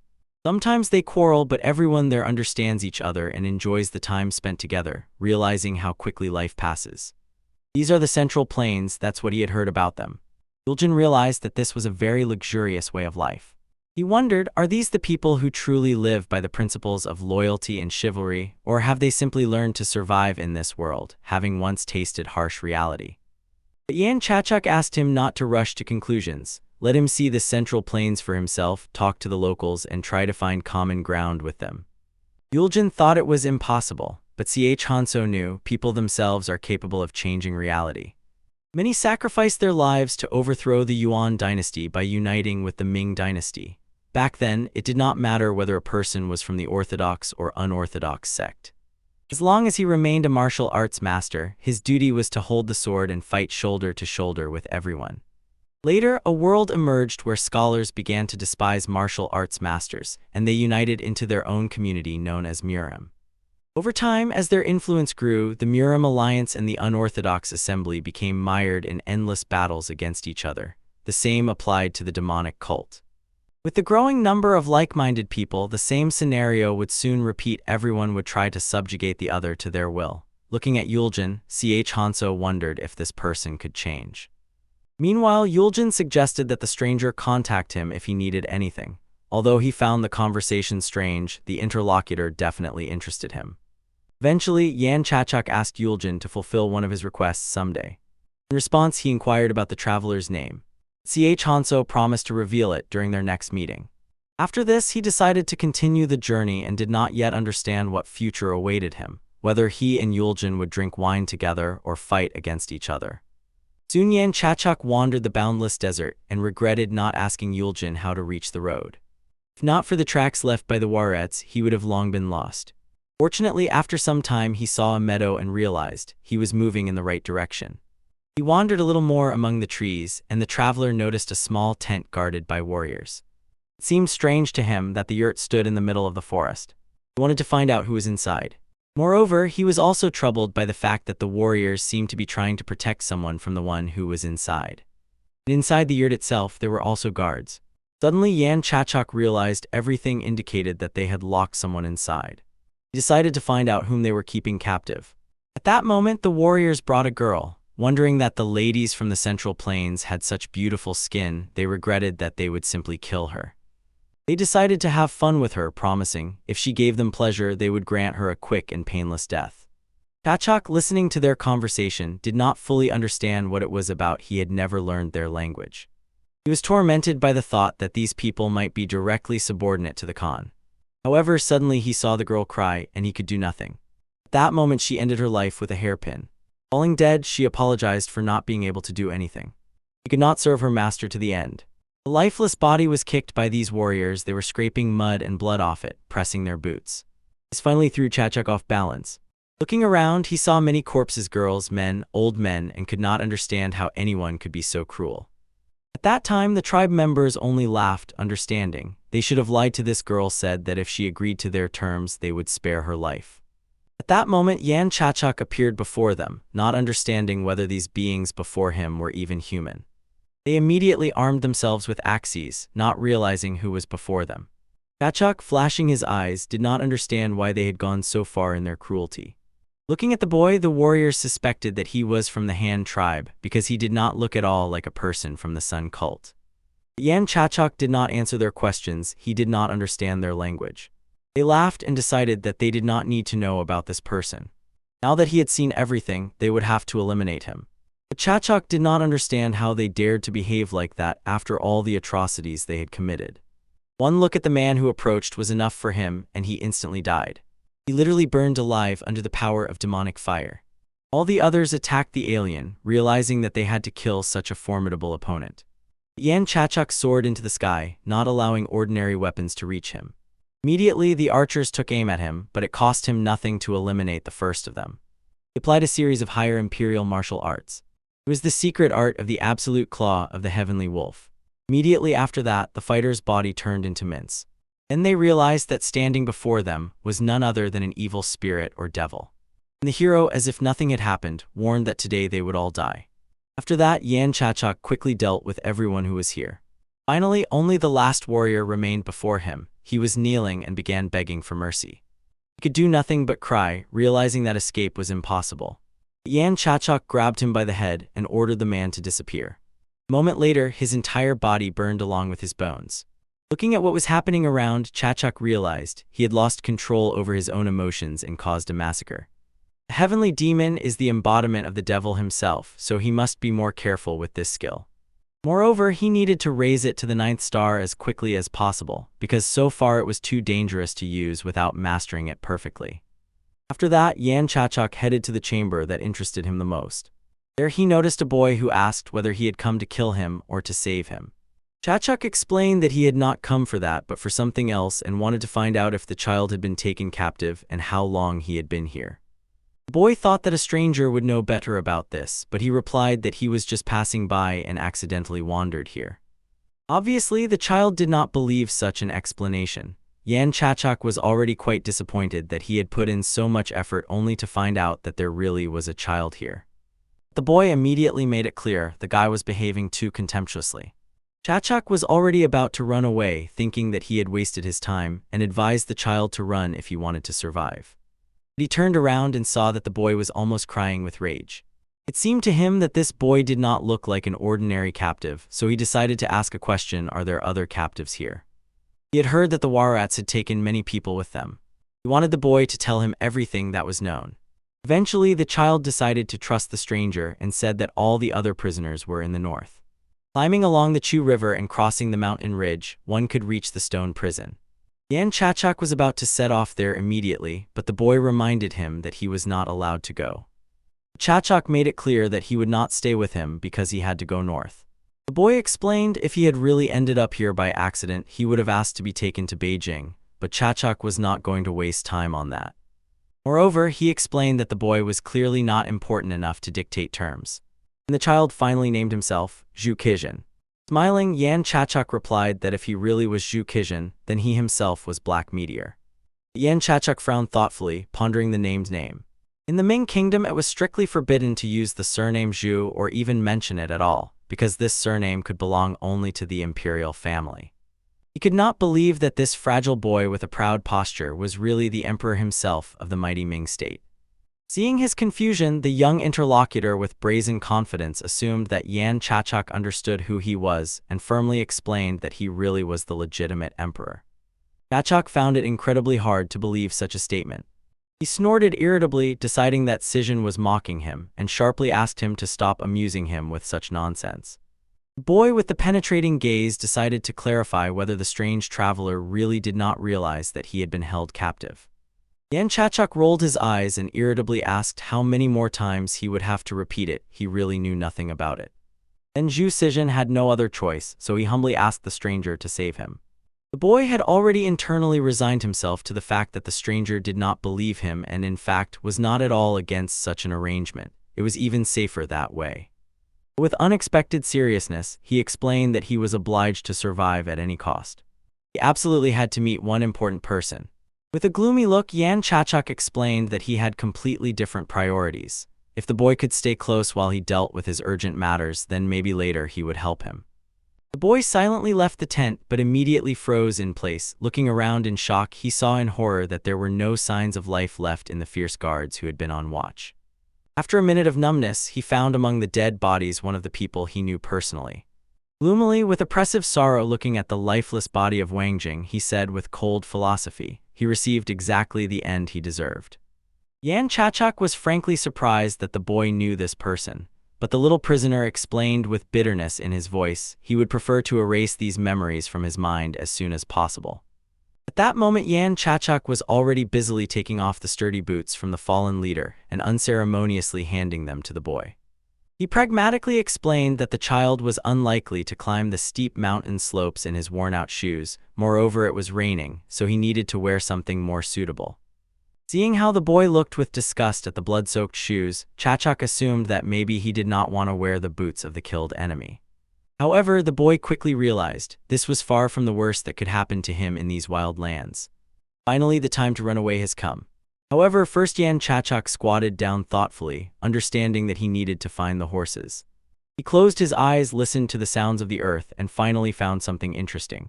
Suddenly standing up, he explained with an ambiguous smile that he had good and bad news. Good, he spotted horses. Bad, a whole herd of mad war steeds with armed riders was galloping towards them at full speed. Without any ceremony, he grabbed the boy by the shoulder and the boy quickly explained, they need to run away immediately if they want to live until sunset. Finally, ahead he noticed a squad with fillies. Skillfully mounting his horse, Chachak impatiently asked the boy to climb onto the horse and leave this cursed place as quickly as possible. However, the boy only awkwardly shifted from foot to foot, looking up at the tall mare. With a slight reproach in his voice, he admitted that he had never ridden a horse and, maintaining a calm appearance, offered to bring him a palanquin. Yan Chachak, with an expression of absolute astonishment on his face, made it clear that the boy had probably completely lost his mind from imprisonment. And the boy, with royal indignation, did not understand why he had to ride a horse since, according to him, that was the fate of miserable savages. But at that tense moment, they heard the furious screams of the pursuers. They had already discovered that the emperor was missing. There was no choice left, so Yan Chachak, having completely lost the last crumbs of patience, simply grabbed the boy in his arms and without ceremony placed him on his nervously snorting horse. He sternly ordered him to crouch down because relentless warriors of the tribe were chasing them without pause. Moreover, they were skilled archers, considered the best in the world. The fugitives were lucky in only one thing: the weather was on their side. Thick fog disrupted the rhythm of the pursuit. But when Yan Chachak looked back, he was simply speechless, seeing how many warriors rushed to catch them, no fewer than 100 horsemen on the horizon. The boy, with a proud look, explained that there was nothing strange about this after all. He was the emperor of a great empire. But Yan Chachak, barely restraining his irritation, could not believe that this boy, who could not even stay properly in the saddle, was really the ruler of a huge country. With bitterness he thought, at first he went to save his tribesmen, and now he was trying to escape a deadly chase with some eccentric boy. There was no choice left. They were together in this dangerous situation. He authoritatively ordered the child to hold tightly onto the reins. But he fidgeted clumsily. Because of this, the horse lost its way. The boy explained apologetically that indeed he had never ridden horseback and had not learned this art. Yan Chachak, trying to hold on to the last remnants of patience, briefly ordered him to put his feet in the stirrups and try to maintain balance, relax the upper body and tense the lower. But at this anxious moment, the boy screamed in fear when he saw that they were already being rapidly chased from behind. Jason himself led the chase. He was rushing on his huge black horse.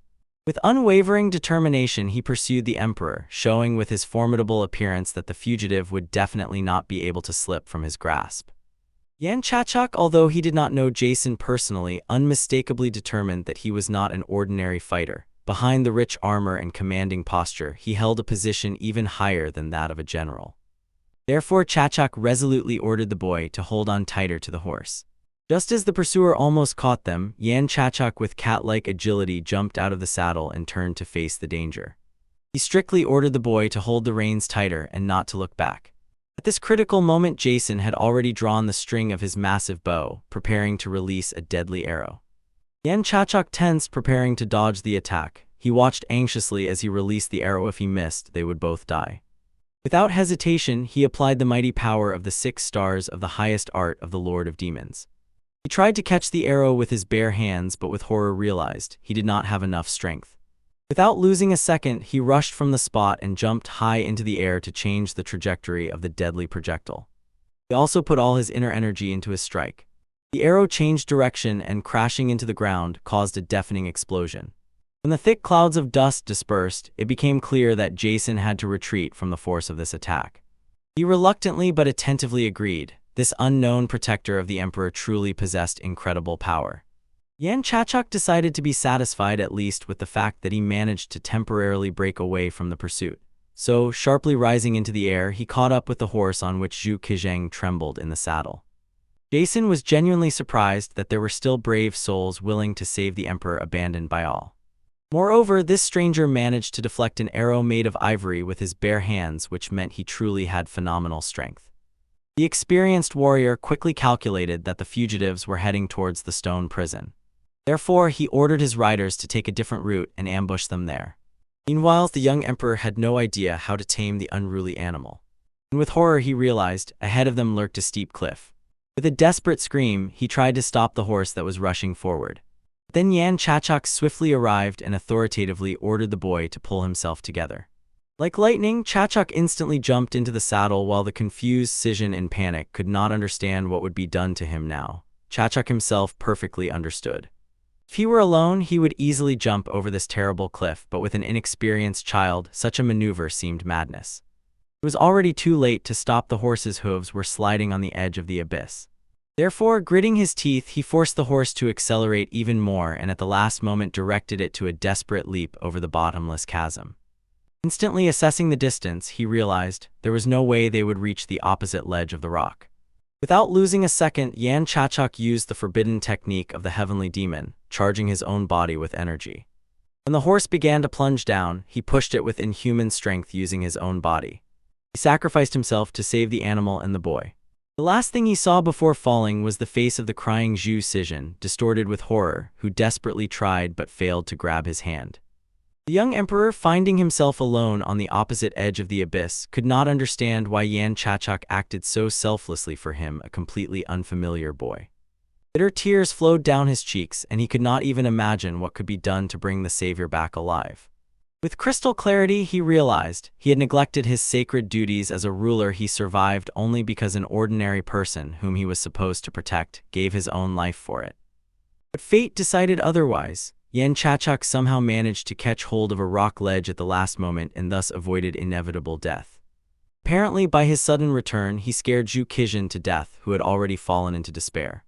But Chachuk, as if nothing had happened, paid no attention to it. He only gratefully patted the horse on the neck for the invaluable service it had rendered, and unexpectedly for the boy decided to set the faithful horse free.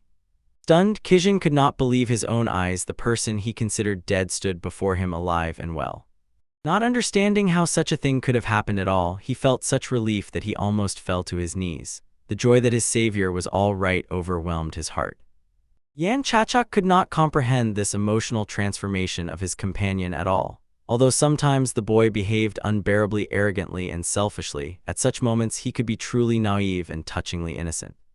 Perhaps Chachuk thought it was because behind the mask of the emperor there was still an ordinary boy.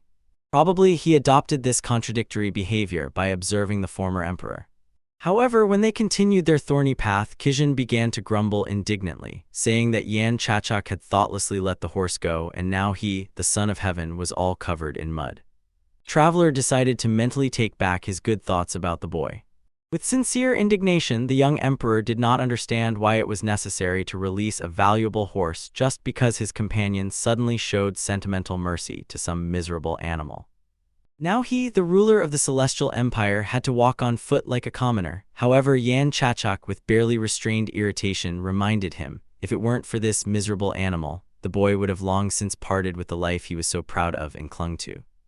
Sijin angrily declared that it was just a savage foal. To this, Chachuk calmly and philosophically remarked, the foal is not to blame for who its owners were. Even a sword forged from noble iron can be both a sword of life and a sword of death. Then Yan Chachuk suddenly broke off mid-sentence and plunged into deep thought. His face was shadowed by doubt. He finally realized his own act against the demonic cult hardly made him better than those savages from whom they were fleeing. For the son of the leader of the Murim Union and the head of the final Venom Squadron, the demonic cult had always been a mortal enemy. It deserved nothing but destruction. That was how he had been taught since childhood. He grew up with these unquestionable beliefs. But could it be that the followers of the demonic cult really deserved death just for supporting a different way of life? The demonic cult that he had to see and understand from the inside was strikingly different from what the frightened rumors screamed about. The mere fact that they possessed the so-called demonic art did not automatically make them villains. Noticing that Yan Chachak was deeply immersed in his thoughts and not answering questions, the silent Sijin suggested a short rest. They sat down to rest by a babbling brook, and the boy, with royal caution, asked Chachak, let him first taste the water from the brook to make sure it was not poisoned. Yan Chachak could not suppress a surprised chuckle. How had this pampered boy even lived to this day, if he did not even know how to drink water independently from a clean mountain stream? Sijin, with a superior grimace, saw nothing strange in his actions. He was even more surprised than Chachak himself, the man who led such a wild life that he eventually became completely uncultured and rude. But Yan Chachak proudly retorted that this perfectly matched all the standards of the respected Murim. Hearing this word, the curious boy immediately became lively and realized his companion was probably a true martial arts master. Inspired, Sijin shared that he had heard a story about how even vagabonds managed to increase their influence there. The boy added that according to the court attendants' tales, all Murim warriors had so much freedom that they carelessly traveled together with other masters as they pleased. And Yan Chachak, nodding his head, knew reality was much more complicated. The members of Murim had to strictly adhere to the union's rules while simultaneously obeying the laws of their own sects and cults, of which there were many. However, if one does not delve into the complicated details of internal politics, it could truly be said that they had some freedom, especially if they were not tied to any specific group. But still, the martial arts masters of Murim had incomparably more opportunities to choose their own fate. They possessed the very same martial art that made them truly independent. Immersed in thoughts about his unexpectedly wise words, the boy decided to find out why Yan Chachak had come to these dangerous lands. He succinctly explained that he is searching for prisoners held in custody by the Warats. This noble aspiration sincerely impressed Zhu Qizhan, although Chachak himself was incredibly curious to understand his own motives, whether he acted out of true nobility or simply out of habit adhered to the code of honor. Qizhan assumed that Yan Chachak was an important member of the Murim Union. But he explained with a mysterious smile, just a wandering believer, and this incredibly surprised the attentive child. In the end, there was no choice, and Chachak honestly admitted that he comes from a demonic cult. The very one who stands on the heavenly mountain. After these stunning words, Sijin sharply recoiled as if from a poisonous snake, because he understood well. The demonic cult consisted of cold-blooded traitors and murderers. However, decisively rising, Yan Chachak looked intently at the boy and directly asked whom he saw in him. Did he resemble a bloodthirsty demon from terrifying tales? He calmly noted Sijin could call him whatever he wanted, a traitor, a demonic spawn, or any other insulting nickname, but the fact remained a fact.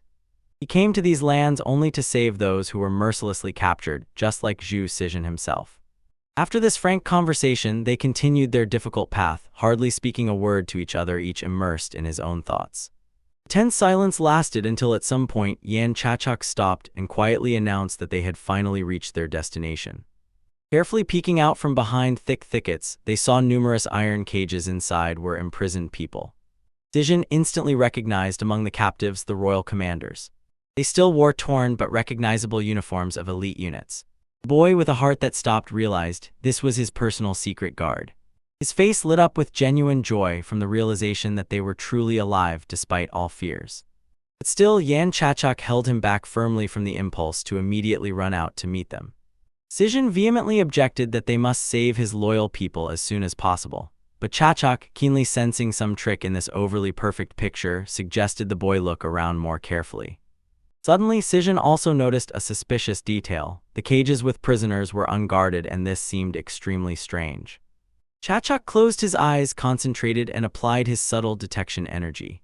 In a moment, he realized with anxiety, a whole squad of warriors was lurking in the shadows along with the same person they had met before.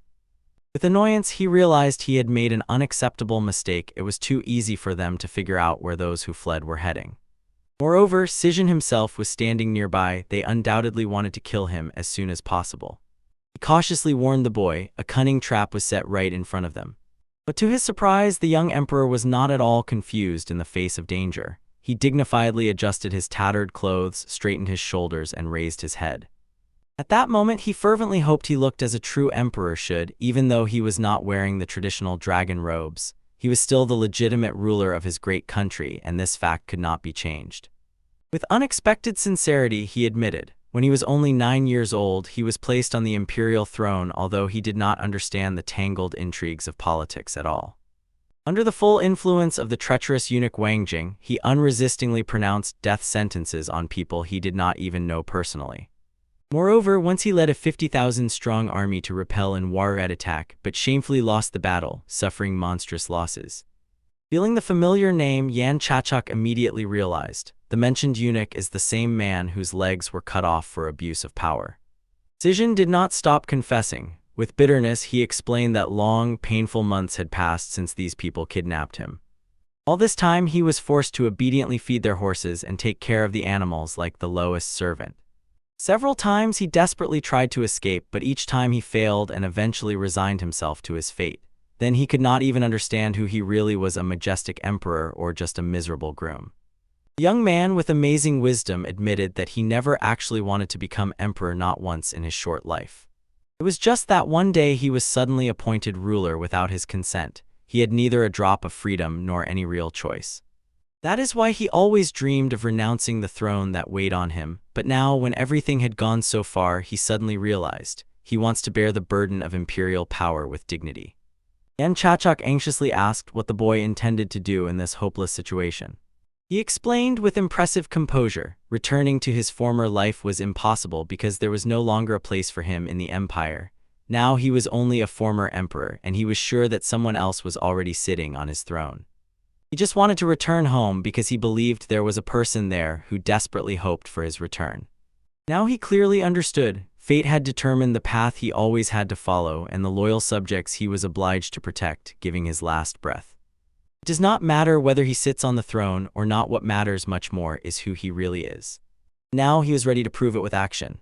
At this touching moment, Yan Chachuk finally saw the true essence of the boy and was deeply moved with respect for him. Suddenly, Sijin, with a barely noticeable smile, asked Chachuk to tell him his real name and show his face from under the mask. But he only shook his head, sadly unable to fulfill this request. With a serious expression, Zhu Sijin asked that the mysterious savior, if possible, definitely convey to the Empress he deeply regrets that he could not return to her as promised. After these soul-wrenching words, the boy decisively ran out to meet his exhausted warriors. Seeing their young lord, they immediately fell to their knees, unable to hold back tears of joy and amazement at His Majesty miraculously appearing among them in such a hopeless situation. At that very moment, as expected, Jason's cruel warriors suddenly jumped out of hiding to attack the defenseless boy. Jason himself was extremely surprised that the boy so foolishly ran straight to meet his death. It seemed to him the height of madness and sheer suicide. But for Sijin, everything was perfectly clear. He now firmly believed that virtue and honor were far more important than immediate gain and personal safety. In danger, he was ready to sacrifice his own life for the salvation of loyal subjects. Moreover, he had to act as he himself considered right and give his life if imperial duty demanded it. This is exactly how, according to his deep conviction, a true ruler should behave. Therefore, with unwavering confidence, he ordered his warriors not to be afraid. Now he was nearby, ready to share their fate. Obviously, his devoted fighters did not want their adored emperor to expose himself to mortal danger. They would have felt much calmer if he had taken this chance and disappeared again into the forest thickets. But Jason sneered maliciously. They had not the slightest reason to refuse the naive boy if he himself so recklessly laid his head on a platter for them. Therefore, he ordered his ruthless warriors to immediately kill the self-proclaimed emperor.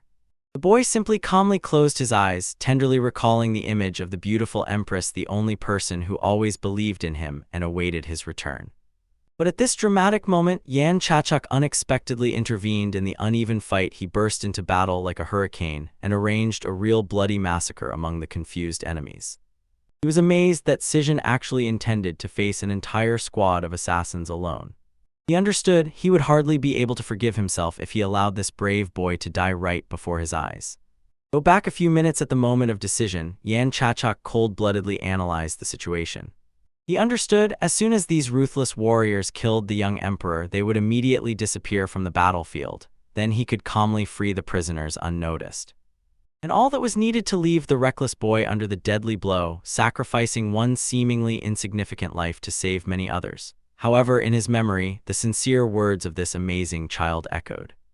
He was fully aware of everything. Now before him stood only the former emperor who had been betrayed by his own brother and closest vassal, yet despite this he retained the nobility of spirit. Obviously, Sijin was just a foolish boy, but something in his words and actions, a barely noticeable dignity and innocent courage, made Chachak deeply doubt his initial decision. It was this seed of doubt sown in his soul that made him step forward to defend the little ruler. The stunned boy himself could not understand why the mysterious Yan Chachak suddenly came to save him from inevitable death. Jason instantly recognized the very mysterious warrior who had interfered with his plans. Casting his eyes on him with genuine interest, he decided to personally test how skilled this unwanted protector was. Wasting no time, he sharply commanded his archers to prepare for a deadly volley. The boy understood it was risky because the archers stood at too dangerous a distance and could hit their own. But Yan Chachak was not given a moment to think. Immediately the terrifying whistle of the bowstrings thundered, and a real storm of sharp arrows rained down on them. Dodging this massive strike was physically impossible. Therefore, he had to resort to his most powerful trump card, the supreme art of the Lord of Demons.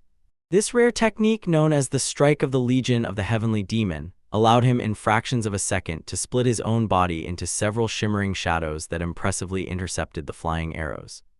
As soon as the deadly projectiles hit these ghostly silhouettes, they were immediately enveloped in bluish flames, and they either turned to ash or helplessly fell to the ground.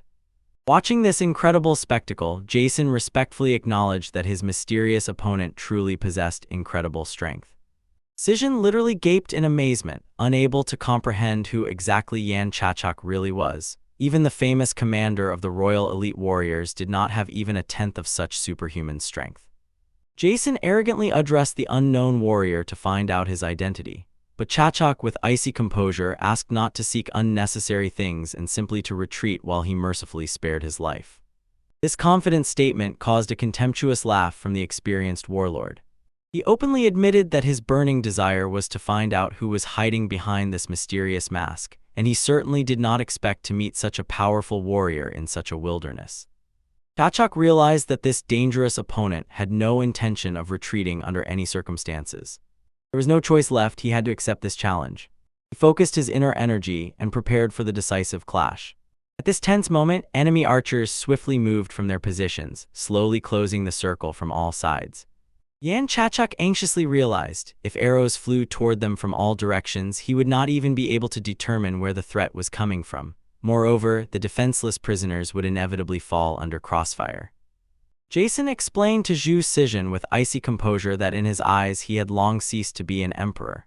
For the ruthless commander, he was just another victim, expendable material in a great political game. Having counted that the opponent was wasting too much time on empty talk, Chachak decided to act immediately. He attacked first, coldly suggested to Jason to stop the senseless chatter. At first, he decided to deal with the treacherous archers, who posed the greatest danger to the captives. He again used the impressive Legion strike technique and attacked simultaneously in several directions. Jason was unpleasantly surprised. Instead of a direct confrontation with him, the enemy chose not him but to deal with the archers. He perceived this as an offensive disdain, as if the fighter looked down on him and did not consider him a worthy opponent. Enraged by such impudence, he with one super-powerful strike cut through the air, creating a wave of energy that flew towards the rushing shadows of Chachak. With surprise, Yan Chachak realized his opponent had undoubtedly reached the highest level of martial arts development. However, something seemed strange in his technique, as if he had not ordinary internal energy, but a power flowing from some primal, crude element of nature. The supreme mastery of the Lord of Demons uses internal energy to transform demonic flames and manifest demonic power. A person could engage their internal energy and physical body at the limit of all possibilities. He had heard about the opponent's power. Among the legendary 5 emperors in the top 10 of the Central Plains was a famous general from the Yuan dynasty, who commanded an elite squad of archers possessing the secret of hellfire. A sudden insight flashed across his face, and when Yan Chachak noticed how the opponent reacted to this nickname, he understood he had hit the mark.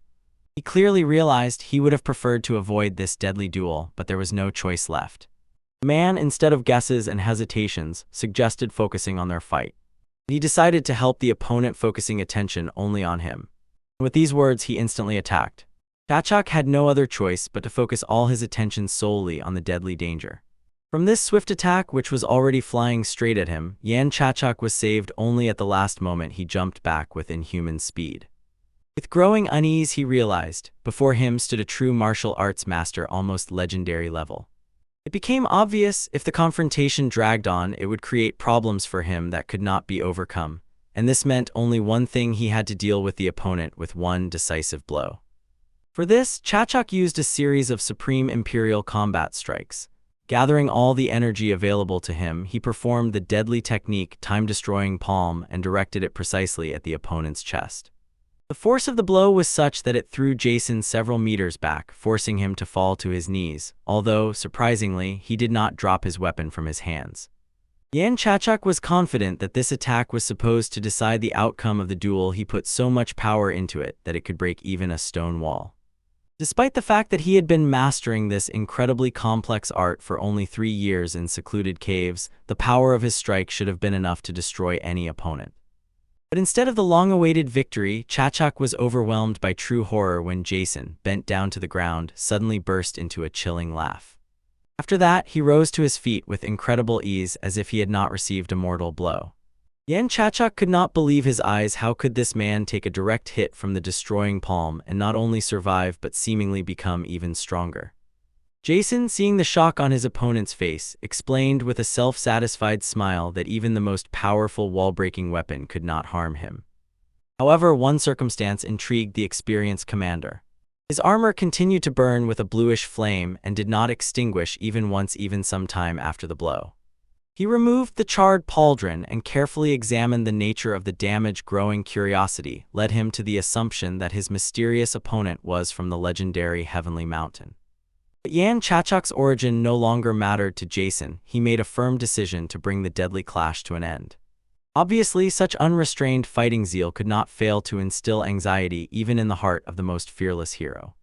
Eventually, the opponents clashed again in a swift dance of battle, but this time in a dangerous close combat where the slightest mistake meant inevitable death. All of Jason's attacks were the embodiment of deadly elegance and destructive power. Yan Chachak barely managed to dodge these lightning-fast lunges, and each time he felt the icy breath of death on his face. Watching this epic duel, Zhu Qixin's guards froze in reverent stupor. They saw for the first time in their lives a man who managed to give such desperate resistance to the legendary Waret leader in direct combat. Jason could not help but acknowledge how incredible a fighter his mysterious opponent turned out to be. He decided to test his limits, and he unexpectedly changed tactics. He unleashed a devastating punch aimed directly at Chachak's abdomen. Yan Chachak managed to cover himself at the last moment, crossing his arms in front of him, but the force of the blow was so insane that it threw him away like a feather. Bursting into a mighty tree, he pierced it through like a hot knife through butter. From such a devastating blow, he immediately suffered internal bleeding. Seeing Yan Chachak bleeding scarlet blood, the little emperor screamed in horror, certain that his protector would die. Contrary to all expectations, Yan Chachak was still conscious. After this exhausting fight, he was able to understand 3 critically important things.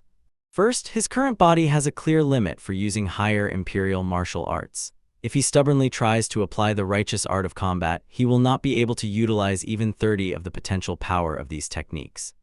Second, if the higher art of the Lord of Demons does not manifest in the heavens, water, or earth, it means that the mighty internal energy used the yin energy of his body, drying up his life forces. Third, the person standing before him was strikingly different from any ordinary martial arts master with whom he had crossed blades.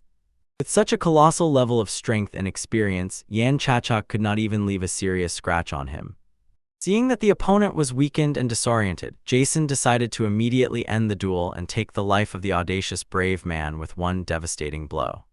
Yan Chachak bitterly admitted that he had been too overconfident, relying on his calculations. He vainly tried to hide his true nature behind demonic art, not wanting to reveal the young lord of the legendary clan within himself. But he did not even think about reliable ways to balance the forces in this unequal clash. Now he had no choice but to resort to forbidden technique. Suddenly, for everyone, he pushed off the ground and soared into the air, flipping and balancing only on his hands. In such an incredible position, he applied a series of supreme imperial combat strikes, legendary secret technique of 6 strikes known as the Wind Dragon Strike. An artificially created dragon, woven from pure energy, burst from his hands and rushed to attack Jason, pressing the mighty warrior against the nearest rocky obstacle with such force that the stone cracked and crumbled. But the experienced Jason only sneered contemptuously. He already knew that the opponent would not defeat him with this ancient and predictable technique.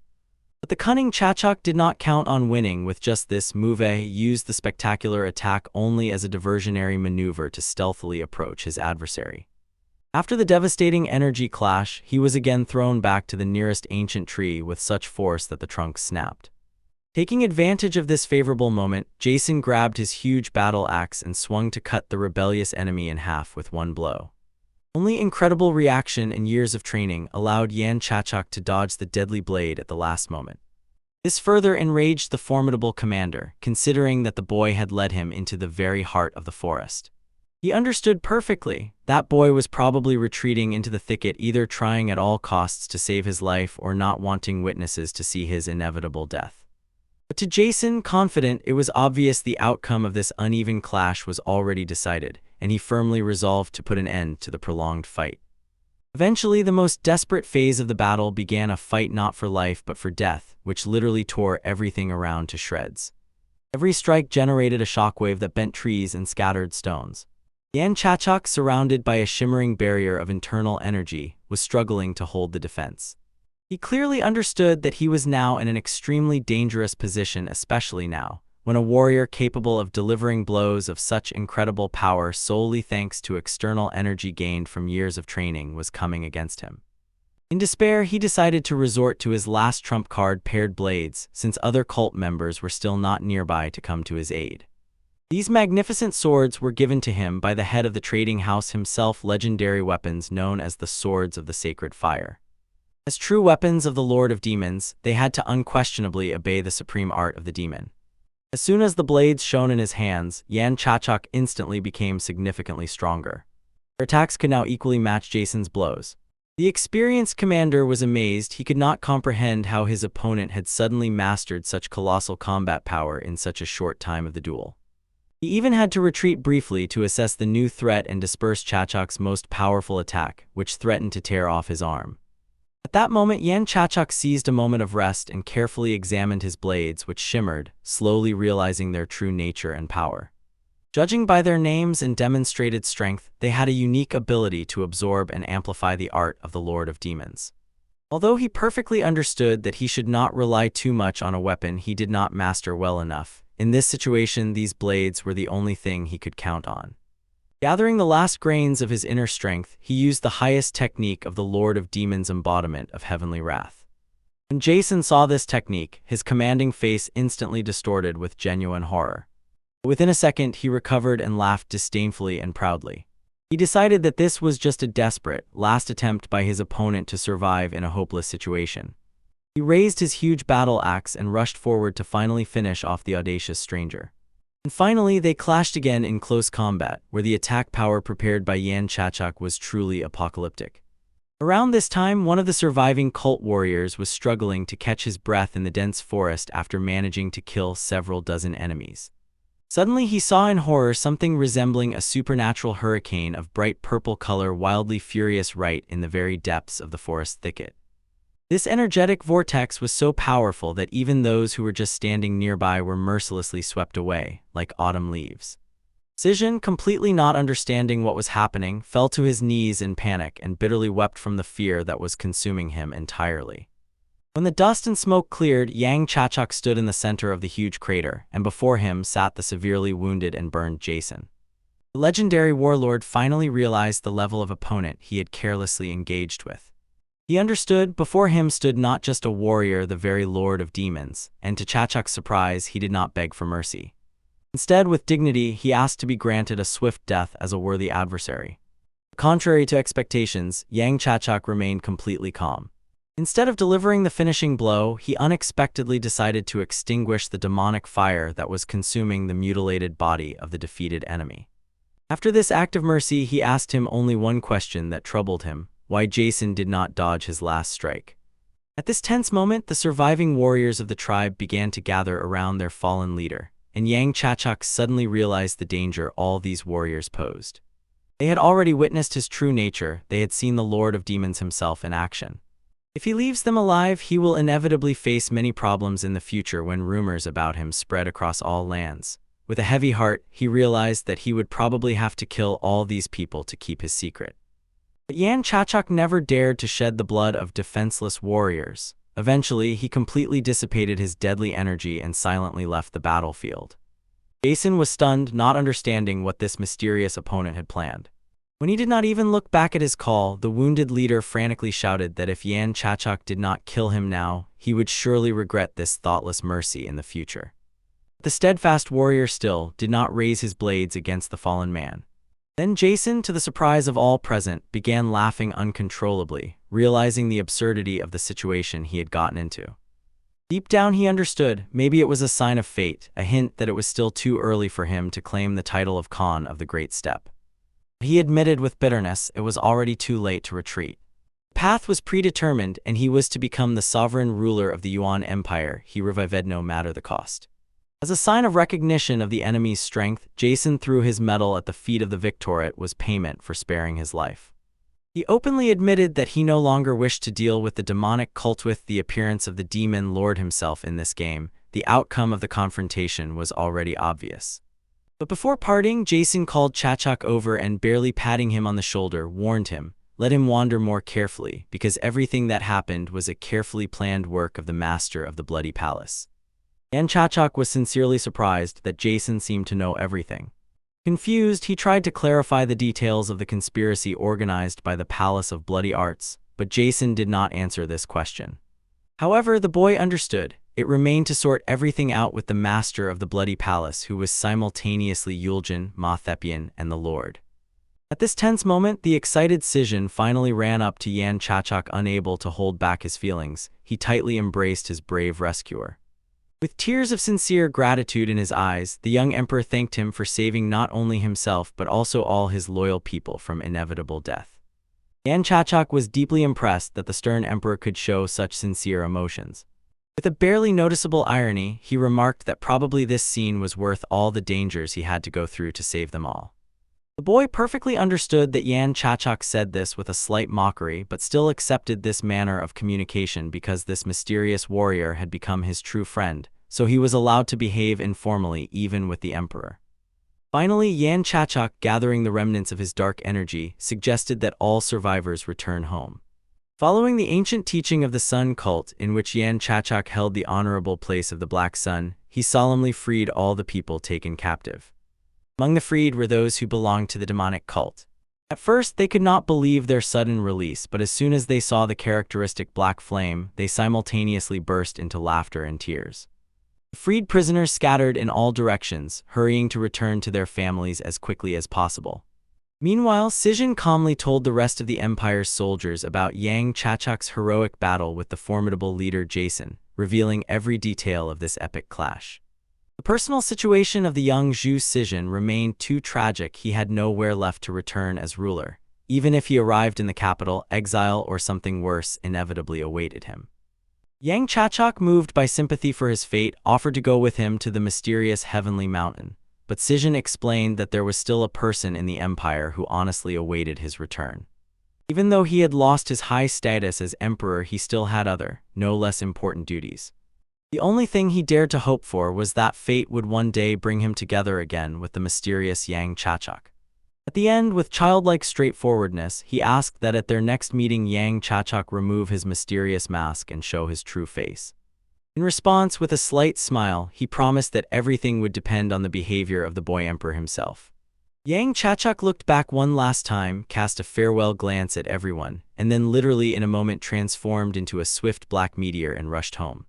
After a long and exhausting journey, Sijin finally returned to the magnificent Forbidden City. But a cold reception awaited him. He could not even enter the sacred hall of supreme harmony, nor pass through the ceremonial southern gate. He had to modestly pass alone, abandoned by all, through the inconspicuous eastern gate. The bitter truth became obvious. The throne was already occupied by another, and in the entire vast palace there was not a single person truly glad of his return. The former luxurious palace of heavenly purity, where he used to live, now there is simpler and more modest housing in the southern part of the complex, but maybe for him it was a sign of a new beginning. As soon as he entered his new modest dwelling, he suddenly saw a young woman patiently waiting for his arrival. She immediately burst into tears of happiness upon seeing Zhu Qizhen alive and unharmed.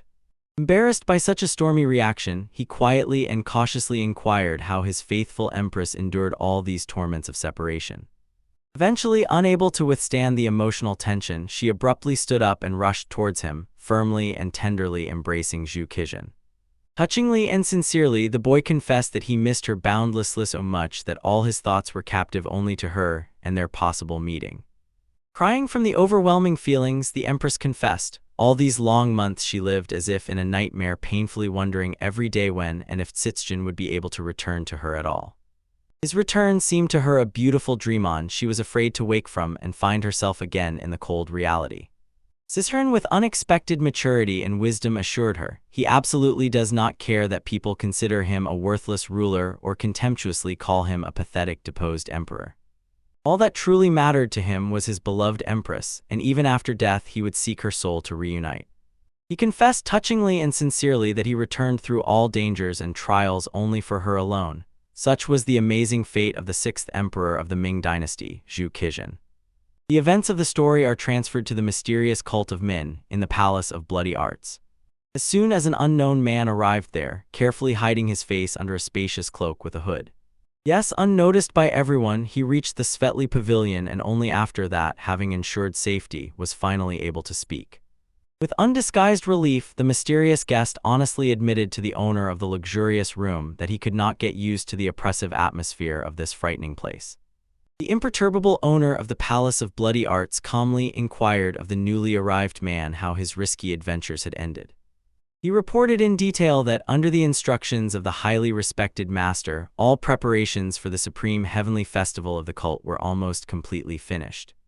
But it seemed the insightful leader was more interested in something else. The young lord had finally successfully completed his many years of training. Laughing, the leader's assistant explained that now Chinso did not pose a serious obstacle for them. But recently, a very unpleasant incident happened with Jason. Apparently, he openly declared himself the Khan of Northern Yuan. For some strange reason, the palace leader swallowed this alarming news too calmly. The assistant hurriedly explained that the situation turned out to be much more complicated than it seemed at first glance. They had obtained the sacred plate of the heavenly dragon, a symbol of broken relations. As soon as he uttered these words, the palace leader could not contain his anger.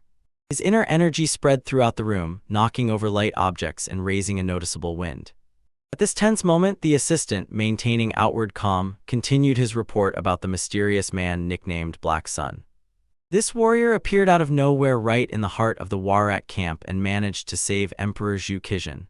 Moreover, he defeated Jason himself in a duel, something that seemed impossible.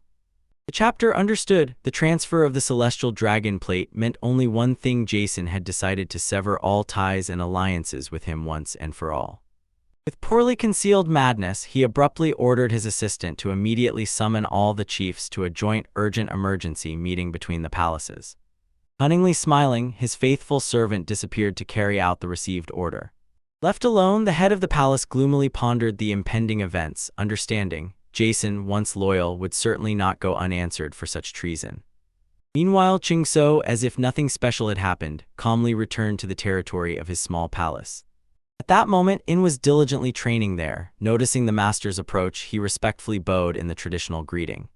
Qingso, in response, only calmly inquired how things were going for them while he was away.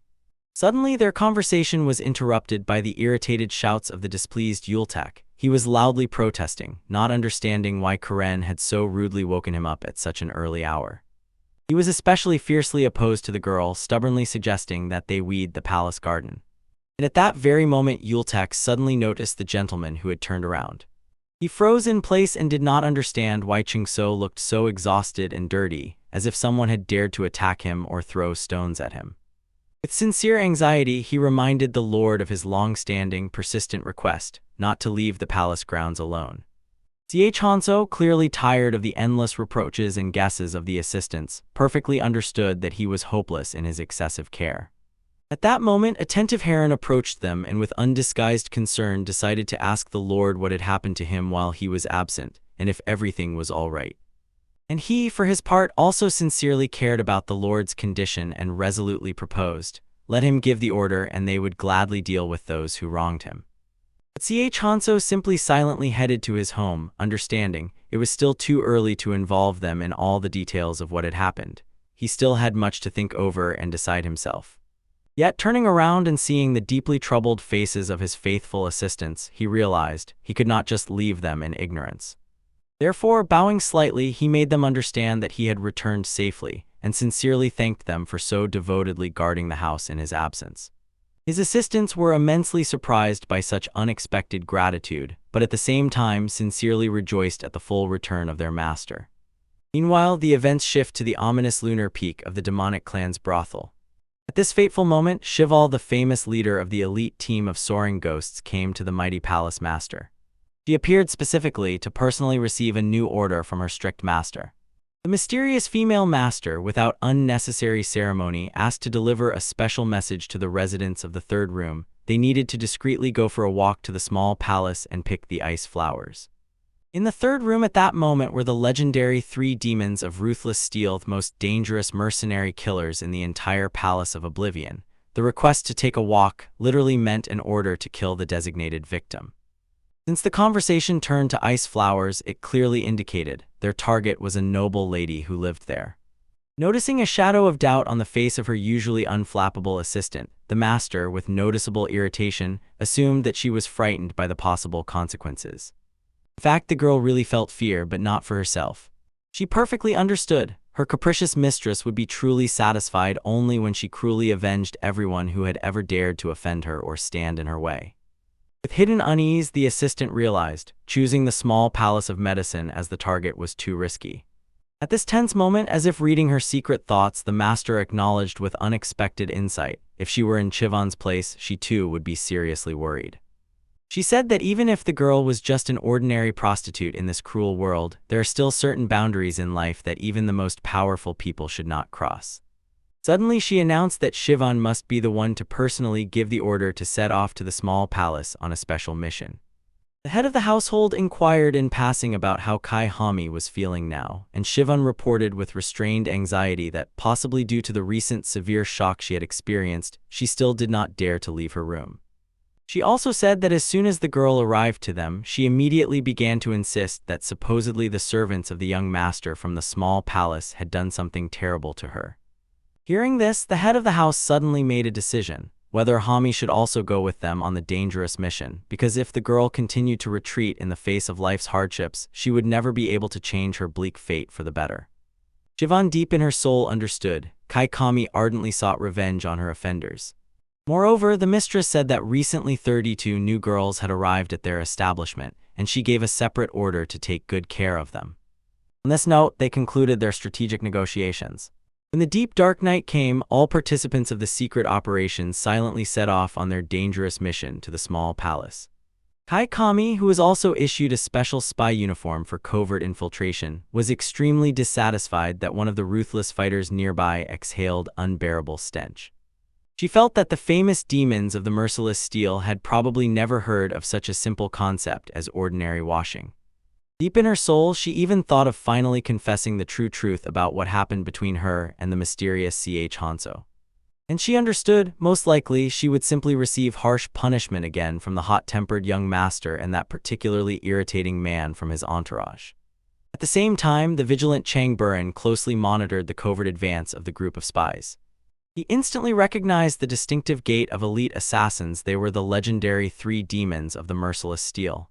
Among them, he also noticed the familiar figure of Kai Kami, who stayed slightly behind the main group. Chang Buren had heard many rumors about these dangerous warriors. It was said that they were among the 20 best martial arts masters in the entire sinister Palace of Oblivion. All this time, they had probably been secretly hiding in brothels and other dubious establishments, waiting for their time to return to the stage of the great game.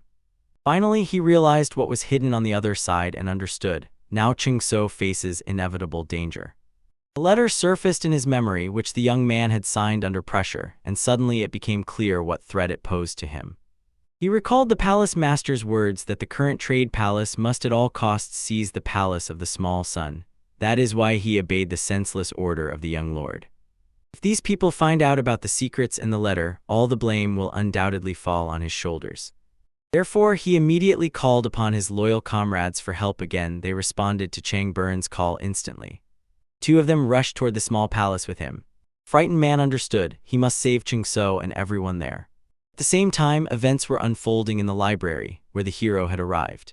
The old man had already heard from Chachuk about Jason and knew that he was the leader of the Warrats and the great magister of the Northern Yuan. And today the charismatic leader declared himself the supreme Khan and ruler of the Northern Yuan. Ching-so realized that maybe this was his mistake and he had caused a commotion where it should not have been done. Looking at the medallion received from Jason, the wise Tong Jegel understood. The language on it was definitely not Yuan, rather it resembled Western Chinese. The inscription meant his name. Moreover, the experienced elder suspected that this tablet was by no means the only one. At that moment, Hanso remembered Jason's last words. He warned about the danger from the master of the Bloody Palace.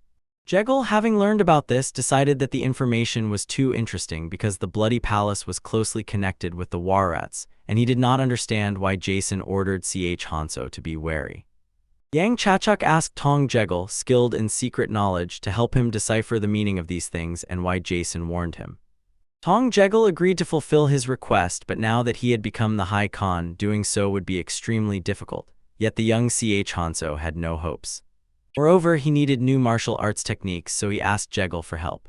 The man was surprised since when was Hanso no longer satisfied with the higher art of the Demon Lord. The thing was, the young warrior destroyed everything around when he used this powerful technique, so he needed some other demonic moves. Still, Jegel, lost in thought, hesitated whether he should do it. He recalled that in the Min Palace this art was taught, so it was hardly worth going anywhere to master it. Even Hanso himself did not understand why he had not guessed this from the very beginning. After all, the cult of the sun is a demon center, so of course it preserves knowledge of all higher martial arts techniques.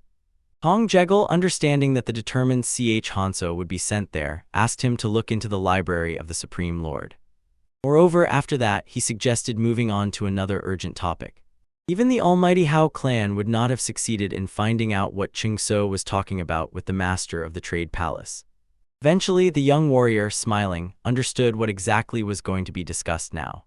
Not even half an hour passed before the old man smiled boldly. Ching-so demanded 30 of the trade court's assets. Tong Jegel understood the master of the palace probably had no choice but to unite with them.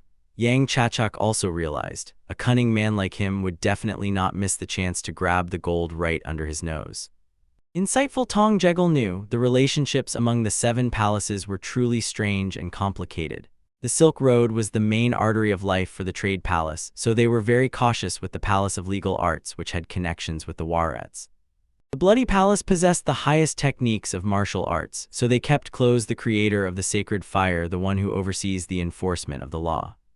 The Palace of Pleasures formed an alliance with the Palace of War to provide protection for their brothels throughout the Central Plains. The Bloody Palace and the Palace of Fear did not try to get rid of the Palace of the Supporting Sword, which consisted of a small elite group. The Palace of Min and the Palace of the Sacred Fire prevented this from happening. The Trade Palace and the Palace of Pleasures always waited for a moment to clash with each other, while the Palace of Yada always maintained neutrality. This is how the palaces formed alliances, competed, and complicated their own relationships. Although the Trade Palace and the Palace of Bloody Arts had too much money now that their own warriors were captured, they had to start a rebellion and refuse additional support from the archers. And now, with Yasin becoming the highest Khan of Northern Yuan, the trade court must act wisely. They do not just throw money around, they invest it to be able to make a much larger deal in the future. The perceptive Chinsoa realized the Trade Palace will not fully accept their side, and there is a high probability that he is deliberately pitting the two sides against each other to ignite conflict. Tong Jegel believed the greatest weakness of the Min cult was that it had too few reliable people gathering information and lacked the funds to feed the cult members. Jegel was surprised that Chinso seemed to know what was happening, but at the same time did not know many things. He looked as if he understood nothing at all and then suddenly came up with brilliant ideas. The goals of the master of the trade palace were more than obvious, but one should not expect anything more from him. He was not that brave. The only reason he was able to come to power at all was his eldest son Jiang Jising and the team leader Chang Bairain. However, Chinso heard that the eldest son was currently on a mission, and the wise Tong Jegal thought they needed to bring together Chang Bairain and the heir. Listening to the words of the respected elder, the young man could not believe that Chang Bairain was such an important figure. However, Tong Jegal believed that his skills were not that significant. Much more important was that the master of the trade palace trusted his words. Chang Bairain was one of those capable of influencing the current reality. If they showed him the power of the small palace, they could win him over to their side. Thus they would gain the support of an influential warrior and blind the master of the trade palace, depriving him of eyes and ears. Moreover, Chinso understood, if he had somehow already managed to bind Chang Bairain to himself, then this matter would probably go much more smoothly. Then he thought about the trade palace itself and immediately remembered his blades. He drew them from their sheaths. Suddenly the blades flared with demonic fire. They had been given to him by the lord of the trade palace. He said it was a demonic sword of sacred fire. The young warrior did not understand whether the man had his own reason for handing such an important item into the hands of the small palace. Perhaps he is so confident that everything will work out since the palace was already on his hook. At that very moment Tong Jegal laughed loudly. He explained that the reason was that the 5 sacred tools were useless to him.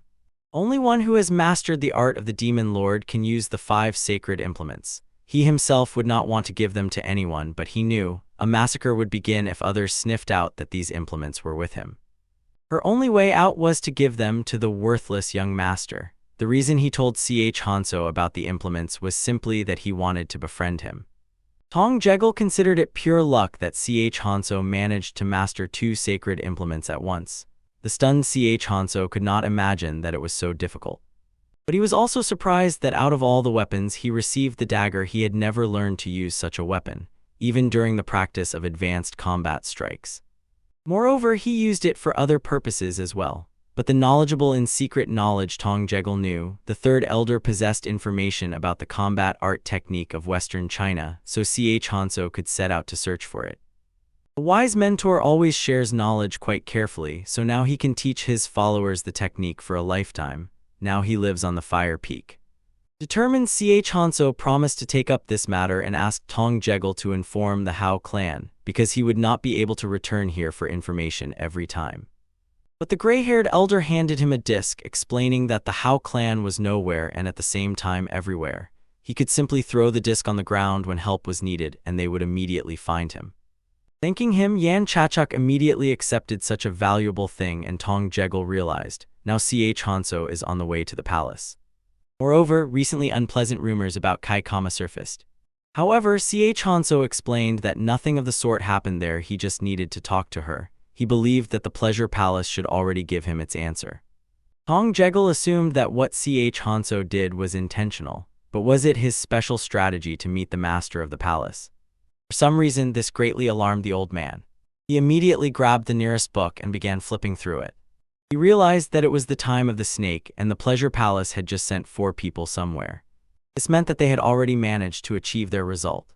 Hanso understood they were heading towards the small Sun Palace, and the worried Tong Jegal warned most likely they planned to kill him. In the end, Hanso had to urgently deviate from the route and retreat to deal with the hired assassins sent by the Pleasure Palace. Tong Jegal did not understand where the young warrior was heading. But he understood there was no need to worry about his palace as long as Tisik was there. He needed to visit the pleasure court. During this time, Tong Jegal promised to prepare and warn the palace servants about the guests. The boy was barely restraining his rage. He couldn't believe that the creator of pleasure gave him such a curt answer. Somewhere around this time, Hanso's assistants came across a letter that reported he had left again.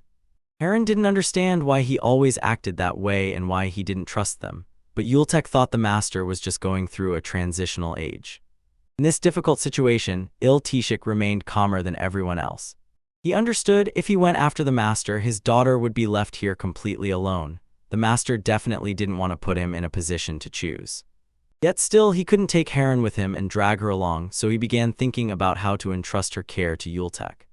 But no, he was unreliable, and now, since the master was gone, he suggested having fun and drinking, and Tisik realized what kind of warrior he was. Though now very seriously, he approached the boy and grabbed him by the shoulder. Yultek thought the team leader wanted to drink with him and have fun. But starting today, he decided Yultek would train with him.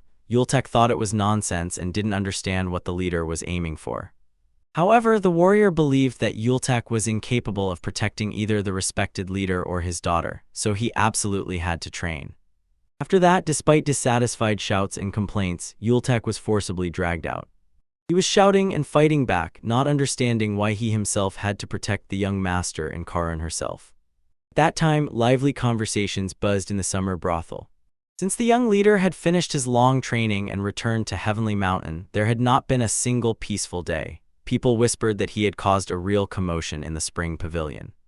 One of the men had even gone to Sunny Peak to take part in an expedition to the position of the highest member of the cult in the Min Palace. There the brave man saw Lady Kai Kama from the Palace of Pleasure. Most likely, she had come to greet the young leader, but everything ended quite differently. After she left, he decided to wait for her near the small palace to see the noble lady once more. Later she appeared again, but completely transformed. All her clothing was in disarray. The stunned man heard from a friend at the trade palace that the young leader had done something indecent with Kai Kama in the reception hall. And at that very moment, the head of the Palace of Pleasures stealthily approached the talkative man and sarcastically asked if he was counting 10 lives for himself, since he was saying such things. Everyone present immediately began to look at each other fearfully and sideways, not expecting to see her here. It was the legendary white snake named Hansoso. Everyone instantly fell to their knees, greeting the formidable mistress and showing her the deepest respect. Hansoso, in response to such a submissive reaction, only smiled indulgently and gestured for the men to stand up as quickly as possible. But with an icy tone, she added that for their insolent speeches they would have to pay. They were to settle the debt with their own lives. The frightened warrior, trembling, explained to the formidable ruler that he was only repeating rumors that had reached him. Hansoso, bearing a sinister smile, then suggested the man talk about it personally. She wanted the talkative warrior to tell her what he had just told his friends. Right there, the scared man, bowing deeply in a profound bow, admitted that he had indeed committed an act worthy of death and humbly begged for mercy. But the ruthless head of the palace was not going to grant him mercy. She cold-bloodedly decided to kill him.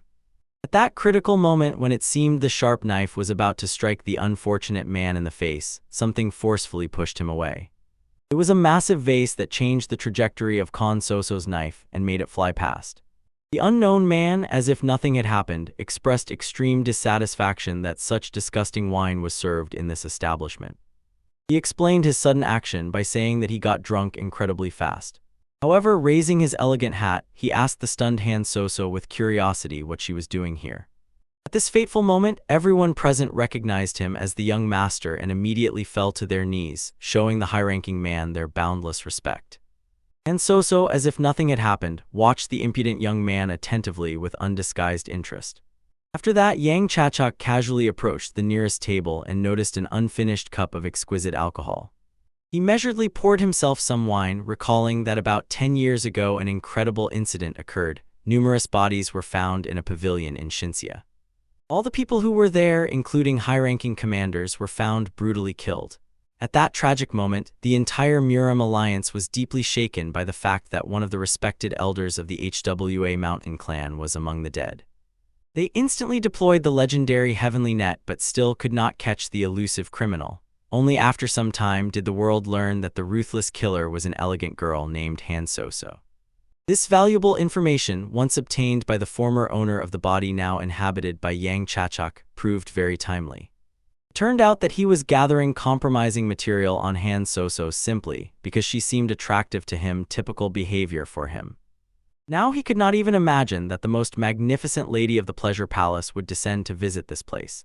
Hansoso, maintaining an icy calm face, only subtly hinted that Chengsu should have informed her in advance about his visit so that she could meet him personally with all honors. The young master sarcastically remarked that the girl sent to him by the cunning Hansoso did not at all correspond to his refined taste. This remark caused only a fleeting frowning smile on her flawless face, a sign of deep dissatisfaction. The cunning Hansoso, eager to ease the tense atmosphere, decided to inquire how Chengsu was feeling now and whether he had managed to control his righteous anger after their personal meeting. In fact, it was extremely difficult for the young man to calm his fierce rage after the treacherous woman sent ruthless killers after him. But now saving the life of an innocent person seemed more important. He made the sophisticated intriguer understand the situation between them could change sharply while he was in their luxurious abode. Khan Soso, with a sly pretense, explained with feigned politeness that when a beauty prepares for an important meeting with a worthy young man, thorough preparation always requires proper time, and humbly asked Ching-so to wait a little. But the young man looked slyly and made it clear that he had no intention of waiting at all. After that, he began to gather his mighty inner energy. Assessing the danger, Khan Soso instantly suggested moving to a serious conversation right now. After that, she suddenly launched an attack on the nearest warrior standing next to Ching-so. The unfortunate man immediately began to painfully freeze from head to toe, desperately begging for mercy.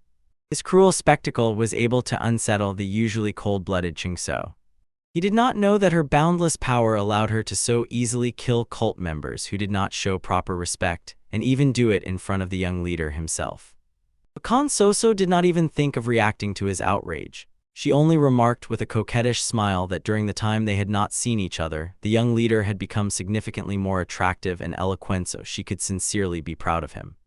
Angry, Ching-so authoritatively ordered the insolent woman not to change the subject and to answer his direct question. However, she, as if nothing had happened, gracefully sat down and coldly explained that she also had the right to ask questions. And she asked sarcastically why the young gentleman thought that the palace master was not allowed to touch the ordinary members of the cult. Hanso was unpleasantly surprised at how quickly the cunning intriguer forgot the sacred teachings of the Min cult. But she disdainfully noted, if he continues to hold on to these ancient rules, then he is truly incredibly naive. However, she decided to reveal to him the real reason for her behavior. It all came down to wounded pride. Since Hanso behaved inappropriately with her people, it meant he had insulted her as well. The issue was not about protecting the ordinary members of the cult or respecting the status of the palace master. This insolent, bold man dared to touch her dignity, and she decided that he deserved death. If someone else did the same, he would also offend her and break her heart. With a squinting, sly look, she asked if Hanso knew who the man was who had upset her the most recently. Yet the young man skillfully pretended not to understand what was being talked about. And Soso, with a meaningful smile, insisted that he must know. He was obliged, simply had to. At that tense moment, Hanso noticed the frozen man and realized with surprise that he was still alive. And Soso only smiled mysteriously and suggested to the young master to make a bet. At that very moment, everything around him began to slowly be covered with dazzling ice. The ruthless Khan Soso demonstrated the highest level of mastery in magic. Just imagine, such an outstanding person was placed only in 8th place. If the Min cult decides to conquer the Central Plains, the whole world will plunge into chaos. Watching the arrogant Khan Soso, he realized. Title young leader means absolutely nothing to her. But the insidious intriguer, with feigned humility, explained that she must adhere to 3 main commandments. Everyone must be equal and act justly. Communicating with this powerful woman, the perceptive Hanso understood. She is fundamentally different from the head of the trading palace. She does not care at all what others think, only she herself and the prosperity of the pleasure palace concern her.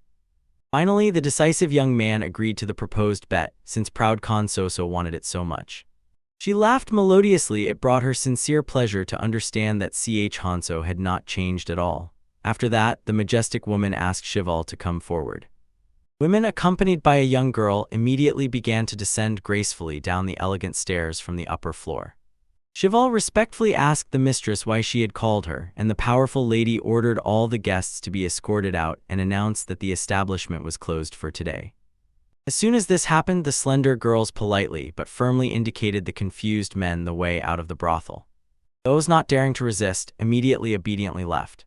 Only the hall emptied. The beautiful girls gathered around their adored mistress.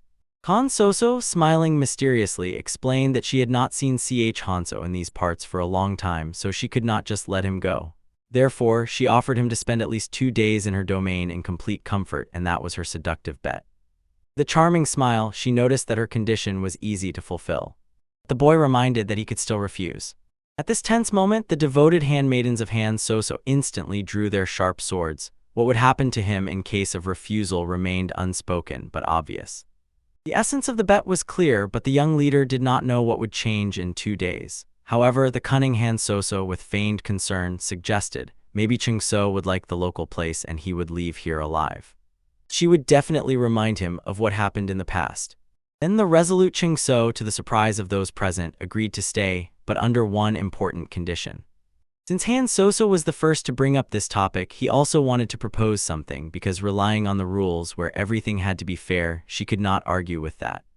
The intrigued woman asked Ching So to voice his conditions. The cunning young man began with a provocation. He wanted to make a bet. In 2 days, he would destroy everyone. Seeing fear in the eyes of those present, he restrained himself and decided only to completely subjugate the entire pleasure palace.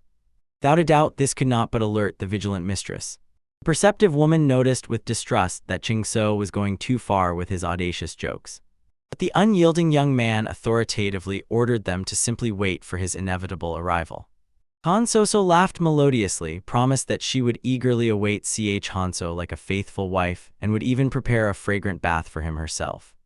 But only if he managed to reach her private chambers. After that, she elegantly said goodbye to the man, expressing hope that he would have a wonderful time. Hanso decided to find out the fate of the unfortunate warrior. He did not want to spend the night next to someone's grave at all. The boy did not understand. Could the ruthless mistress really just leave the poor fellow like that? The woman only frowned discontentedly and again used the power of her inner energy. Then she instantly imprisoned that man in an impenetrable ice rock.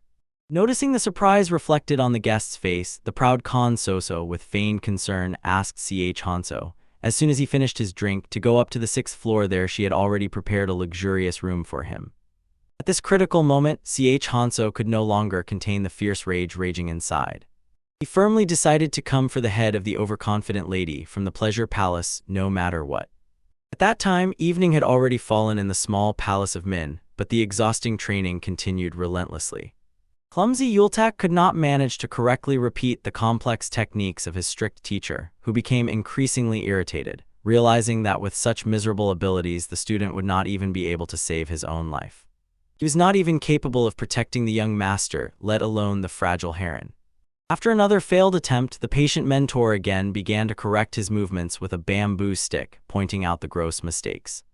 Yultak sharply and discontentedly shouted at Teshchik, not understanding why he should protect the capricious Karan at all. At that moment, the angry man decisively raised his hand to strike and declared that he would attack the head. But he pushed him away with a blow to the side, and Yultak only screamed piercingly from the pain. The wise Teshchik calmly explained to the negligent apprentice, "A ruthless killer is unlikely to warn where he will deliver a deadly blow. He must be ready for anything and at any moment." At this tense moment, the caring Karan suddenly appeared and with motherly tenderness asked the tired father to rest a little and drink healing tea with fragrant persimmon. Teshchik immediately softened and decided to take a short break, looking tenderly at his dearest daughter. And the envious Yultak only silently resented, watching this touching scene, because the stern man clearly loved only his daughter. But he once had a father too, he recalled bitterly, but immediately understood that one could hardly truly love him. Kind-hearted Karan noticed his gloom and decided to take care of the exhausted Yultak. She offered him to have a snack before continuing the exhausting training, but the stubborn young man stubbornly did not understand why he should train at all. Patient Karan finally got tired of listening to his endless dissatisfied outcries, so she decisively began to feed him by force. Yultak, having calmed down a bit and eaten enough, confessed with a sly smile that he had the feeling as if his whole body was pierced by painful internal injuries. Feigning suffering, he pleaded that compassionate Karan give him a massage if she truly cared about him. But at this critical moment, resolute Karen slapped the lazy boy on the neck and sternly ordered him to stop behaving like a spoiled child. She did not understand how an adult man could be so unserious. But they again began to argue fiercely. Yultak passionately insisted that he was already mature and grown up enough. But insightful Karen considered him an absolute failure. At this tense moment, the girl suddenly noticed the father was about to go somewhere. He calmly explained that he intended to visit the forge and sternly demanded, while he was gone, Yultak must definitely continue training. The exhausted young man, realizing that he could barely lift the heavy training stick, begged the strict mentor not to buy him any weapons. The unyielding man ignored his pleas and decisively walked away. Then Yultak, desperately disheartened, fell to his knees and sadly began to remember the young master. He understood well that he was a worthless person, but was ready to follow his adored master even to the farthest wilderness just for him to finally return. Somewhere during this anxious time, enemy spies finally cautiously crept up to the small palace. They gladly noted that most likely the palace did not have reliable security and this could only work to their advantage. At the same time, Chinso, skillful, began gradually thawing the frozen man with his powerful internal energy.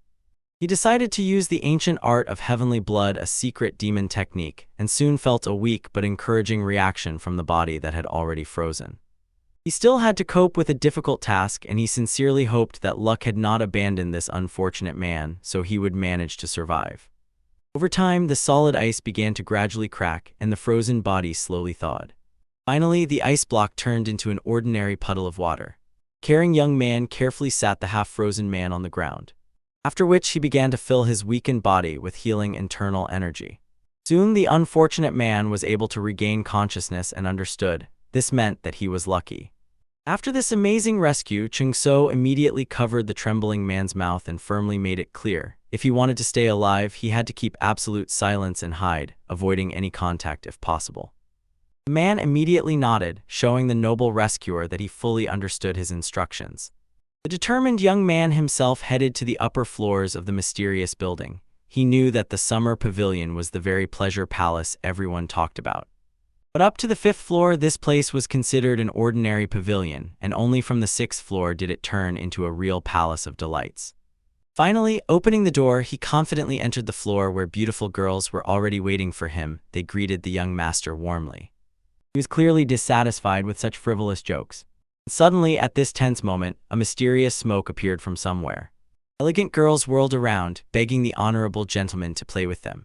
The mysterious smoke gradually began to affect Hanso himself. Because of this, he lost his self-control. He instantly recalled an old conversation with his insightful friend. He warned, women from the demon cult are much more dangerous than the mythical nine-tailed fox. Then he decided to ask his brother if he had ever heard anything about the mysterious technique of enchantment. But the wise Yang Chachak only asked him to shut up and just go to sleep. And the restless young man did not back down and continued to insist. He told about his strange dreams where skillful demons used this magical technique. It gave such pleasant, mesmerizing sensations that he involuntarily succumbed to the charms. At that moment, enlightenment came to Yang Chachak. He realized that the enchantment technique was being skillfully applied to him. The purer the inner energy was, the easier it was to fall into this insidious trap. If he had remained in his former body, he would almost never have managed to break free from this captivity.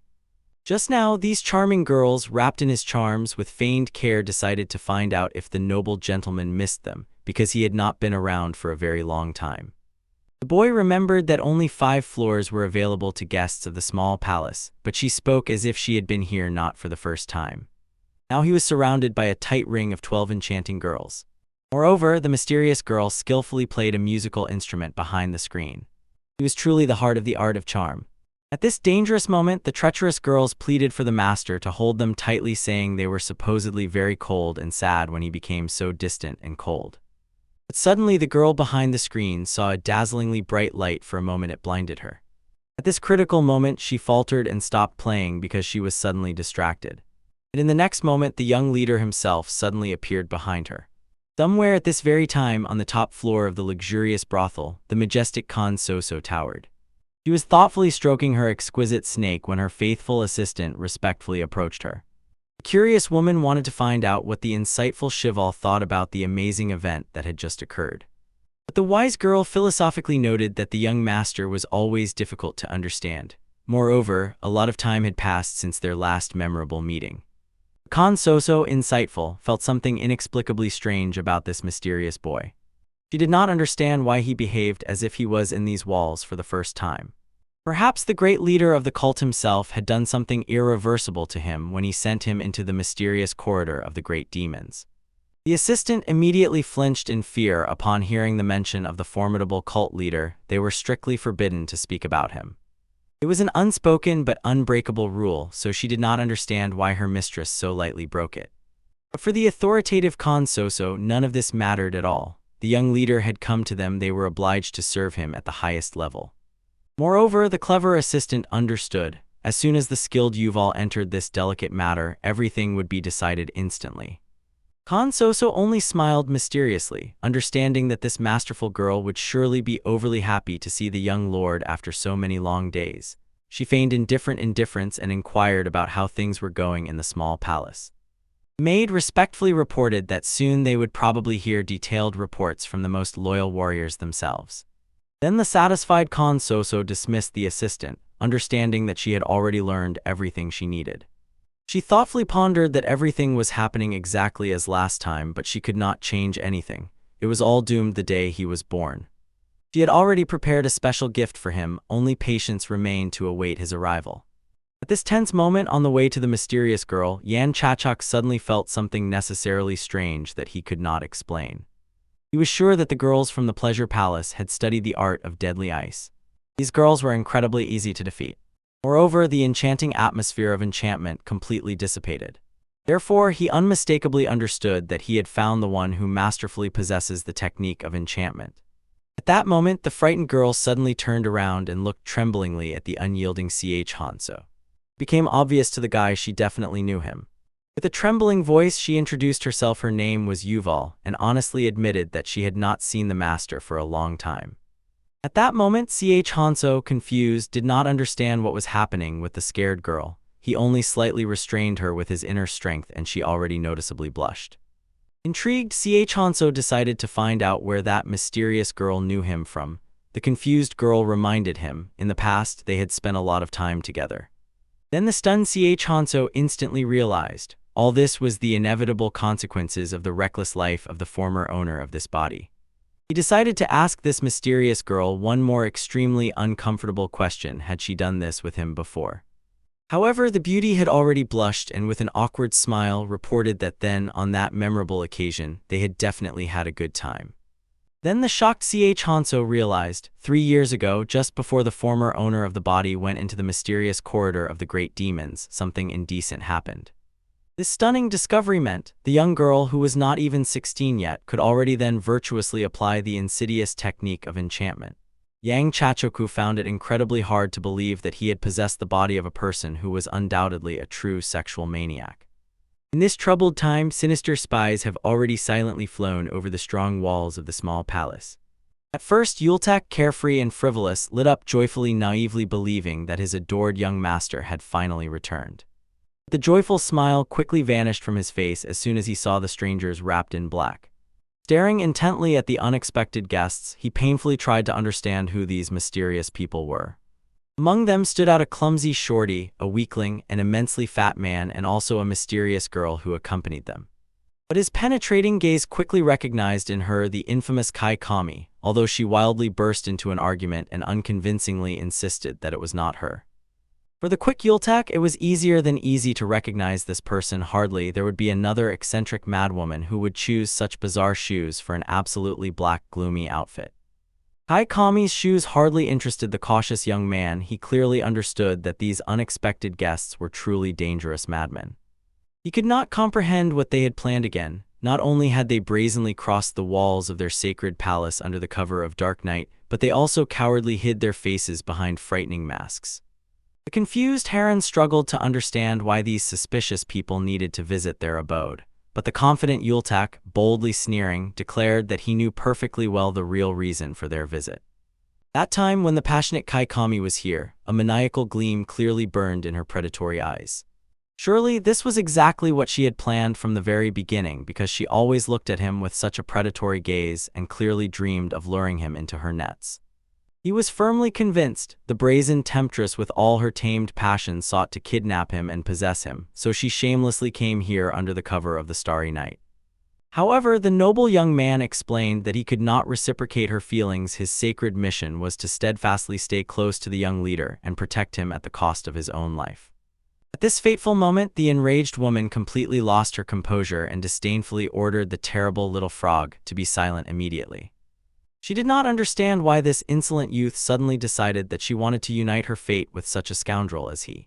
Moreover, she authoritatively demanded that he immediately stop calling her by some unknown name like Kai Kami, about whom, she said, she had never heard. The daring Yultak only laughed mockingly, realizing how easily he had managed to embarrass this hypocritical person.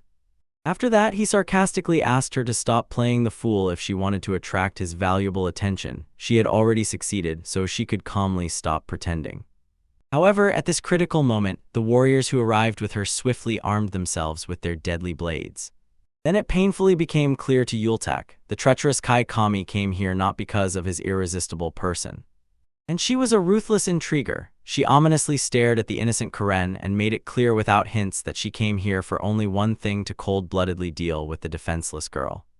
Looking at her cruel rival with bewilderment, the stunned Karen could not understand why she had come for her soul. But the arrogant Kai Kami haughtily declared that such a worthless person without noble lineage had no right to live here with her miserable existence. She had stained this sacred place. Frightened, Karen's heart leapt, and she desperately reminded that they were still in the small palace, so it was unlikely that the murderers would get away with such a crime.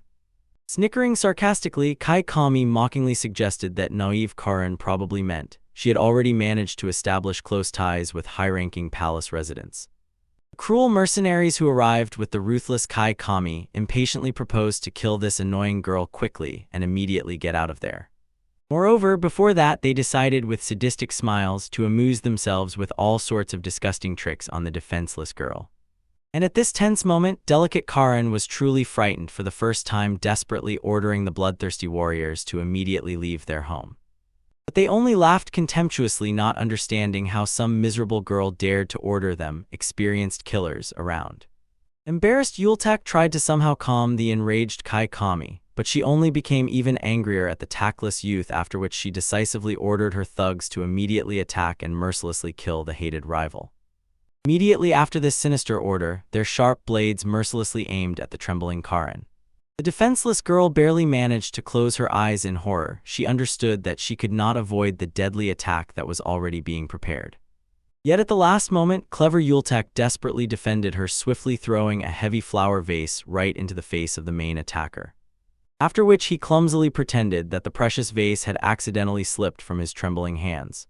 Moreover, he grumbled discontentedly. Since their unpredictable young master returned from his distant journey, there had not been a single peaceful day in the palace.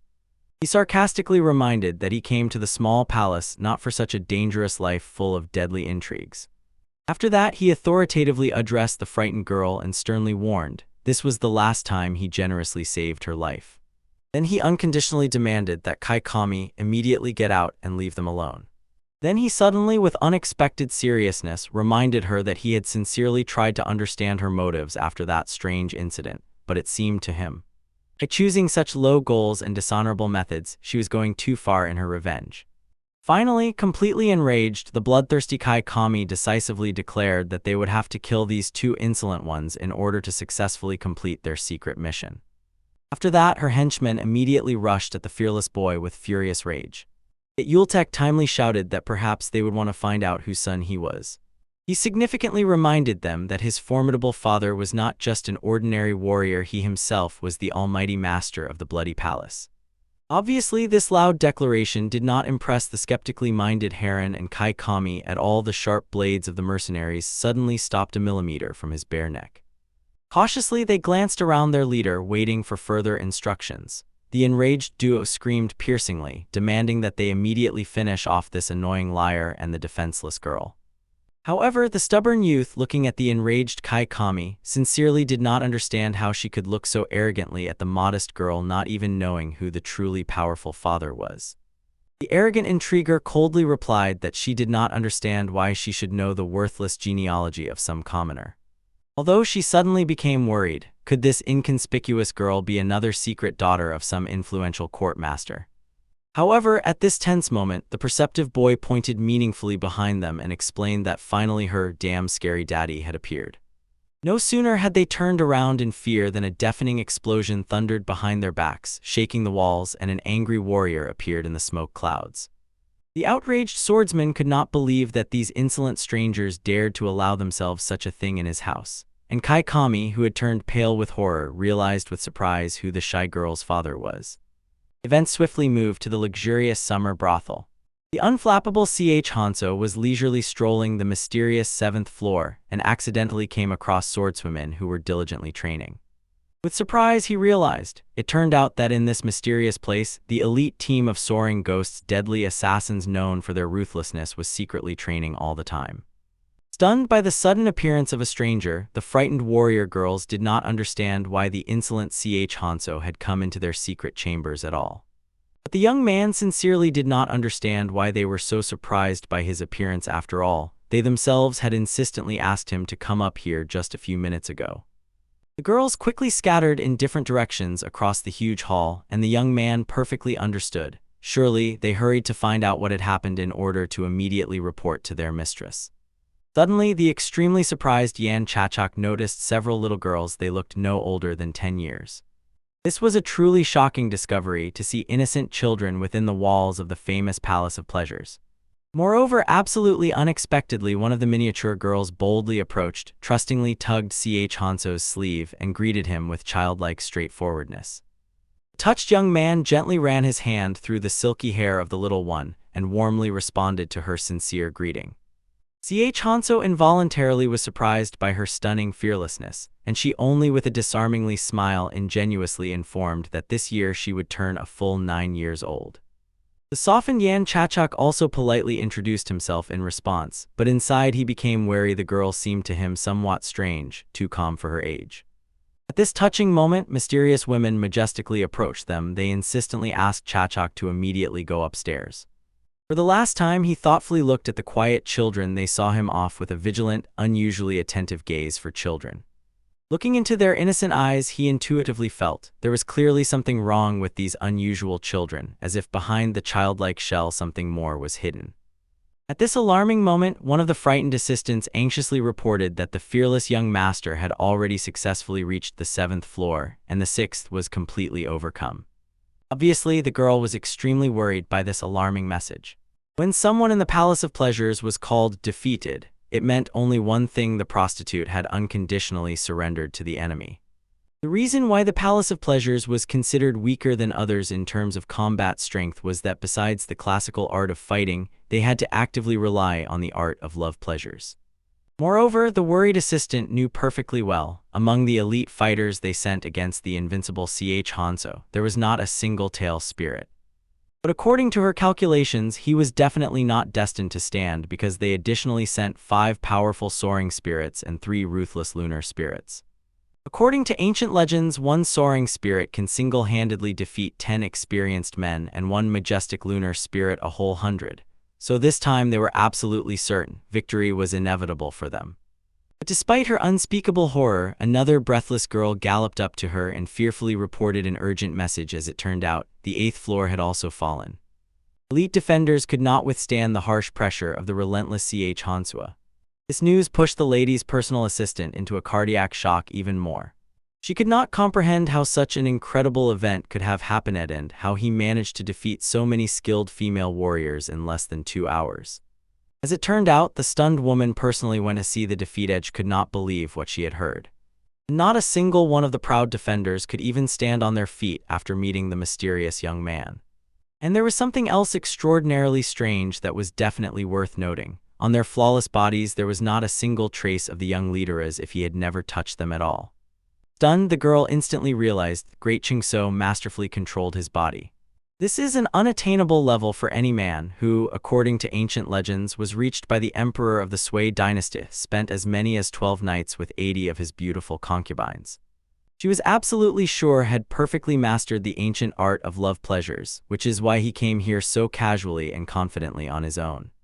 If this time they also cannot properly receive the young master, the bloodthirsty palace will immediately rush to deal with the pleasure palace. With horror, she recalled the terrifying threat of Chinsoa. In 2 days he would completely subjugate them all. This prophecy frightened the cautious assistant even more.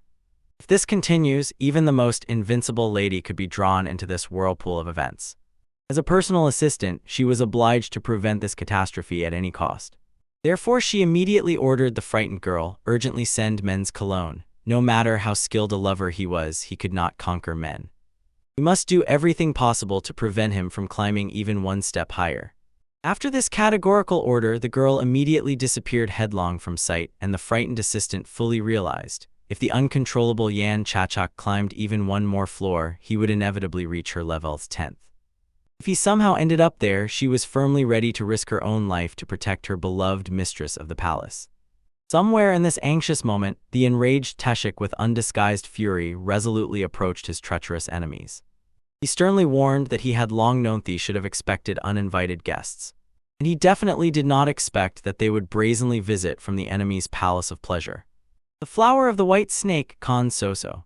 As soon as this ruthless intriguer became a full-fledged mistress of the palace, she cold-bloodedly got rid of all who dared to support the former master, cynically using the noble pretext of creating a new progressive generation. He would never have thought that she would dare to contact the respected Molly Dvoritz, especially now. When he received the alarming letter, he immediately understood. Very soon unwanted guests might storm in on them. Therefore, the prudent Yan Chachuk earnestly asked everyone to be in full combat readiness.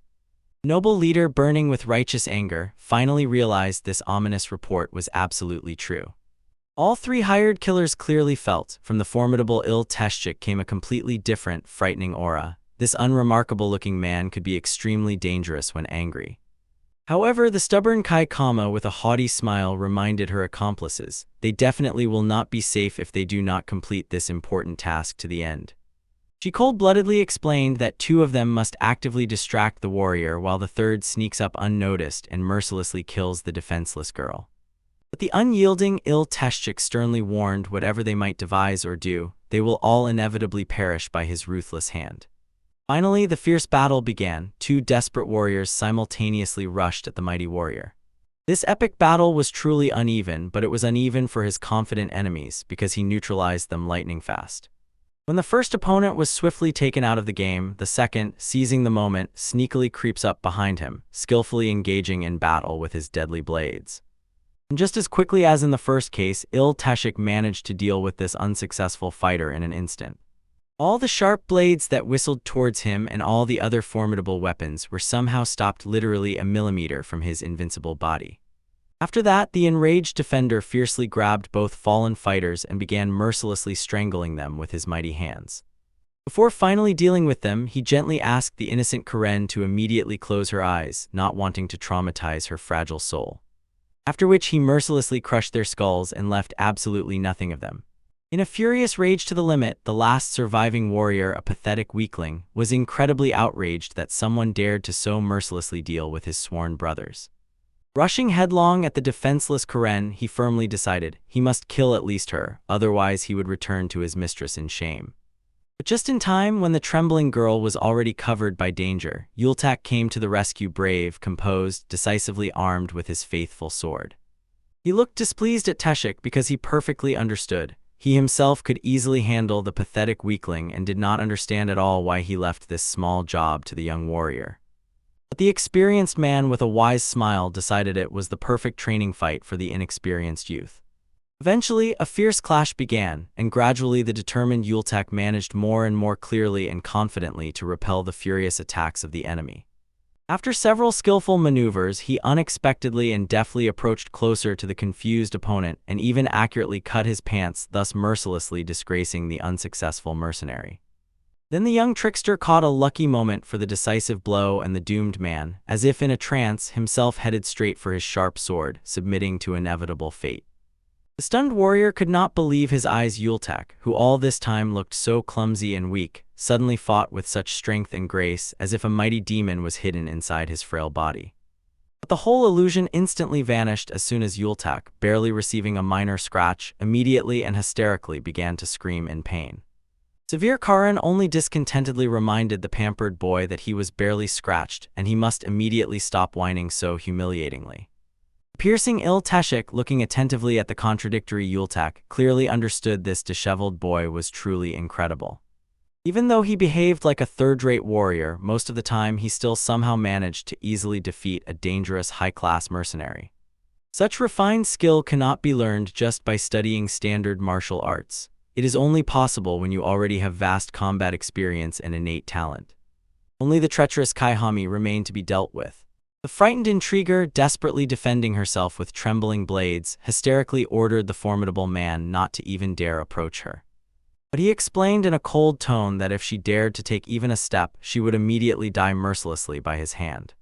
She immediately panicked and pitifully began to plead for precious mercy, humbly begged not to be killed, and solemnly assured that she was ready to unconditionally do everything the noble Teshik commanded her.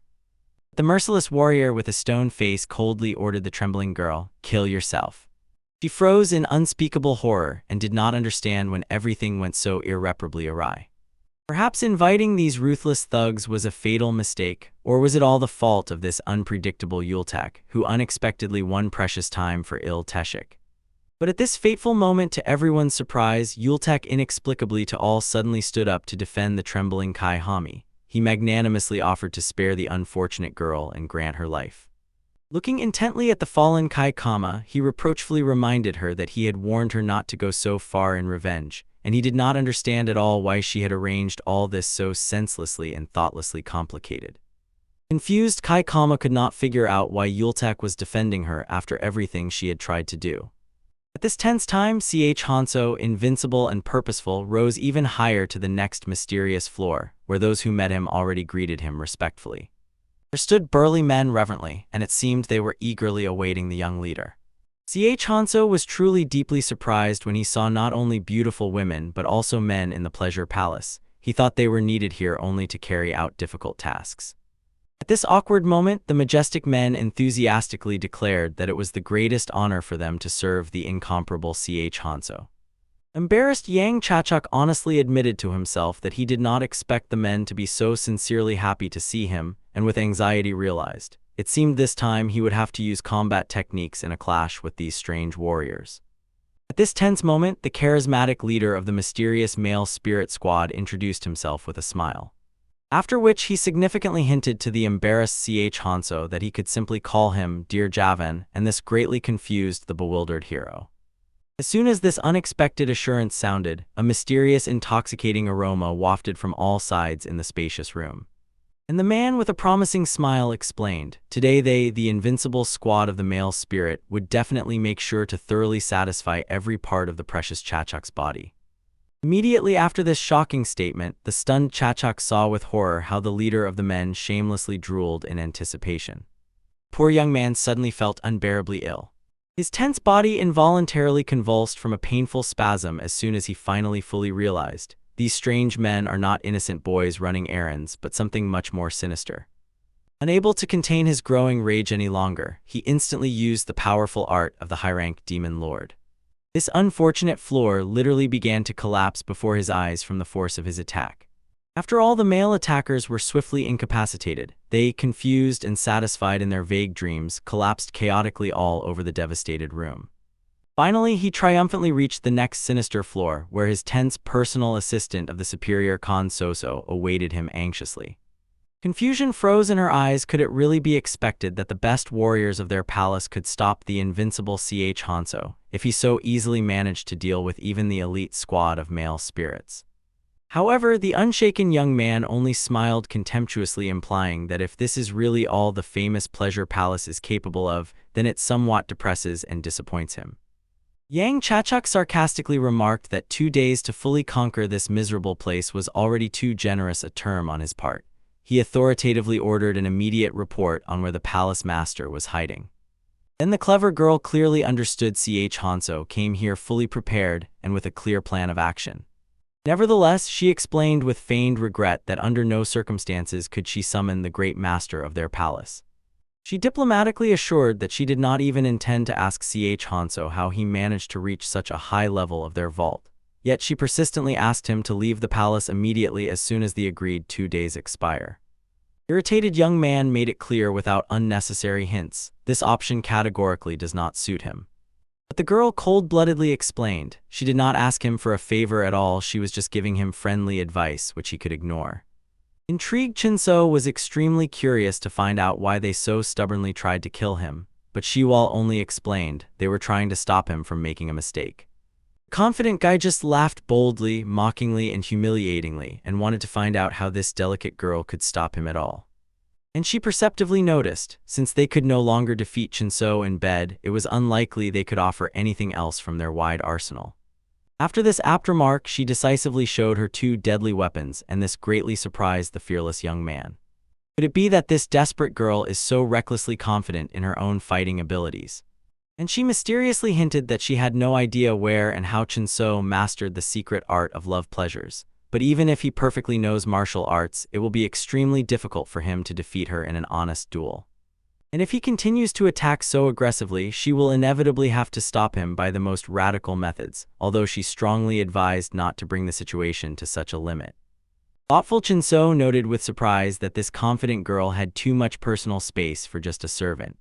She, frowning, did not understand why Chinso suddenly changed the subject and what exactly in this setting irritated him so much.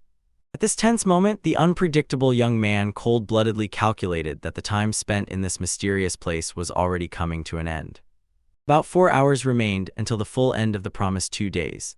He wisely decided to calmly wait until these 2 days passed to remain impeccably honest with his loud words and promises. For this, he decided to take a short nap. He had no idea that at this very moment the rest of the spies were carefully watching his behavior from the upper floors. After Yultak Il-Teshchik's statement, he gave them a chance he would count to 3 and they would enter the building.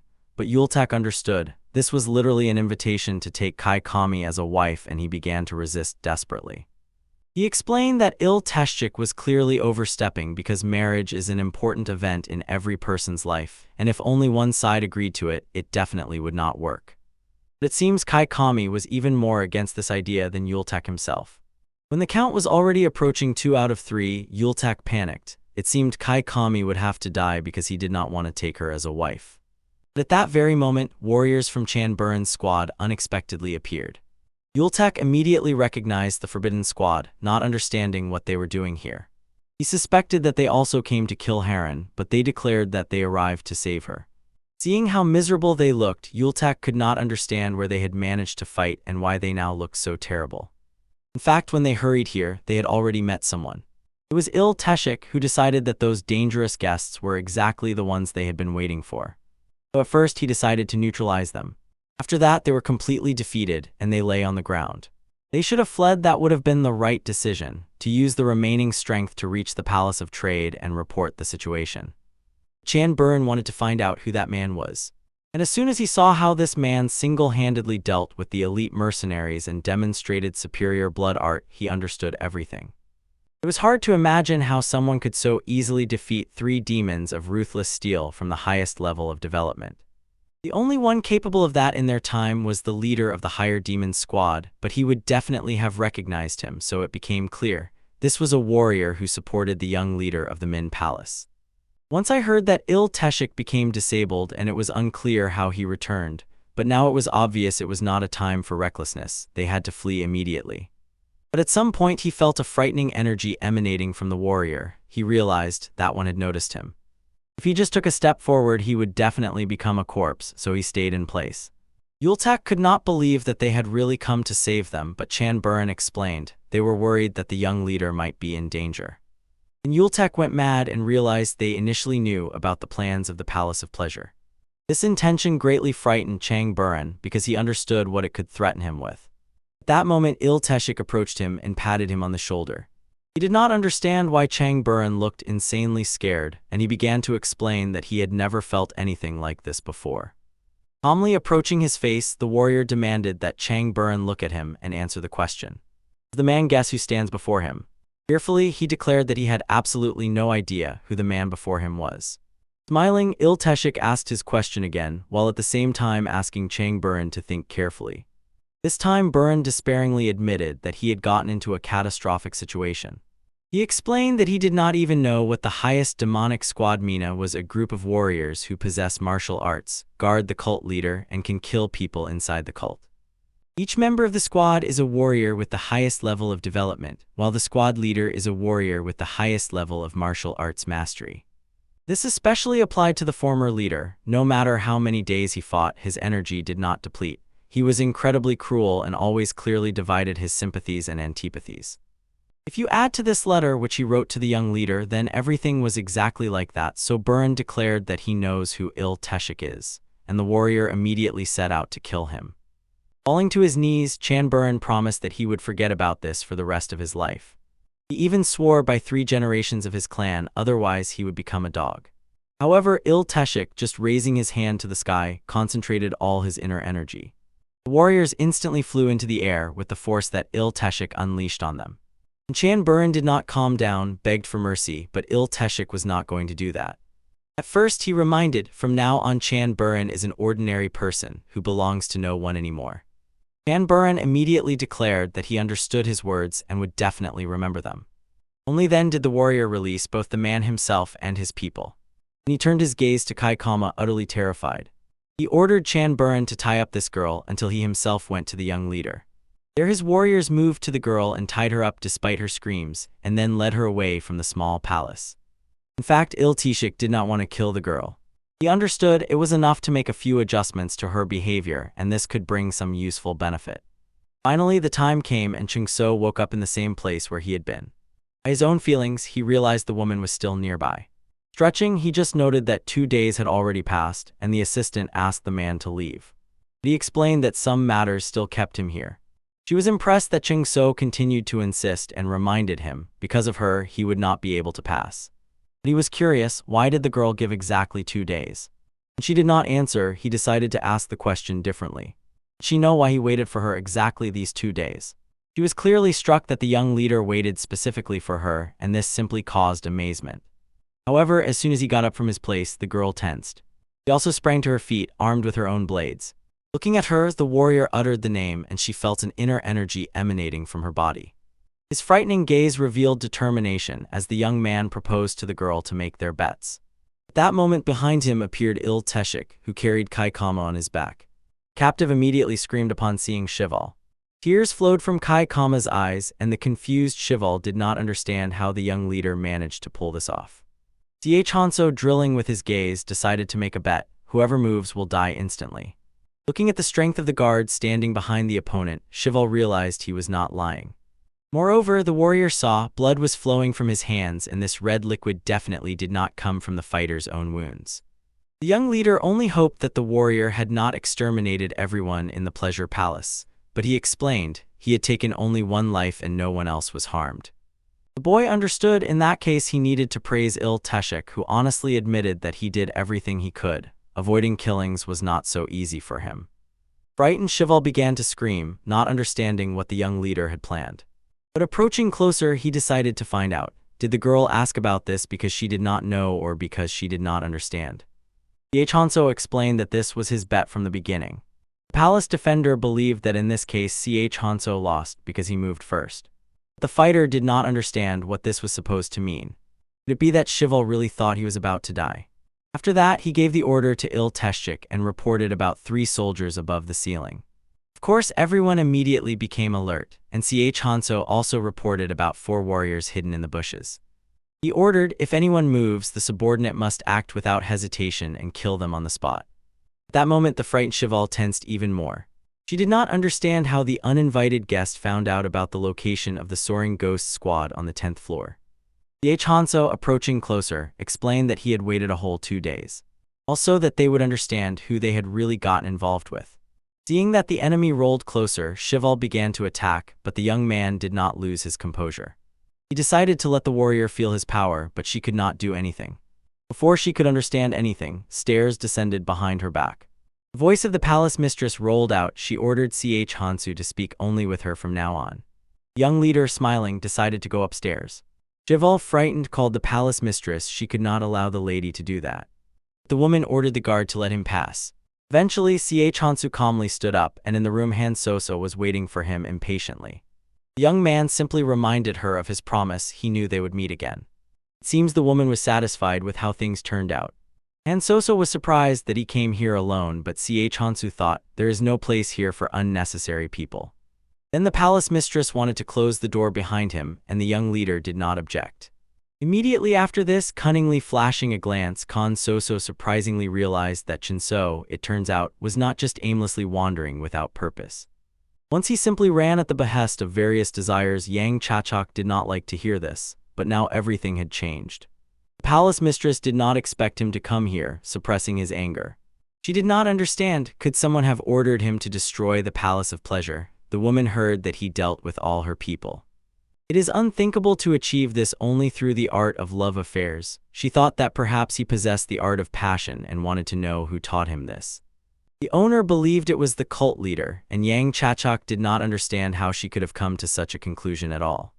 Han Soso continued. At first she thought that Chinso attacked them with the support of the trade court because since the incident in the spring pavilion his behavior had been strange, but it seems she was mistaken. If there really was a warrior in the trade palace with power like his, then one of them would surely already be dead. The young man understood from her words, this woman was truly too straightforward and intelligent. However, at that very moment Khan Soso decided to find out whether Chinso knew the exact number of people in the cult of the sun who had reached the highest demonic sphere. The highest demonic sphere is the same as the highest sphere of development of the Orthodox. As is known, on the central planes only 10 Supreme Peace and 3 Supreme reached the development of the highest sphere. Adding to this number 5 emperors of the border in total, no more than 20 people, but in this cult there were as many as 8. Han Soso understood, since she was the last of all at this level, this information was probably known to her more precisely than to others. The total number of orthodox, heterodox, and masters outside amounts to only half of the total number of masters with the higher sphere of the sun cult. Even if they just glanced at the masters with a higher level of mastery, orthodox and heterodox, they were insects, they couldn't even squeak towards the cult. The Sun cult has over 20 warriors with higher mastery, and 10 have reached the higher evolutionary sphere, also known as the level of immortal ascension. The woman also explained that now the number had grown to 9 because a new man had appeared. But Ch Hanso, despite her words, still praised the mistress for being able to reach such a high level and considered it good news. The palace mistress reminded that for Ch Hanso himself, this news was not at all comforting. First of all, considering their long separation, Yan Chachak suggested resuming the conversation. The mistress wished to continue their interrupted conversation, realizing, since the young man brought such a powerful warrior, their dwelling was from the very beginning at the center of his interests. The warrior reminded that they themselves were the initiators of the conflict. Han Soso could not believe Ch Hanso's impudence, how he dared to lie so openly in this difficult situation. She hoped he was not trying to make her believe this nonsense because such behavior caused her deep disappointment. At that moment Ch Hanso realized, without a doubt, Khan Soso was sure that it was he who inflicted the injury on Kai Hami. The young man did not understand where these groundless rumors came from. However, he allowed the thought that in a past incarnation the owner of this body could very well have done something similar. But still, the warrior decided it was his time to ask questions, and he was going to find out why they decided that the cult leader taught him the art of passion. At that moment, Khan Soso could not hold back laughter and suggested that Ch Hanso probably lost his memories in the corridor of the higher demons. This was the only explanation that came to her mind, considering that it was the cult guide who brought Ch Hanso to their abode. Moreover, according to her information, the main figure of the cult also ordered to send Chinso to the corridor of the higher demons. The boy listened carefully to her words and figured out a lot for himself. Chinso led a carefree life in the Palace of Pleasures until the cult leader, seeing this, ordered to send him to the corridor of the great demons for self-improvement. There he encountered his own death, after which he was reborn in the body of this young man. It was at that time the cult leader left the palace. The warrior asked why other versions did not appear in Han Soso, for example, that he had mastered the highest art of the demon. But she took it only as a clumsy joke, and Yang Chachak found it difficult even to imagine how truly untalented Chinso was. Han Soso explained that from the very beginning Chinso was a hopeless successor. He himself admitted this to her. But the warrior could not understand why he would do this, and this greatly upset the mistress of the palace. Yang Chachak sincerely did not understand the motives that pushed Chinso to call himself a talentless successor. Finally, the mistress realized the young man really lost his memory, although in her eyes this changed nothing. But Yang Chachak noticed that over time everything inevitably changes. Han Soso also became different. Yet she acknowledged the existence of people untouched by changes and counted Chinso among this category. Immersed in thought, she recalled an old story and suggested to the young man to change the subject. The mistress decided to point out to Chinso 2 perfect mistakes he had made, asking if he understood their essence. The first was that he dared to come into conflict with her subordinates. If she showed leniency now, this could happen again in the future, so she was obliged to repay Chinso for what he had done. Regardless of his personality in the world where they existed, this was the only way for a woman to survive in the Minov cult society. Second mistake was that he appeared completely alone. The mistress declared that he could try to destroy her, offering him to test his strength, but only if he managed to survive.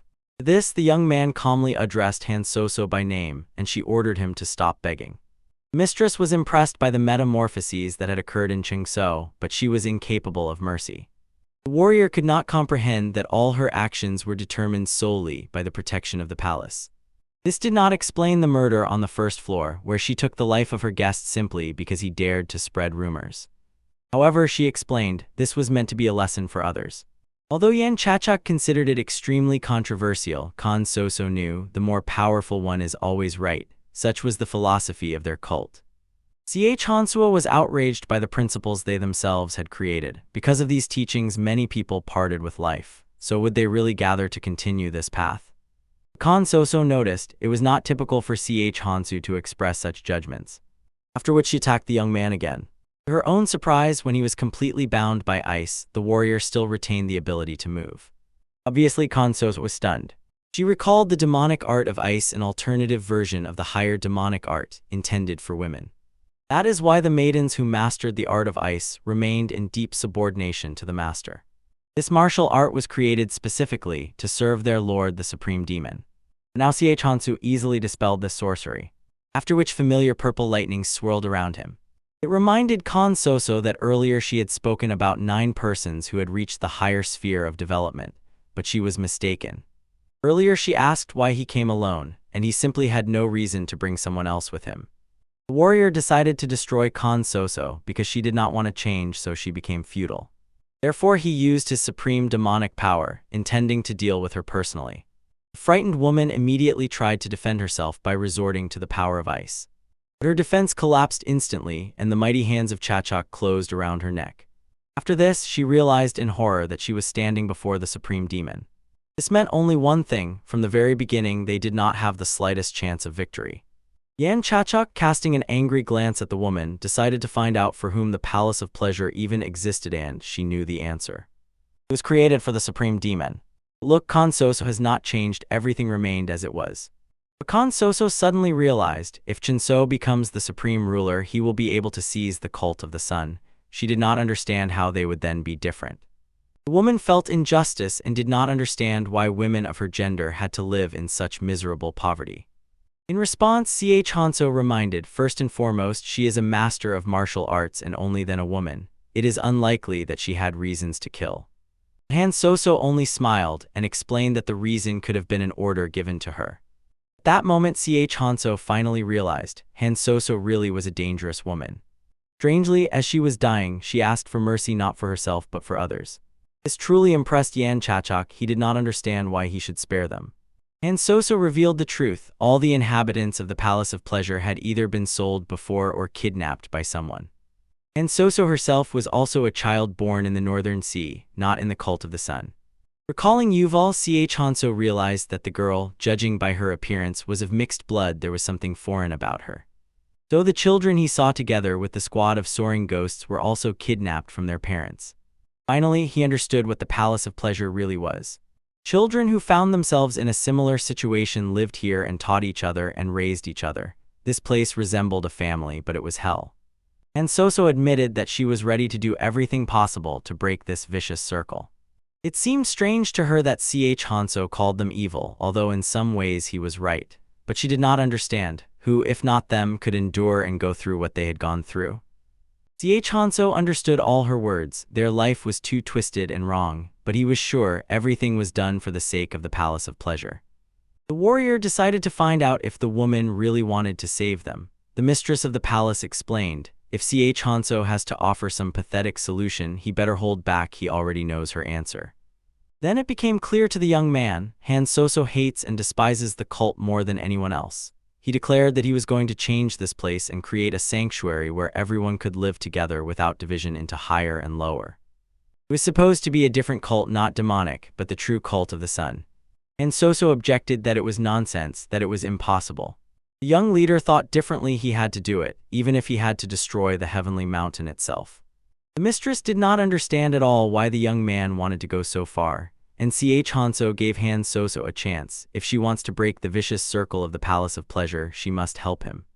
It was her only chance to survive. She had to tear herself and the other girls out of this hell. He fell to his knees, and Han Soso still did not understand his motives. And the warrior explained, this is a game, and he wanted Han Soso to bet on him. If she believes him, the tense relations between the Cult of the Sun and the Palace of Pleasure will remain in the past. Han Soso hesitated what will happen if she does not believe him, and Hansu got angry, not understanding how else to explain more clearly what awaits her. Then the mistress remembered how So first came here. Now his eyes were the same as then, but the young leader did not remember the past that youth was already dead. Eventually Khan Soso decided to believe him, and Yan Chachok promised to keep his word. Then Khan Soso, the mistress of the Palace of Pleasure, greeted the high demon, kneeling. At that time, on the floor below, all the girls heard something had clearly happened to their palace master. Still, they were held by the power of Ilteshchika. He warned the residents that as soon as they set off, everything here would perish immediately. They did not understand who stood before them. Thai could not move because his mighty energy pinned them in place. At that moment, Yultek arrived together with Chan. Byranthi had already dealt with the lower floors and did not understand what had happened above. Seeing these men, Cheval instantly flared up with rage. She did not understand what they had forgotten here, but quickly recognized among them the leader of the Forbidden Squad. The man tried to create the impression that Cheval was mistaken, but the warrior woman was certain everything that happened here was the work of the Trade Palace. She considered them worthless rats. Yultek could not understand why such a depressing atmosphere hung here, and most importantly, where had the young master been all this time. At that moment, all the girls remembered their mistress and fell silent, waiting for her appearance. Han Soso herself asked Soa to look away for a short time and give her a moment. Earlier, he said that he wants to free the Palace of Pleasure and promised to do so as soon as he completes his plan. Han Soso decided to take a risk and trust him. At that moment, the confused young man was already wondering what the woman was doing behind his back. Sounds resembled the rustle of clothes being taken off. Half filled with fear, So asked her to stop, reminding her that he would not do anything indecent. However, turning around, he saw that the girl had simply changed her dress to another. Glancing at So's expression, Han Soso even noticed. He looked a bit disappointed, and that in principle did not surprise her, but the embarrassed boy quickly denied her guess. Hanso decided to ask Han Soso if he had really been to this establishment before. Then she confirmed that he really had lost his memory. Rumors had reached her, but she did not believe them. The fighter explained that rumors often stray far from the truth, so he asked, did they use the charm technique on him? He recalled the incident on the 6th floor. There he met a girl musician who looked like a foreigner. Han Soso was extremely surprised that she used the charm technique. However, Han Soso assured that such a thing could not have happened. The charm technique is a forbidden demonic art. Although So was confident, not all palace residents strictly followed the rules. The ruler made it clear, in the Palace of Pleasure there is no charm technique. The art of the ice demon is already quite enough, and she did not understand why they would need another technique. The young leader was curious whether charm had been used on him. The hostess confirmed that they had never used such influence on him, and he explained, the former So was simply a pervert. In the end, the young man decided to leave the past behind and asked Han Soso about her connections with the Palace of Battle. He warned, it was all the same to him, the Palace of Battle or the Bloody Palace. Anyone who refuses to change will end badly. Thinking it over, Han Soso explained that the master of the Palace of Battle was Gu Yan Ryan. If So really wanted to change cultmen, he would have to get rid of this person. The master of the Bloody Palace, the master of the Palace of Battle, and the chief elder, they were united by the desire to become the next cult leader, although each acted in his own way, choosing methods to reach the goal. So perceived this information as expected, because even in the Muram Union views often diverged. The most distinguished was the leader of the Palace of Slaughter. He did not seek to take the leader's place, he wanted rather to erase the cult of the sun from the face of the earth.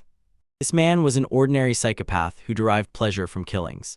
He dreamed of filling the cult of the sun with bloodthirsty demons and directing them to the central plains. Besides ambitions, he had nothing. He simply enjoyed every moment of his life and created a world full of death and murders. That was all he desired. Now the events only confirmed this. Catching the escaped prisoner, he immediately decided to kill him with his own hands, but first offered the victim to try to escape. The escapee, frightened, begged for mercy, and the palace ruler did not understand why he did not want to return. It seemed to him that this guy was way too boring. After that, he began mercilessly cutting and beating the man for daring to declare he no longer wanted to run away from him. The master of slaughter reminded that he had treated him very, very well and did not understand why the prisoner did not want to continue their games. Eventually, the unfortunate man quickly fell under a hail of blade strikes. After that, the master of the palace calmly walked away, and his subordinates in dark robes quickly began to erase the traces of the adventure. Meanwhile, in Waterpike, the Palace of Trade, its master calmly slumped in a chair and read a letter from Chan Buren. He reported that he had freed the young lord from the Palace of Pleasure in time, and decided to stay with him for a while to take advantage of the moment when he would introduce himself. Chan Buren asked the master not to worry, implying, during fishing the main thing is to keep patience and then perhaps they would manage to catch a bigger fish. In any case, he was now in the small palace. He needed funds to earn the trust of the young leader, so he asked the master to send them to the small palace. The carefree owner of Waterpike rejoiced. This bastard had already entered the circle of Ch. Hanso's close associates. He was glad to have such an assistant whom he had managed to properly raise. Therefore, he decided to make a generous donation. He did not even suspect that at this very moment both Chan Buren himself and his fighters were undergoing harsh training under the leadership of Tishik. Chan Buren could not comprehend how long this trial would last and did not understand why the young leader's guard had initiated all this. Moreover, unexpectedly for himself, he noticed that Kai Kama was also participating in the training. As it turned out, the girl was here because she was about to reveal the truth very soon. Shival, obviously, was furiously angry. Because of this person, she had to endure such humiliation. Then Shival declared that she wanted to take this child to herself. Khan Soso was no longer needed, and the mistress was even ready to kill her immediately. Question arose, why did Ilteshchik need this girl? The guard explained, one guy asked to save her life, so now he was going to take care of her training. At that time, Kai Kami was literally ready to die from exhaustion, not understanding who was poisoning the guests, draining their energy and then forcing them to train. However, Ilteshchik believed that the reason for his actions was obvious. The young leader might have trusted these people, but he did not, so as long as they were here, he would watch over them and refine them. Kami expressed dissatisfaction that Ilteshchik behaved so rudely with the girl. But the guard was annoyed that she still did not understand her offense, so he assigned her an additional 50 approaches. Passing by the exhausted fighters, he reminded her, first of all, she is a martial arts master and only then a woman. Accordingly, there will be no exceptions or leniency. Only when late evening came did their training end. At 5 in the morning, they had to start it again. Obviously, Chan Buren was just as exhausted as his warriors. He could not believe that fighters with a development level above the sphere had to perform some second-rate exercises. Yultek understood that the training would be hard, but to his surprise, after finishing he did not feel tired and truly felt stronger. Listening to his own feelings, Chan Buren realized Yultek was right. When he fights using the internal destruction technique, that is the foundation, but applying it, he found it hard to maintain the necessary rhythm, so his strength was limited. Perhaps this was the reason why he could not cross the boundary. The body turned out to be insufficiently developed for the level he aspired to. Could it be that the guard of the Supreme Overlord gave them such training to help achieve enlightenment? In the end, Chan Buren became dependent on the small Palace of the Sun. The events shift to the library, where soon Ch. Hanso arrived to meet with the mentor. He brought Han Soso with him. She was glad to meet Tong Jegel and did not expect that her meeting with the gloomy shadow would happen just like that. The teacher himself was surprised to learn that the Lady of the Palace of Pleasure would join them. But Han Soso believed that the world had always been like this. It was quite possible that yesterday's enemies today already drink tea together and laugh, just as the heavenly sets remain in the cult of the sun. Tong Jegel could not but agree with her words. The mistress wondered if Tong Jegel was behind what happened in the Palace of Pleasure, but the mentor explained he was simply helping the young leader. Ch. Hanso, although glad that they found common ground, still suggested discussing the most important thing. They needed to resolve an important issue. Earlier he had been at odds with the Palace of Pleasure. Then there were too many witnesses, so rumors could spread. Khan Soso suggested, we can spread other rumors, maybe a new wave of gossip will appear. Tong Jegel also thought that the more rumors there are, the better. Khan Soso shared this opinion. Given that both the Palace of Pleasure and the Palace of Trade remain silent, it will be difficult for people to distinguish truth from fiction. At that time, Ching So remembered his conversation with Tishik and that the guard had killed only one person. The very same girl who uses the technique of enchantment without the palace master's knowledge. Shival said that Khan Soso was deeply affected by her death, and although many things aroused suspicion, it was better if he did not stick his nose in there. Meanwhile, Khan Soso and Jegel discussed that the Palace of Boini had not yet learned about what had happened. Tong Jegal suspected it was all because of that incident, and Khan Soso agreed after all, she had already managed to fulfill her request. As it turned out, the Palace of the Butchery always had only one goal: the murder of high-ranking people. While the Muram Union made various attempts to exterminate the demonic cult, the Palace of Battle did everything to demonstrate its power using the example of the Muram Union. Jinso could hardly believe that the very time for the destruction of the demonic cult had already come. They called it a time of unity, and many were ready to sacrifice their own lives for this unity. But in reality, it was just a political trick to push people within the alliance to unite. This is why the faithful and their accomplices could not ascend the heavenly mountain. They only reached the river and then retreated after the cult of the past responded to their attempts. As soon as the extermination of the demonic cult began, the Dragon Storm Squad, to which Yan Chachak belonged in his past life, would be here before anyone else. Warrior was not particularly worried the squad had fighters as strong as he was. But he believed that it was necessary to find out what the Muram Union was engaged in. The Dragon Storm Squad would definitely go ahead of everyone. Tong Jegal agreed to take on this task. The guy himself understood, even if the Palace of Battle intervened in this matter, it would not be so easy for them to overcome the opponents. He could guarantee that. After his words, Han Soso did not understand at all what Chingso wanted to say by this. And he immediately stated that they should deploy more forces. The entire Muram Union is not so easy to defeat. Tong Jegal objected. The young man should not worry because the master of the Palace of Battle himself will join the campaign. This really worried Chingso. The master of the Palace of Battle held the 6th place in the ranking of masters, one level above the demonic sphere. If he participates, then the forces of the Dragon Storm Squad representatives will not be enough to oppose them. But Han Soso reminded, he is one of those people who will do something only when it brings them pleasure. Then Chingso suggested going to the Palace of Battle. Probably they do not know everything yet and are preparing for war. Tong Jegal warned that for some time it would be a bit noisy in the small palace. Yang Chachak did not understand. Could it be that someone again sent mercenaries to them? But that was not the case. Since the Palace of Trade and the Palace of Pleasure have tucked their tails, it will now be more difficult for them to act, and they have lost interest in Chingso. And since it will be difficult for others to understand what happened, they will very soon come here. So Tong Jegal has already invited a few. He asked Chingso to be understanding of the upcoming noise. The young leader was worried that in this case rumors might spread, but Tong Jegal assured that he would not allow this. No ant in the small palace slips from his gaze. Eventually Ch Hanso trusted the mentor. Han Soso even suggested moving the Palace of Pleasure to Sunny Peak. Ch Hanso thought it was too early for that. Such a step would bring no benefit, only attract unnecessary attention. Instead, he will allocate Han Soso a separate building so she can come anytime. The woman, apparently, was clearly pleased with his courtesy. Ch Hanso realized enemies must not be given time to prepare. Rumors must be spread so that truth and lies are hard to distinguish. And it doesn't matter what these rumors are as long as they can spark the followers' curiosity. Anything will do. Meanwhile, Ch Hanso himself decided to get rid of the 7 palaces. Around this time, a scandal was erupting at Earthen Peak, the palace of the supporting sword. The young man could not believe that his father was really going to commit such a reckless foolishness. The head of the family was boiling with anger because the son had raised a fuss since morning. The youth declared he had no idea that the young leader had changed even a little after training in the corridor of the higher demons, but it turned out no. The head earnestly asked his son to stop all this fuss before he said something he would later regret. The boy was not going to be silent. Obviously, the father was so angry that his wrath boiled over. So he immediately grabbed the blade and repeated the order again. The young man did not back down and demanded that he cancel Dan Yeva's wedding. Furiously angry at his disobedient son, the man launched an attack. Such a boy easily deflected the blow.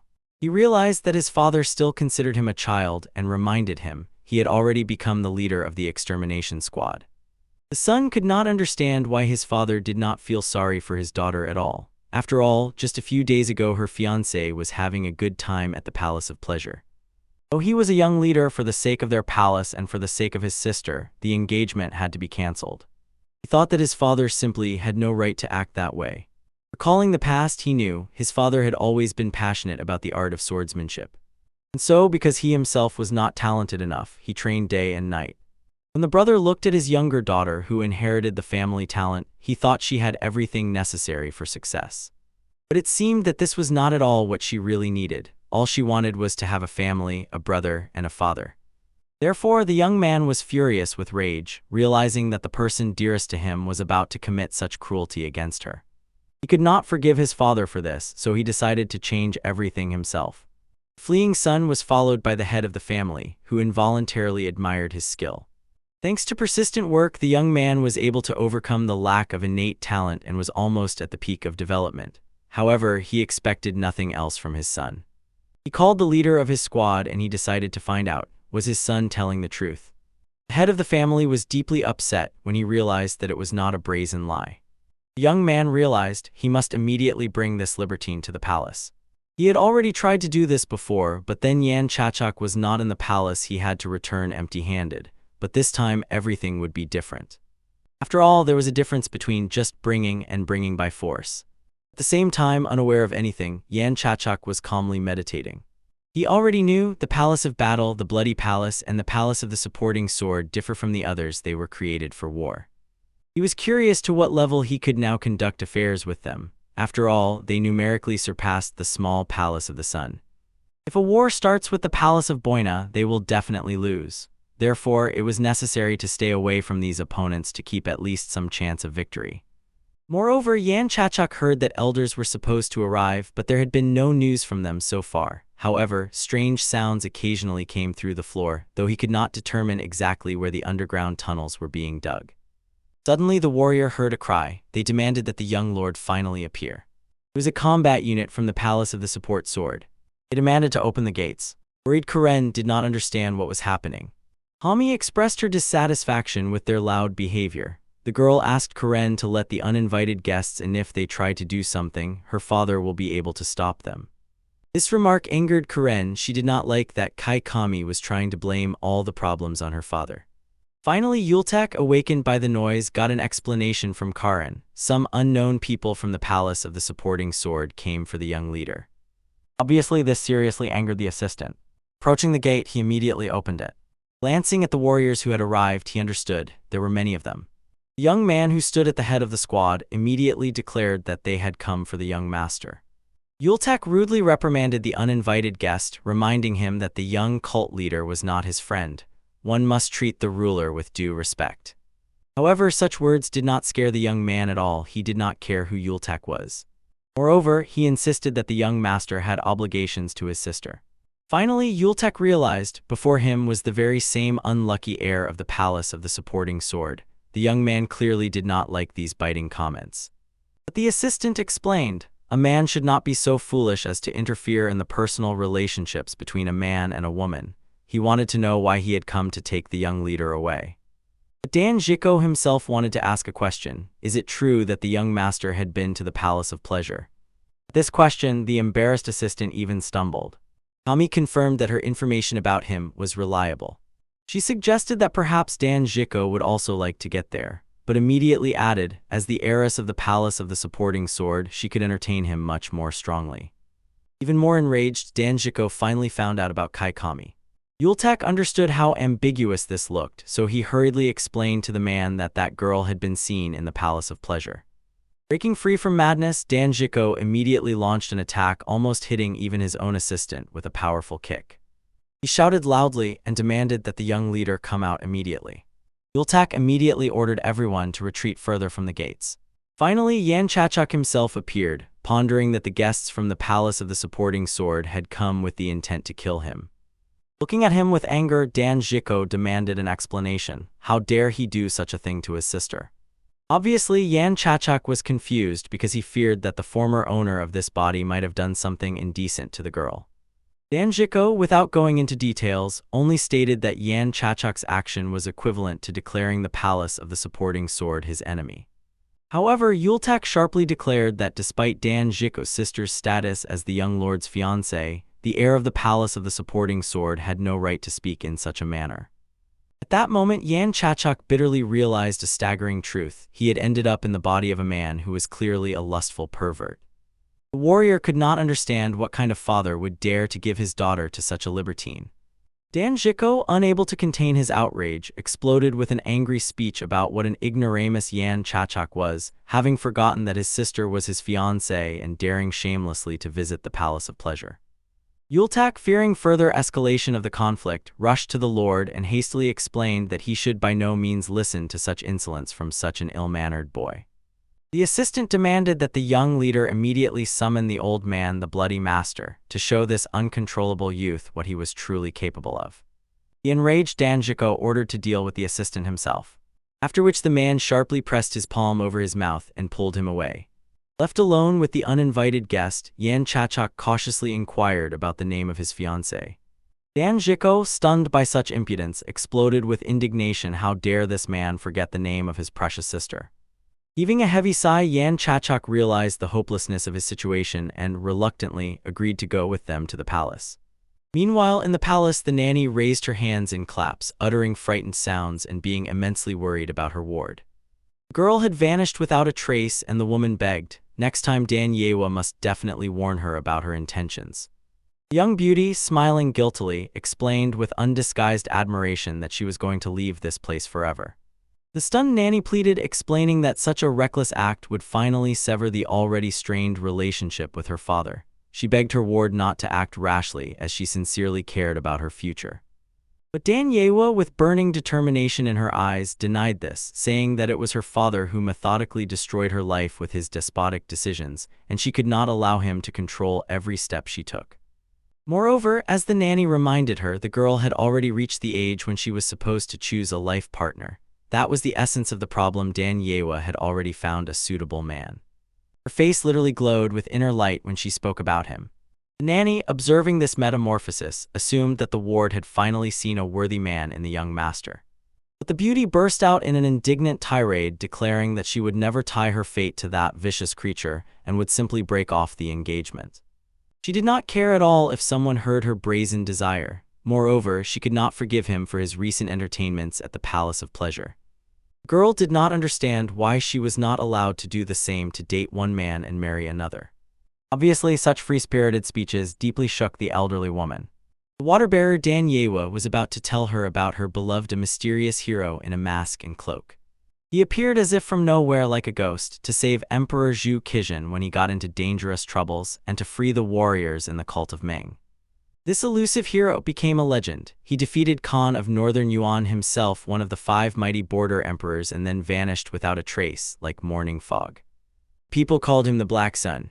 Dan Yewa could not believe her luck. He managed to achieve what seemed impossible even for the masters of the Bloody Palace and the Palace of Trade.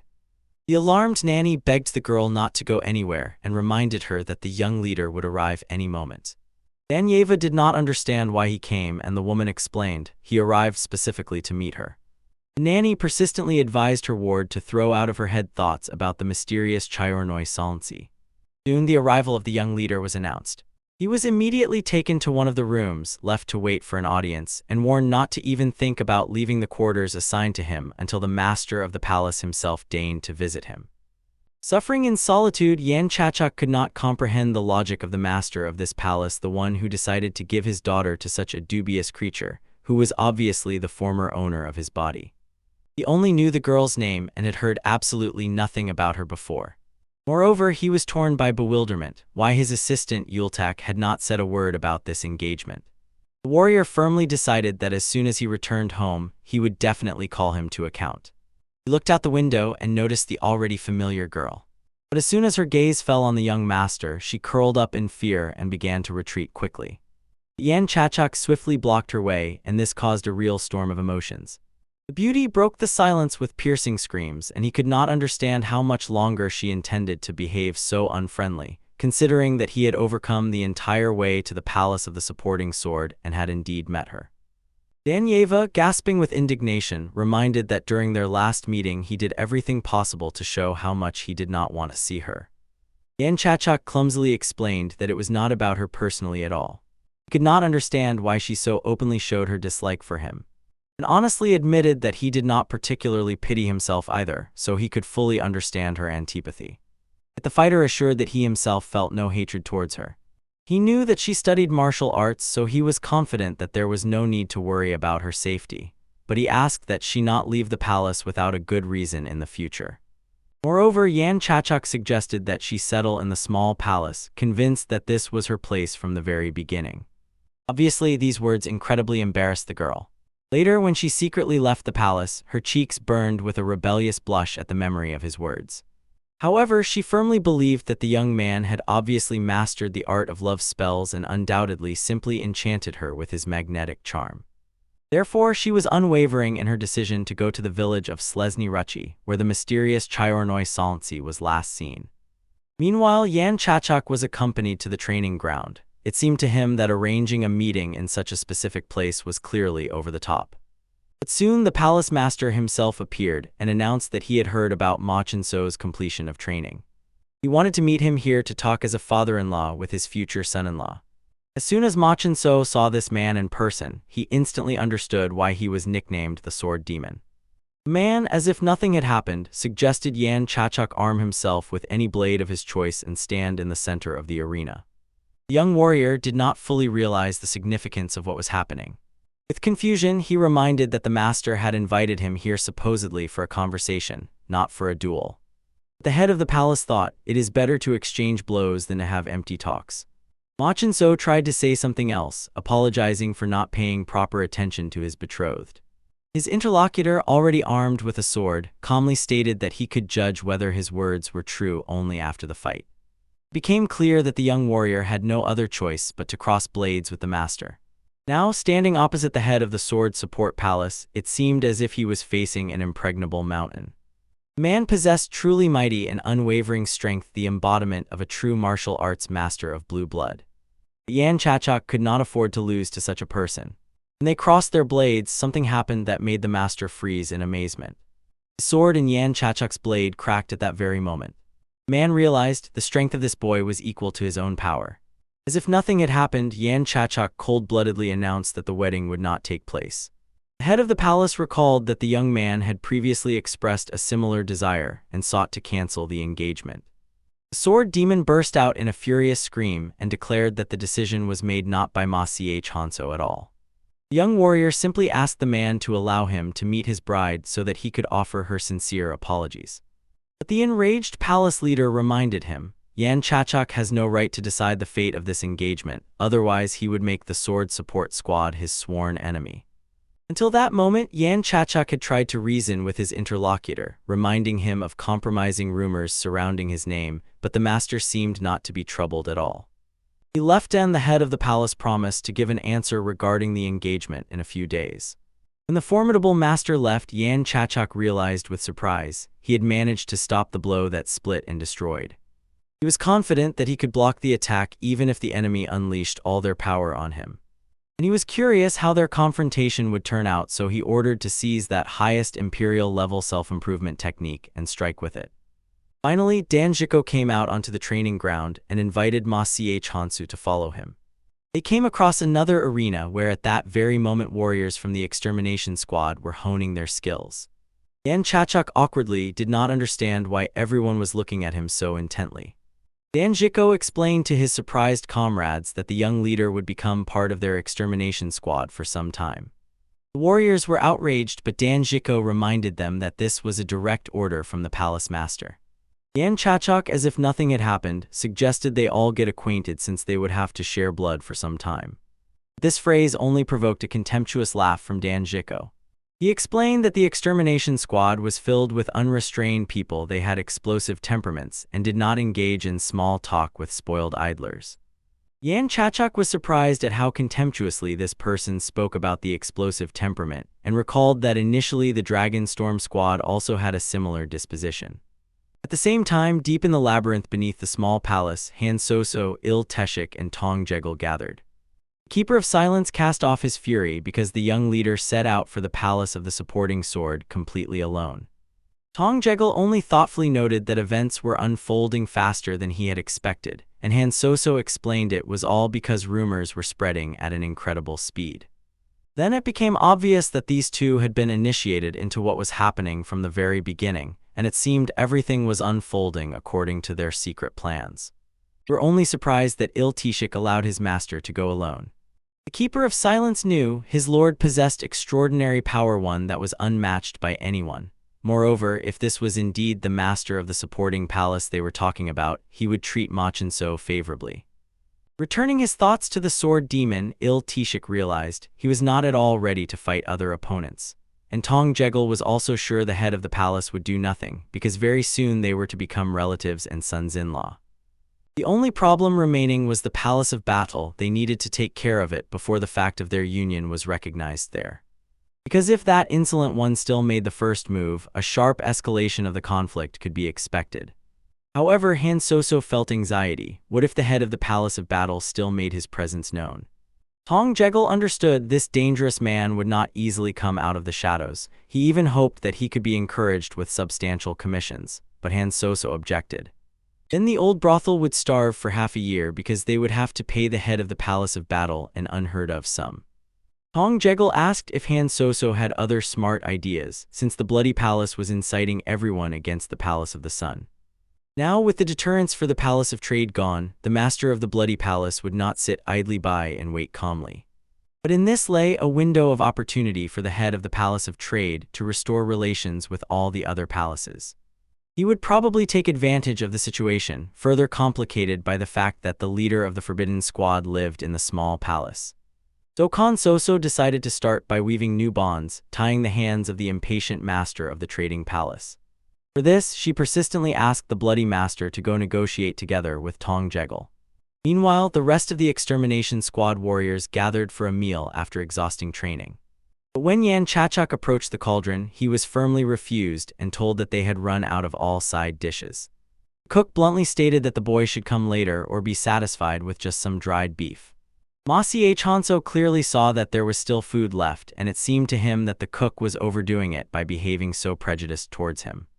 Yet the kitchen master got angry. He considered Ma Hanso too insolent and probably unaware of how to behave in decent company. In the end, the young warrior resigned himself and agreed to be satisfied with the dried beef. Meanwhile, others mocked the fact that the leader of the small palace had completely lost his pride. They even mockingly suggested he go to the Palace of Pleasure to satisfy his hunger there. Yan Chachuk barely restrained the anger bursting out, understanding that all this happened because of the reputation of the former owner of this body. It was not easy for him to withstand the general contempt and constant humiliations, but he managed to secretly scout the power structure within the squad. Next to him stood a huge warrior, and beside him a delicate-looking warrior. They held the 4th and 3rd ranks respectively. There were also 2 others. They openly discussed how tired they were of dealing with Ma Chin-so, as if with a small child. These fighters occupied the 1st and 2nd places in strength, if not counting Dan Jiho himself, and were the most influential figures in the squad. But Yang Chachuk could not understand how high an opinion these people had of themselves if they dared to speak so contemptuously about him. Meanwhile, one of the warriors authoritatively called his assistant. It was a small boy carrying wooden training swords. Unexpectedly, the man mercilessly shoved the child in the chest with his foot, screaming wildly that he must do his job without reminders. He did not understand why he always had to use force to be called. The boy began to apologize fearfully, but this only angered the impatient warrior even more. The man threateningly reminded him, if he did not fulfill his duties, he would become a member of the extermination squad, which would disgrace everyone. He harshly ordered the boy to remember he would not babysit him. He did not care at all whether a rookie or a child. The rules were the same for everyone. Observing this scene, Ma Chin-so realized such treatment was unacceptable and deeply wrong, but it also made him understand that a similar situation prevailed not only in orthodox sects, even in the demon cult. Finally, the frightened boy hurriedly rushed to the well to quickly complete his task. Yan Chachuk approached and generously offered the boy help, but he resolutely refused. But when he noticed that Ma Chin-so was sitting right behind him, he got so scared that he even fell down. The young warrior stretched out his hand to help him get up. But the guy rejected help and hastily got to his duties. Ma Chin-so once again earnestly asked the child to allow him to help, explaining that if he failed to complete the task, the punishment would be severe. The stubborn boy still wanted to manage on his own. Eventually, Ma Chin-so retreated, struck by his incredible determination. The young leader did not understand why the child was so meticulous in their duties. They handled the wooden swords with excessive care, as if they were sacred relics. The boy explained that he treats them with respect because these blades were used by his elder warrior brothers.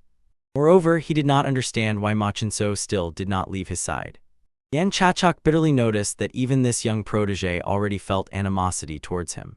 But the boy bluntly reminded that Ma Ch Hanso had caused so much grief to the Viralniks. Moreover, being engaged to a lady, he shamelessly betrayed her and was not afraid of the consequences at all. These words, spoken without the slightest tremor, could have cost the boy his life. But he was not afraid. He was taught that the extermination squad would not crawl before the rulers, even if the response to insolence would be death. Ma Ch Hanso only slightly smiled, understanding that the child had truly learned this harsh lesson well. The boy, to his surprise, noticed that the mighty warrior had no intention of punishing him for insolence. This strikingly differed from the rumors circulating about the name of this man. Yan Chachuk ended the conversation and left, realizing that his principles were challenged by this small but brave boy. The events shift to the palace of Boina. Meanwhile, its master mercilessly interrogated captured Orthodox spies. He demanded information about when reinforcements would arrive. But one of the captives, even under torture, only contemptuously mocked the palace master and boldly prophesied that he would bitterly regret what he had done. Even if he does not personally punish the tyrant, someone else will do it. He boldly promised the complete extermination of their lineage. These threats only amused the mighty lord. One of his prisoners, the one who had been silent for a long time, finally spoke, until the prisoner himself continued mocking the fact that, in his opinion, the master of the palace turned out to be a child. The spy contemptuously declared that the master's life was miserable and senseless. Laughing at the prisoner's impudence, the palace master decided to make his opponent's life just as miserable. He methodically began cutting his body, inflicting upon him immeasurable torments of agony. At this critical moment, his assistant arrived respectfully reported to the mistress about the arrival of a letter from the master of the bloody palace. The angry boy suddenly cut off the careless assistant's hand. He could not understand. Could the message from the bloody palace be so important as to interrupt his entertainment? After that, he mercilessly drove the bleeding servant away. Unfolding the message, the young master of the palace immersed himself in reading. It seems the head of the bloody palace has found a way to deal with Chan Semin.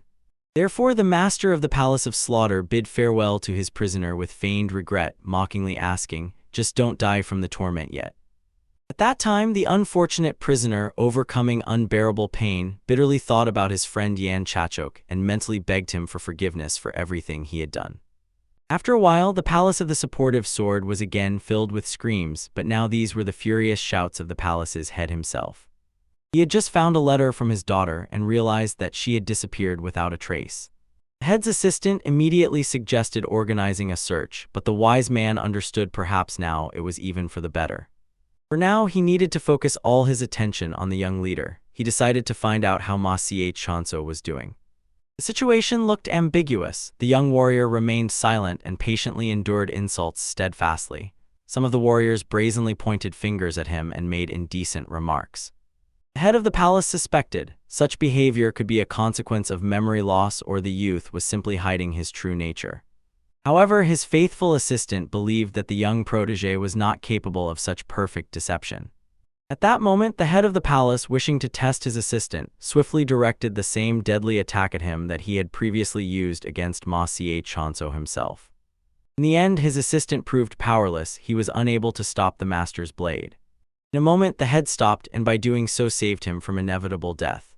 The head of the palace ordered his assistant to find out how the young master managed to block this invincible strike. Even such an experienced warrior as himself could not deflect it. After this, he ordered the extermination squad to prepare for the campaign to Beauty Peak and commanded to take the young leader with them. He understood if Ma Chinso climbed the legendary Beauty Peak, it could help restore his lost memory.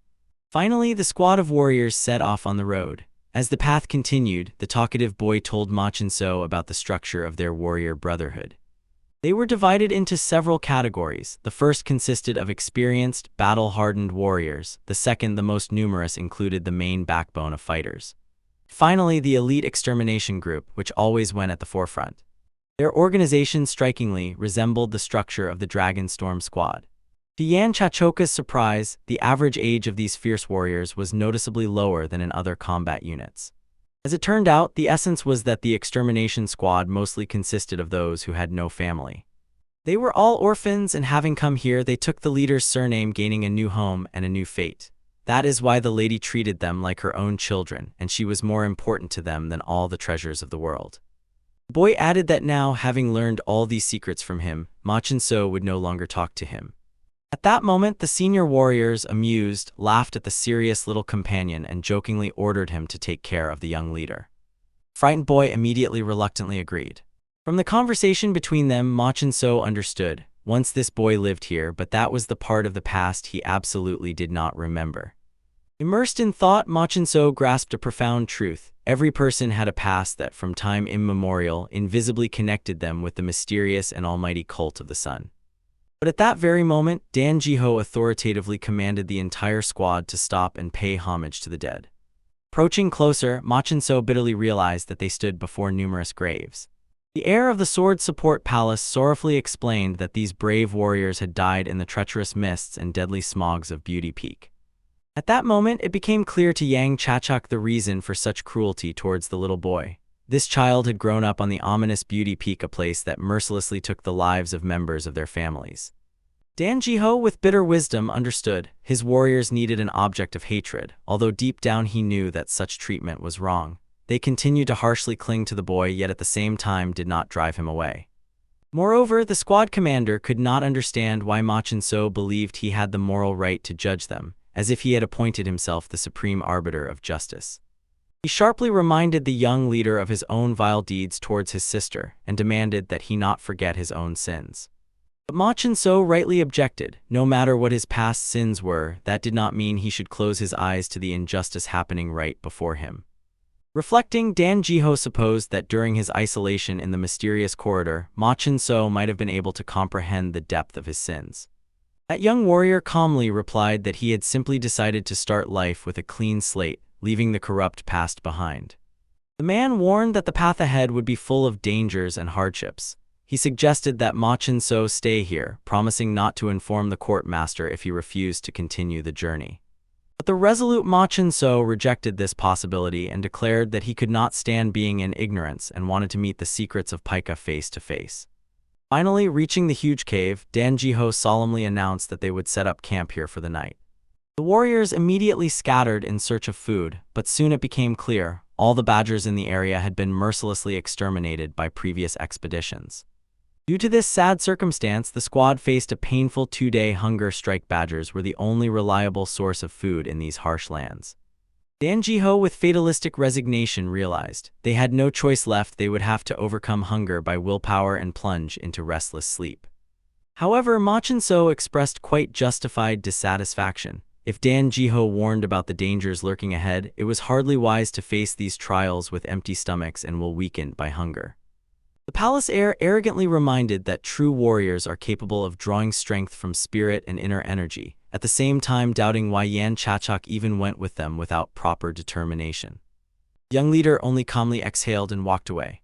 He was seen off by the mocking glances of the warriors, those who thought he was too gentle and noble to endure hunger like ordinary mortals.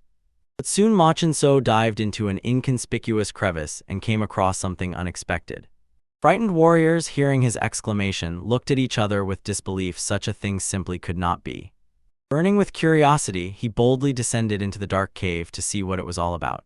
To everyone's surprise, Machin-so came across not the long-awaited badgers, but a nest of poisonous snakes. The warriors screamed in fear, demanding that the madman immediately kill the dangerous animals and get rid of them. Yet the resourceful Machin-so explained with a sly smile that if they were so troubled by hunger, they could quite well satisfy it with snake meat. After all, there were plenty in the nest. Peering into the crevice, the elder warriors froze in amazement, looking at the number of writhing reptiles. The confused tracker was absolutely sure that he had carefully covered this deadly lair with stones to protect the squad. Machin-so calmly explained that he had cleared the debris. Dan Jiho warned anxiously, if the young master allowed a snake to bite him, his body would fill with deadly poison. Still, the cold-blooded Machin-so took a strong rope and skillfully wrapped it around the snake's neck, demonstrating his extensive knowledge. He explained that the toxic venom is produced exclusively in special glands located in the snake's head. If this part is securely immobilized, the reptile turns into a completely safe and surprisingly nutritious prey. Although its smell cannot be called pleasant, the meat was quite edible and rich in vital energy. Though having skillfully dealt with the dangerous prey, he calmly set about the meal. But the superstitious warriors were not eager to taste the dubious delicacy. Perhaps fear had gripped them. Although pride did not allow them to admit this weakness, they instead resolutely declared their own hunt. The senior warrior authoritatively ordered his comrades to unite in order to catch the local lizards according to him, their traditional marching food. Machinso only smiled indulgently, wished them a pleasant appetite in an ironic tone, fully understanding the real reason for their refusal. Finally, as soon as the next day came, the squad resumed the exhausting ascent to the top of the mysterious mountain. Dan Jiho, unexpectedly showing concern, advised the young leader to release the safety rope, but Machinso, to his surprise, obeyed without question. Dan Jiho, impressed by such obedience, regretfully noted that he regretted the decision to bring Machinso on this dangerous journey. He admitted that he would never accept such an unworthy person as a relative. Machinso was not surprised by such frankness and noted that he expected nothing else from the principled Dan Jiho. Angered by this audacity, the palace heir was outraged. How dare Machinso utter such words? But he calmly explained that he himself was never happy about the prospect of this engagement and had spoken about it to the palace master more than once, but despite his objections, the leader still brought him here against his will. Dan Jiho, with undisguised interest, inquired about the real reason why Machinso did not want to bind himself in marriage to Dan Yewa. The young warrior honestly admitted that he considered the girl absolutely unsuitable for himself. Dissatisfied with this answer, Dan Jiho angrily exclaimed that Machinso essentially had nothing except his loud title, and according to Machinso, it was this circumstance that made the girl unsuitable for him. Becoming even angrier, Dan Jiho reminded that the final decision in this matter was by no means made by Machinso himself. The young leader, immersed in his own thoughts, pondered that now he would have to apologize to a whole bunch of people. First to Namganyina, and only then to Dan Yewa. With bitterness, he realized that most likely he would have to live an eternity alone without sincere attachment and without true allies. But suddenly his gloomy reflections were interrupted by a disturbing feeling. He saw from afar an abnormal wind approaching, and along with it powerful waves of wild energy. With his own determination, he ordered Dan Jijo to immediately move higher, escaping from the impending danger. The puzzled heir of the palace did not understand what was going on, but Ma Ching-so persistently repeated his demand. At that very moment, all the warriors were hit by a sharp gust of incredibly strong wind. Frightened, Dan Jijo realized in confusion it was still too early for seasonal winds from the nearby hills. To the horror of all present, those standing at the lower part of the cliff began to sway violently. They barely held on to the safety rope stretched like a string. With growing anxiety, Ma Ching-so understood Dan Jijo was unlikely to withstand such a monstrous load. The cliff would inevitably break off and fall if this pressure was not relieved. The problem was that no matter how strong the rope was, it would inevitably snap under such critical load, pulling everyone into a deadly abyss. In a moment, Ma Ching-so realized only one chance for salvation remained. With the determination of the doomed, he began methodically cutting the rope holding the group. The frightened boy looking at this scene understood with horror. Ma Ching-so, against all expectations, was going to abandon them all to their fate. In response, the young leader only smiled mysteriously, then finally cut through the taut rope. In the next moment, all the warriors, not even having time to comprehend what was happening, screamed in terror as they fell into the bottomless abyss, cursing the traitorous leader with their last words. The only one who did not lose consciousness during the fall was the little boy. But at that moment, he truly wished to be in merciful oblivion. The child desperately did not want to crash onto the rocky bottom, and his piercing scream echoed through the gorge, revealing the primal fear of death. But at that critical moment, something suddenly grabbed the rope. After that, the stunned boy felt himself being pulled up with incredible force. He looked through the swirling fog and saw a mystical purple light pouring from the hands of his savior. Yan Chachok pulled him closer, smiled indulgently, and reminded him of the recent accusations that he was a terrible person. The young warrior calmly explained that he was not as terrible as it might have seemed, after which he turned around and prepared to continue the ascent. Meanwhile, against the backdrop of the dizzying cliff of Beauty Peak, other warriors heard frantic screams from below, piercing the air. There presumably was their squad leader. The senior warrior, with a heavy heart, realized they must descend and try to save their comrades. But the more experienced fighter grimly reminded, anomalous winds come in bursts and the storm will not subside for at least an hour. Moreover, the ominous fog was rapidly spreading through the gorge, thickening every minute and becoming impenetrable. If they leave their comrades under the power of this deadly mist, they will inevitably perish. And descending themselves meant condemning themselves to the same tragic fate. So the senior warrior, having made a painful decision, ordered everyone to wait out the storm. He sadly explained to his friend, there is simply no other choice. The squad leader will have to fight for survival alone. This statement stirred a furious anger in his comrade. He fully understood the squad leader might survive himself, but now 5 other expedition members were under his responsibility. With doomed determination, he cut his safety rope and declared that he would go and search alone. Several loyal comrades, driven by courage and a sense of duty, followed his example. After their departure, the senior warrior who remained sank into gloomy reflections. But the inner voice of duty prevailed over fear. He gave his people an uncompromising order to ensure the survival of all squad members no matter the cost. After that, they also began a dangerous descent, intending to search every corner of the eerie gorge. At that time, Ma Chanso, with a little boy on his back, continued the stubborn ascent upward. Thick mist deprived him of the ability to see anything. His eyes proved completely powerless in this impenetrable veil. Yet he still felt they still had a chance to reach the summit. The boy anxiously recalled the terrifying rumors. Everyone who entered the deadly smoke of Beauty's Peak never returned alive.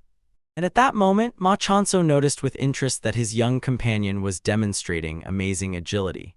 It remained unclear why the child was so diligently tightening himself with a rope, creating the appearance of dependence on adult help.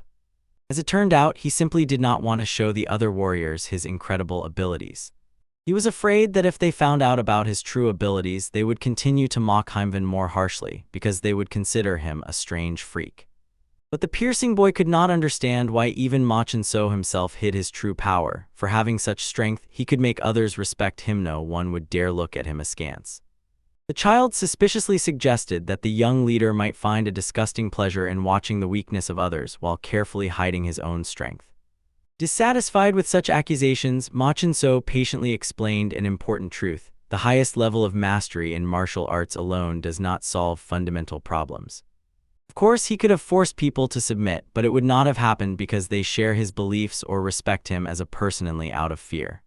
The boy, raised in the harsh world of martial arts, stubbornly denied, strength is all that is really needed. It is power that forces others to listen to your opinion and trust you.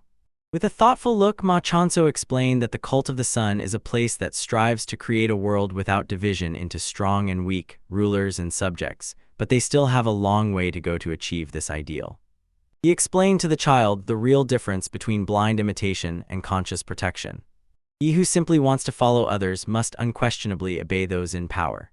He who seeks to protect others must find the courage to stand against those who abuse power and be ready to give his own life to save others. According to him, this was precisely the fundamental philosophy of the true believers. Solved, time to act. Ma Chanso focused his inner energy and aimed a powerful stream at the veil around them. Other warriors, anxiously peering into the fog, suddenly saw a bright flash of violet light. As if by a magic spell, the ominous fog began to disperse, revealing the outlines of the summit to the view. Continuing the ascent, Ma Chanso shared with the boy his thoughts about the highest goal. In creating a perfect society where everyone can realize their potential without fear of oppression. Finally, having overcome the last stretch of rock, he found himself on the flat summit of the mountain. Before him appeared something unexpected, a small house covered with moss, clearly crafted by human hands. He asked the wary boy to wait for him outside while he explored the mysterious dwelling. In fact, Ma Chanso had suspected from the very beginning something unusual was connected with this place. His abilities were not enough to discern the nature of this haze, and that in itself was a troubling sign. Moreover, this place evoked in him a strange feeling of familiarity, the same as the astonishingly similar effect of enchantment technique he had recently experienced himself. He suspected that someone had deliberately built a complex highest-level trap here, one that stretched over a vast territory. Carefully entering the house, he realized the building had long been abandoned. But his attention was drawn to an inscription on the wall about an endless space that does not stop. Ma Chanso froze, recognizing these words and the distinctive handwriting. He remembered this calligraphy perfectly from visions in the corridor of the higher demons. This handwriting undoubtedly belonged to the former owner of his body. Meanwhile, on the mountainside, the little assistant tried to revive the rescued warriors and at the same time explained to them what an incredible person their savior turned out to be. The boy was worried whether they could safely return back. Others had probably already counted them as dead and might have left these dangerous places. Suddenly, from the patches of fog that were dispersing, a hand emerged, stretched out for help. It was the leader of the squad himself, Dan Zhiko. He did not hide his sincere joy seeing that everyone was alive. and especially warmly greeted the little boy who unexpectedly became the link that united everyone on this dangerous journey. With admiration, the child told that their rescue was the merit of the young leader. Danjiko distrustfully assumed that Ma Chanso had probably died trying to save them, but the boy confidently refuted these fears.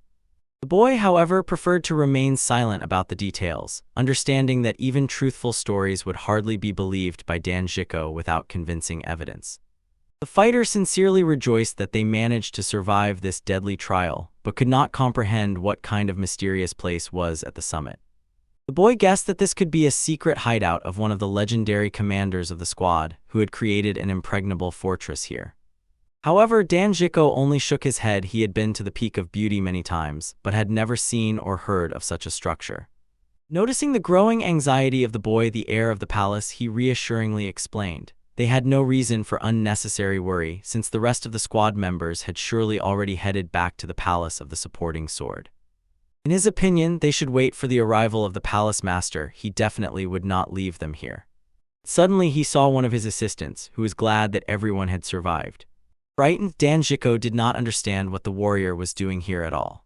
Finally, 2 more fighters of the 4th and 3rd ranks appeared. Danjiko was sure that they appeared here exactly like that, showing their honesty to the point of absurdity, and hoped that the others had not become impulsive.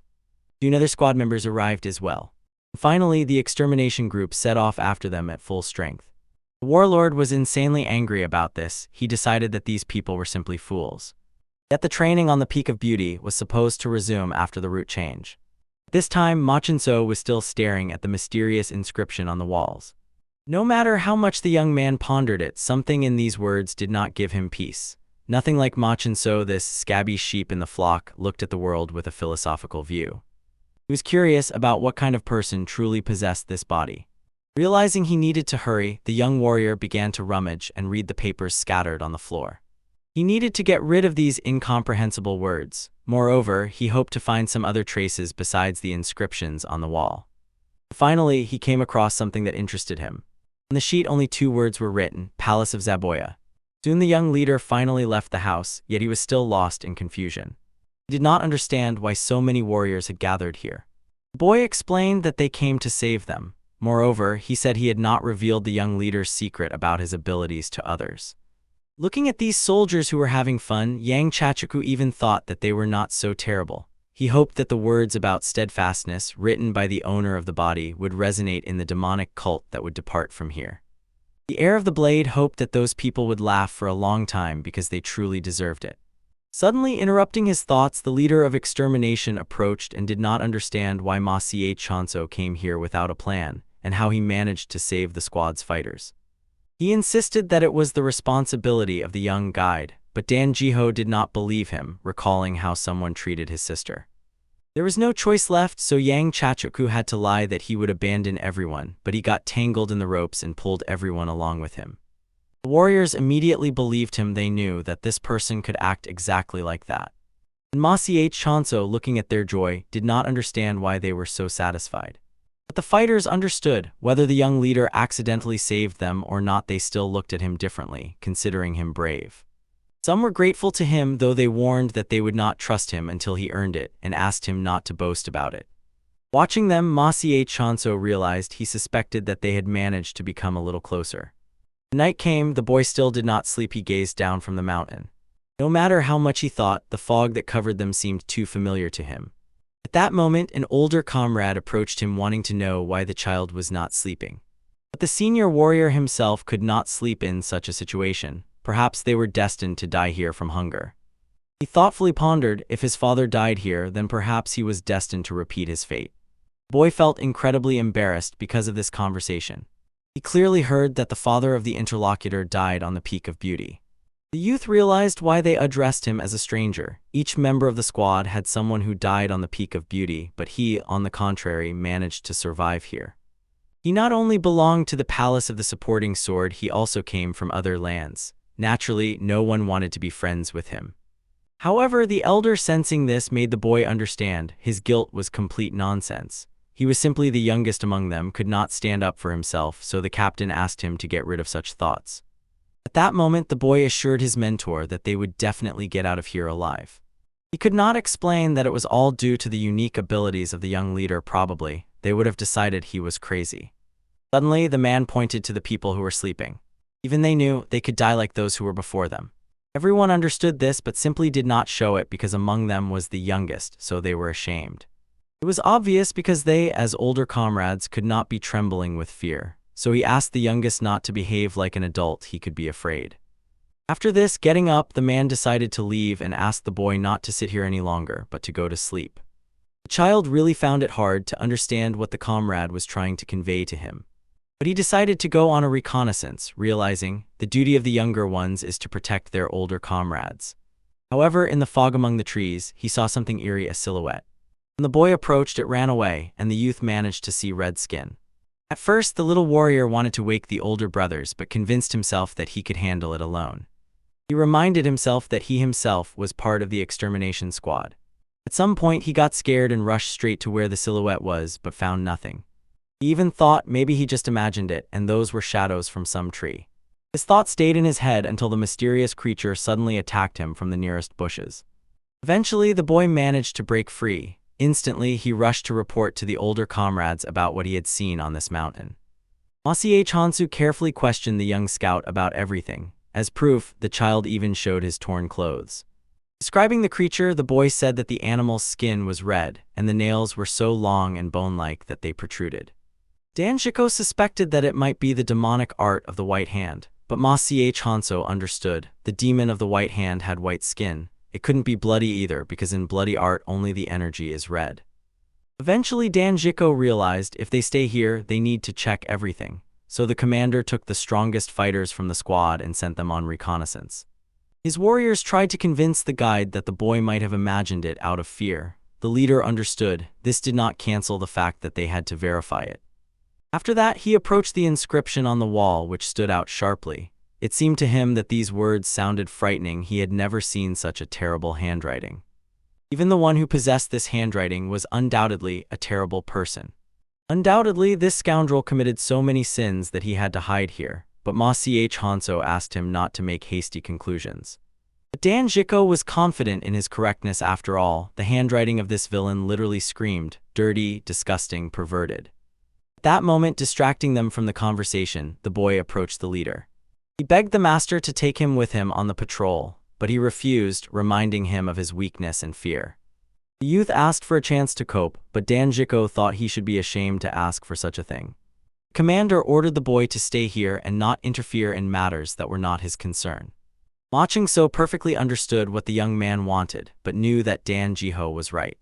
The young leader predicted now the boy would start begging to take him along, but explained no matter how much he begged, nothing would change. Maching-so had already told the boy that he must take responsibility for his actions. If he felt injustice, he had to remember it and become stronger. He asked the boy to prove it to others, and then together with the squad set off to search.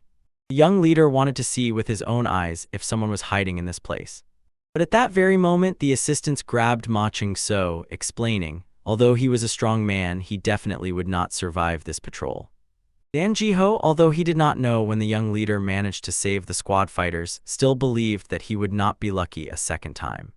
Yan Chachuk himself did not understand why they treated him that way, but everyone considered it obvious he was simply labeled a weakling. Therefore, the warriors ordered him to sit in the corner and wait for their return. At that moment, the confused boy decided to find out from Maching-so how he was feeling. He was literally ready to kill everyone here out of shame. Pondering, the child decided to ask, is it necessary to follow the group's rules if you do not belong to it? The reason for the question was that he terribly lacked shame. It seemed he would go crazy from shame, and he wanted to do something. And then in these words, Maching-so recognized himself. He remembered how once his mentor Tong Jegel demanded that he not interfere in the cult's affairs. But Yang Chachuk understood. He could not act that way because that day they were going to sacrifice the life of a 16-year-old youth. Despite how Tong Jegel held him back, he still broke free from behind the door. Then he told Jegel that if he wanted to hold him back so much, he could try to catch up, and if not, all his enemies would become corpses. And now, recalling this, Maching-so realized he really disobeyed orders badly even before he became the leader of the Dragon Storm Squad. Probably this boy now wants to know the reason why the older comrades hate him so much. He cannot bear to see everything with his own eyes. Therefore, the warrior warned the boy even if he returns unharmed, punishment awaits him, but the youth was ready to accept it. Machin-so himself understood, if he wants to save everyone who went around, he will still have to go. Therefore, he ordered the boy to get ready and decided to take him along. The commander was still pondering what exactly someone saw in this place and why such a message was left there. The team reached some structures, thinking about what exactly their younger comrade noticed here. They were already surprised by the fact that, it seems, people once lived on the peak of Krasota.